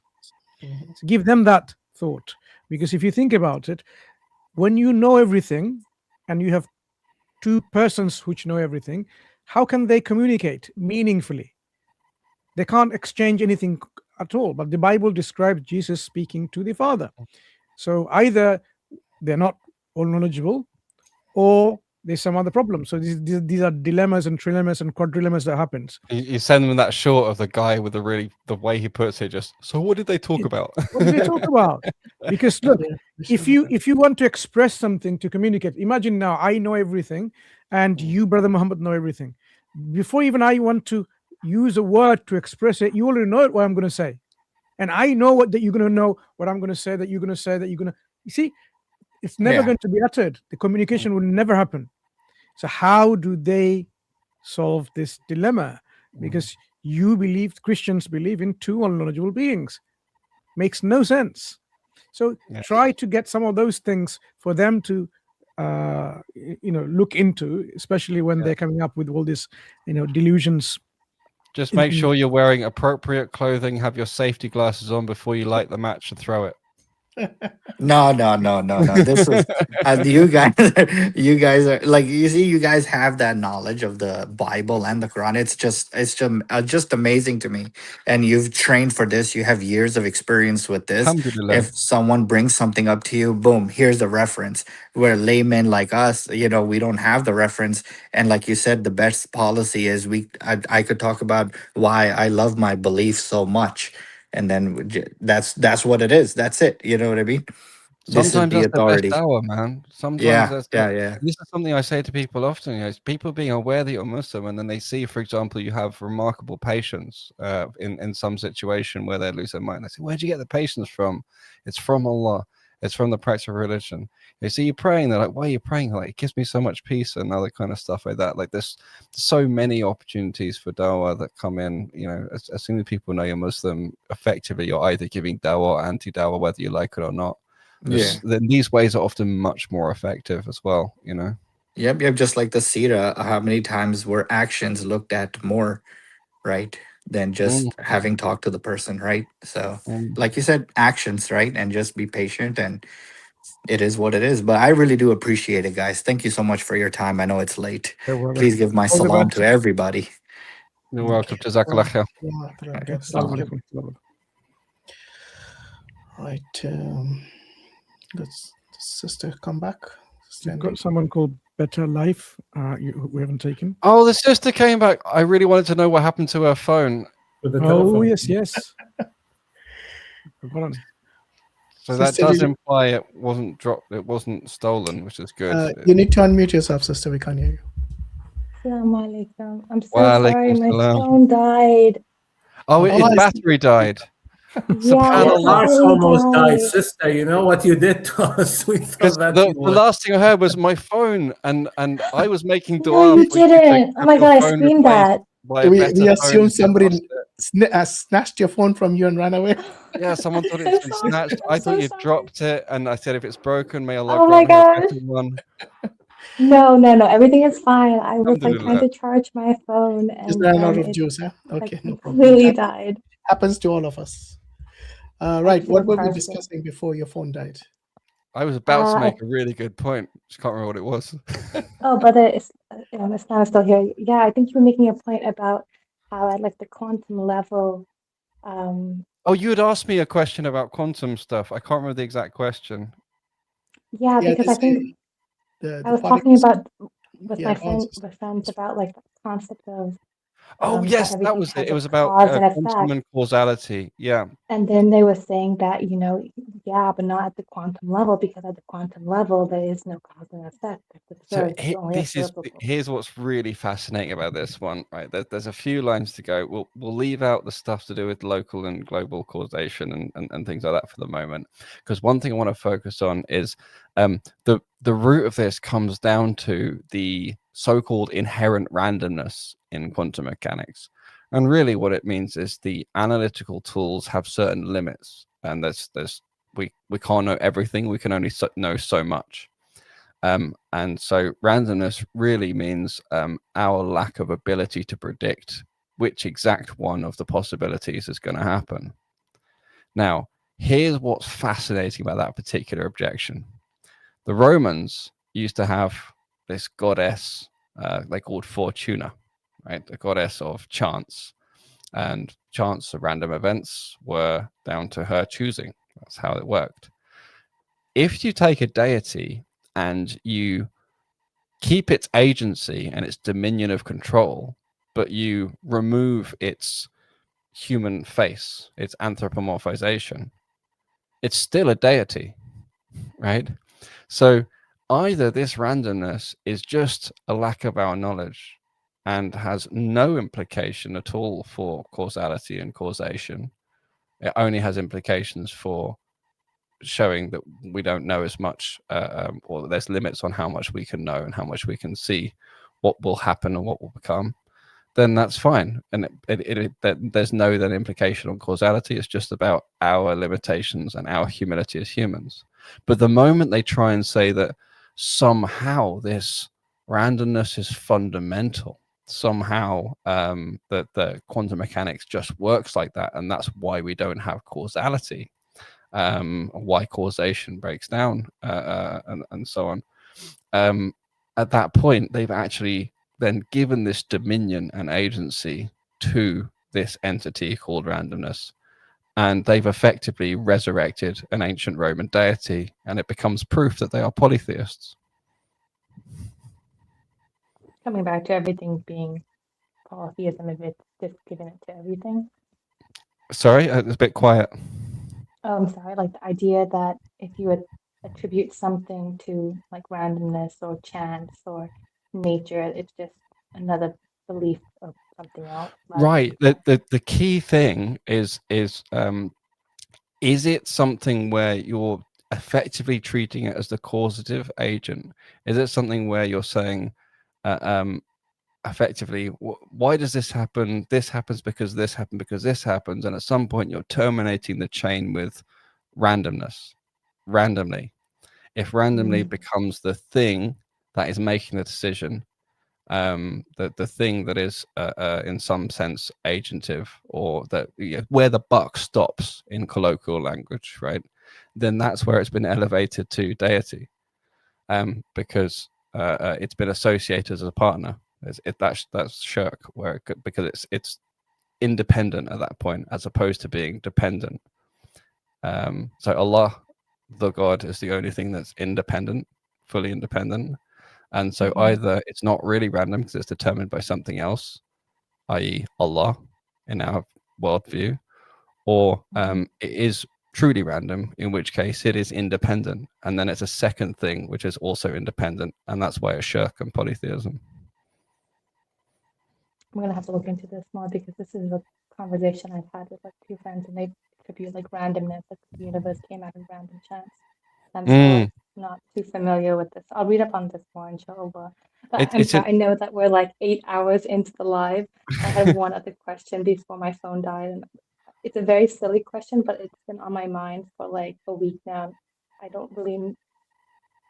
It might just be a silly question, but this is like completely unrelated to like chance and probability and like all that. This is more related to Jannah. And I've been reading about like if you do certain dhikr or dua or some type of like obedience or worship to Allah, Allah will build you a house in Jannah or a tree in Jannah. And Allah knows best. I'm not doubtful. I'm not ungrateful. But it really comes down to a question of why do I need multiple houses? I'm just grateful to be in Jannah. But why would I want multiple houses? I can understand trees, like a beautiful forest or something, and rivers and gardens on the wish river as well. Like those are all beautiful to me. But it's like, why would if you make a dua, Allah will build you a mansion or a house. Like a mansion already is, alhamdulillah, amazing. But why would I want multiple houses? Yeah, well, I mean, I love the sentiment that underlies the question, because you're saying, well, Jannah's, enough. Jannah is such a gift. Why would I want even more? There's a beautiful, essence underneath that question. But I mean,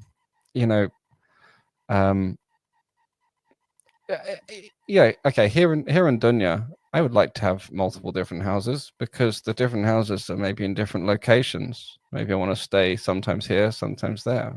Maybe I want to have friends come and visit, or whatever. There could be a whole number of reasons. Maybe you just want a different feel. One house is a small little cabin in some trees somewhere, and one house is a giant mansion, and another house is like a fairy tale castle somewhere. Why not? I guess it depends. If when you get to Jannah you are going to desire those things, then either Allah will give them to you anyway, or He'll have caused you to do the appropriate dua, or whatever other actions, so that be the reason He makes one. either way, if you're going to desire it, you're going to get it. He's going to give it to you. But maybe you don't desire that. Maybe you won't be doing that. Maybe you'll have all these houses, Yeah, like, you know, God only knows, like, literally, you know, Allahu Alam. And you won't be the same when you're in Jannah. You might feel differently about these multiple houses. But it's not like a metaphor, right? It's not a metaphor just about like you'll have whatever you want. It's not a metaphor. I would be just very about careful everything. when people jump to taking things as metaphors. For me, even if there are metaphorical interpretations that make sense and could potentially be true, I would still affirm the direct, clear meaning of an actual house. Maybe there's more to it than that, but I wouldn't deny the clear meaning in favor of a tawil, of some kind of philosophical interpretation. Do you see what I mean? Why wouldn't you want to ask the one Lord who is the most gracious? Why wouldn't you want to ask him what he would give you? I think that's kind of what my already understanding. I guess my reasoning is, you know, I was researching, I started doing all my dawah, like study. I found out about dawah, and then I was like, now I'm like, alhamdulillah, like 100% convinced. There was like no real doubt. And then I was like, I want to go to Jannah, and I want to do the things that Allah likes that will let me go in Jannah. And then I started learning about the du'as related to it, and a lot of them were related to houses in Jannah. And I thought in my mind, like, Allah will, of course, if I enter Jannah, I'll be given whatever. There is whatever will make me happy. I know that is the promise of Allah. I have no doubt in that. I guess I know that there's, you know, that you'll have your spouse or the spouses of Jannah. Alhamdulillah, that makes sense to me. The gardens and trees, that makes sense to me. Family makes sense to me. And maybe it's just I don't understand, and maybe that's just the hikmah of Allah. Like maybe I won't understand it, but it's so specifically outlined houses. Sister, my question is, I'm just wondering.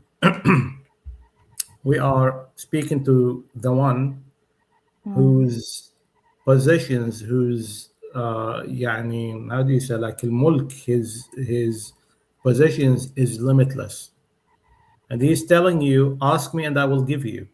Why would I want to ask him and say that's enough, I don't want any more? Because he's telling you whatever you want, I'll give you. Why would I say I don't want anymore? It's as if, you know, we're indirectly saying that I'm not going to ask what you're giving me or what you're going to giving me. Yeah, bear in mind, we're not going to have to clean these houses. you know, we're not going to have to pay rent on them. The reference I give is like there's like a booklet, a book by one of the imams. I know that we don't want to say names, but basically it's a book about Jannah, about du'as that you should say. And one of the du'as was, if you say this du'a, if you recite this Quran, the surah, like a certain number of times, the hadith is that Allah says that if you recite it 22 times, I think it's Surah Al-Ikhlas, Allah will build you a house or a mansion in Jannah. And I'm like, I want whatever the sunnah is, I want to start practicing it. But like, but that's the sunnah of the Prophet, sister. The Prophet ﷺ said, إذا سألتم ربكم فسألوه الفردوس الأعلى. Ask him for the highest firdaus. Ask him the best. Well, that's what I do. I just pray for Jannatul Firdaus and whatever Allah gives me. But should I make this dua specifically, like, should I recite Surah Al-Ikhlas 22 times? Because it's sunnah, and I don't want to. If it's in your capacity, I mean, do it for the sake of Allah rather than doing it just for the house. If it's a sunnah that's in your capacity, yeah, consider adding it.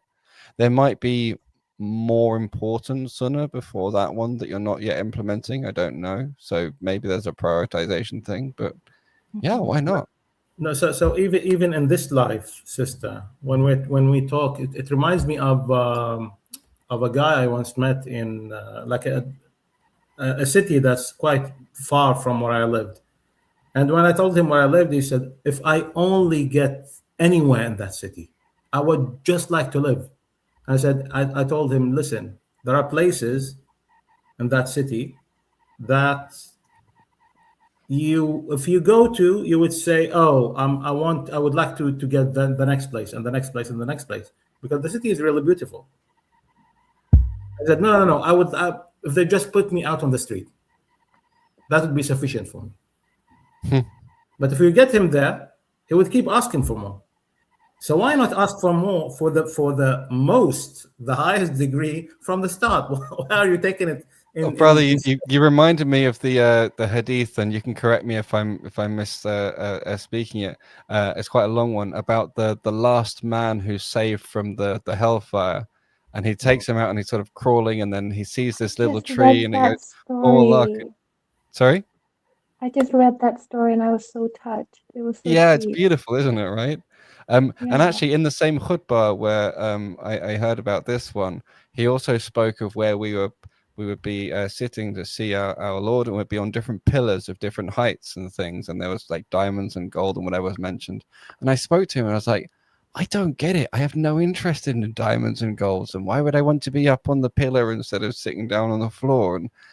And he says, that's well, also was my thought. I was like, why would I want, like, for me, because of right, and why this would I was want gold and silver and rubies when I'm just happy to be in Jannah, to not yeah, be around my exactly. family. And this is exactly my thought. And I was having a discussion with him, and he's pointing out, well, this is part of the sort of status and station that these people have earned, and Allah knows why they put in those positions. We don't know until we're there what the significance of these things are.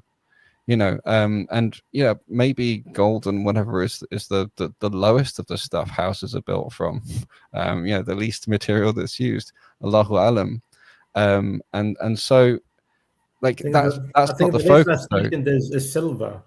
If I'm Oh, it's the least silver. Yeah. Okay. The least is silver, and then silver. Jazakallah khair. yeah. But the point is, like, and this is what the discussion was, I'm doing it for the sake of Allah, and I'll be happy with what he gives me in response. And if something indicates a higher status in his eyes, I want it, not because I want the material, not because I want to sit on the pillar, but because the significance of that is that he's somehow more pleased with me. You see what I mean? Like, I want to have the inshallah, the headpiece or whatever that people get when they're hafiz of Quran. It's not just because I want that sort of cool upgrade in the akhirah. It's not because I just want something on my head. It's because of what it signifies. And it's an achievement. It's something that Allah's pleased with you. So it's about Allah's pleasure in the dunya, and him being pleased with me. So yeah, there's definitely something to that. But what you said resonated with me for exactly that reason. I had those similar thoughts, but one thing was that I don't know what I'll be like in Jannah, but I do know that these are good things that he's offering in exchange for doing good things. So it's all good, and not to worry about it too much. Does that make sense? Yeah, it does make sense. You have earned everything you'll get, inshallah. All right, sister. We are going to close. Jazakallah khair for taking me last. I'm pleased that your phone was not either dropped or snatched or went down a drain. I'm so sorry. I don't but know. my I'm gonna dua have to for go you to back. get a better phone is still made anyway with full intention. Inshallah. I'm gonna draw my phone last because I'm not buying a new phone anytime soon. So Jazakallah khair. Thank you.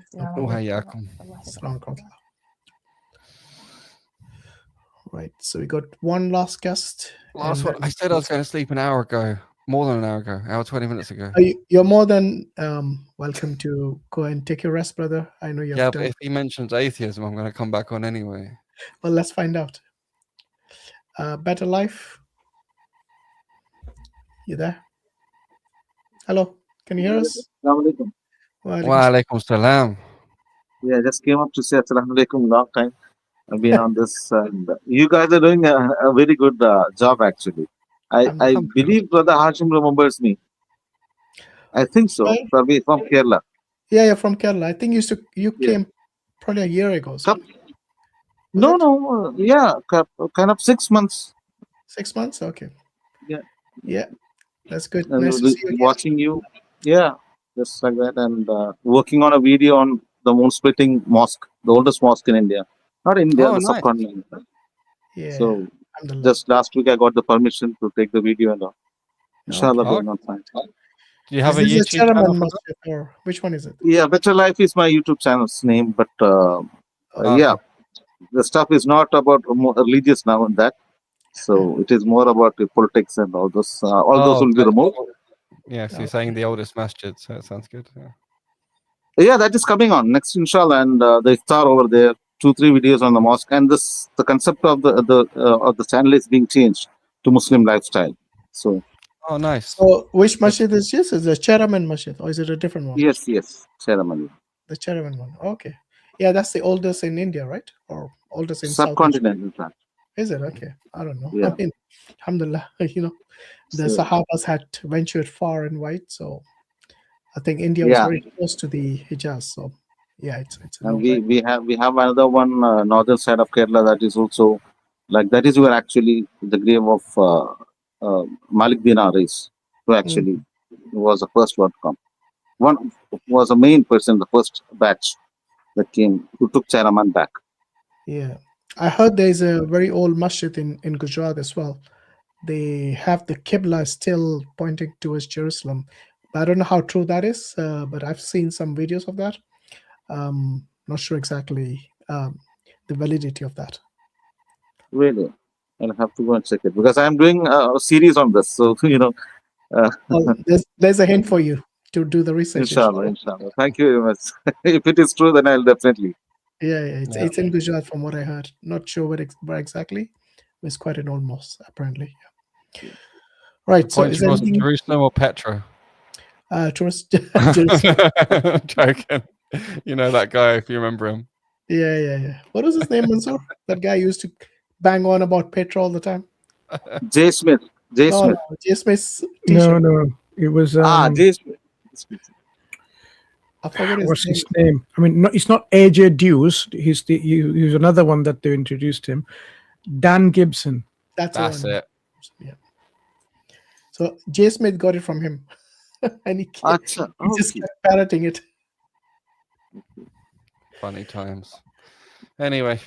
Okay, brother. Anyways, Nice seeing you inshallah. again. Thank you. Pray for me. Okay. Yeah. Assalamu alaikum. Take May care. Allah grant you Assalamu success in your Muslim life videos. May it be a good source of dawah, inshallah. Inshallah. All right, you take care, brother. Assalamu alaikum. Right, yeah, that's the last guess, and we're going to close now. It's nearly 1:40 here. So we've been 8 hours today. Wow, time just fly. Thank you, brother Sarmat, brother Islam, Hakim, Mansur as well. Jazakallah khair, everyone. So before we leave, you guys want to wrap up saying something, or shall we just close? Are there any start messages? Okay, I think this. It looks like the vertical stream. People can't join. Yeah, that's because the link, they have removed the option for the link from this vertical videos or shorts or whatever they want to call them. That style. It's from YouTube itself. So you post any link in that and you can't click the link. But if you use the desktop, then you can. So maybe Or next if you time. rotate your phone sideways. Does that not? No. It's the format by default is what you see on the left hand side. Can you see that It's screen? two streams. Portrait mode stream. Yeah. If So I what go we on can there, do why is is that? maybe I don't know. Is there a way to maybe just point them to X rather than so they can go to x.com and click the link from there to come on the YouTube? Or as they're watching they just have to switch to the other stream. Yeah, they could do that as well. Yeah. It's much easier because the two streams are side by side because you have to go watch one of the streams to join the link. So if they want to join the panel, then they need to go to the landscape version. Yeah, I think that's yeah. To come to StreamYard, that's the only way, isn't it, to join? I mean, how else are they from Facebook? Yeah, I think you've got options. No, on but it's only on Twitter. YouTube. The portrait mode is. Yeah, it's only on YouTube, isn't it? The portrait mode, or is it on Facebook Yeah, as the well? pinned link is not there. No, portrait mode is currently being used on YouTube. There Yeah, that's what are I'm saying. options there, but I don't think it's not going to look nice. Something. Yeah.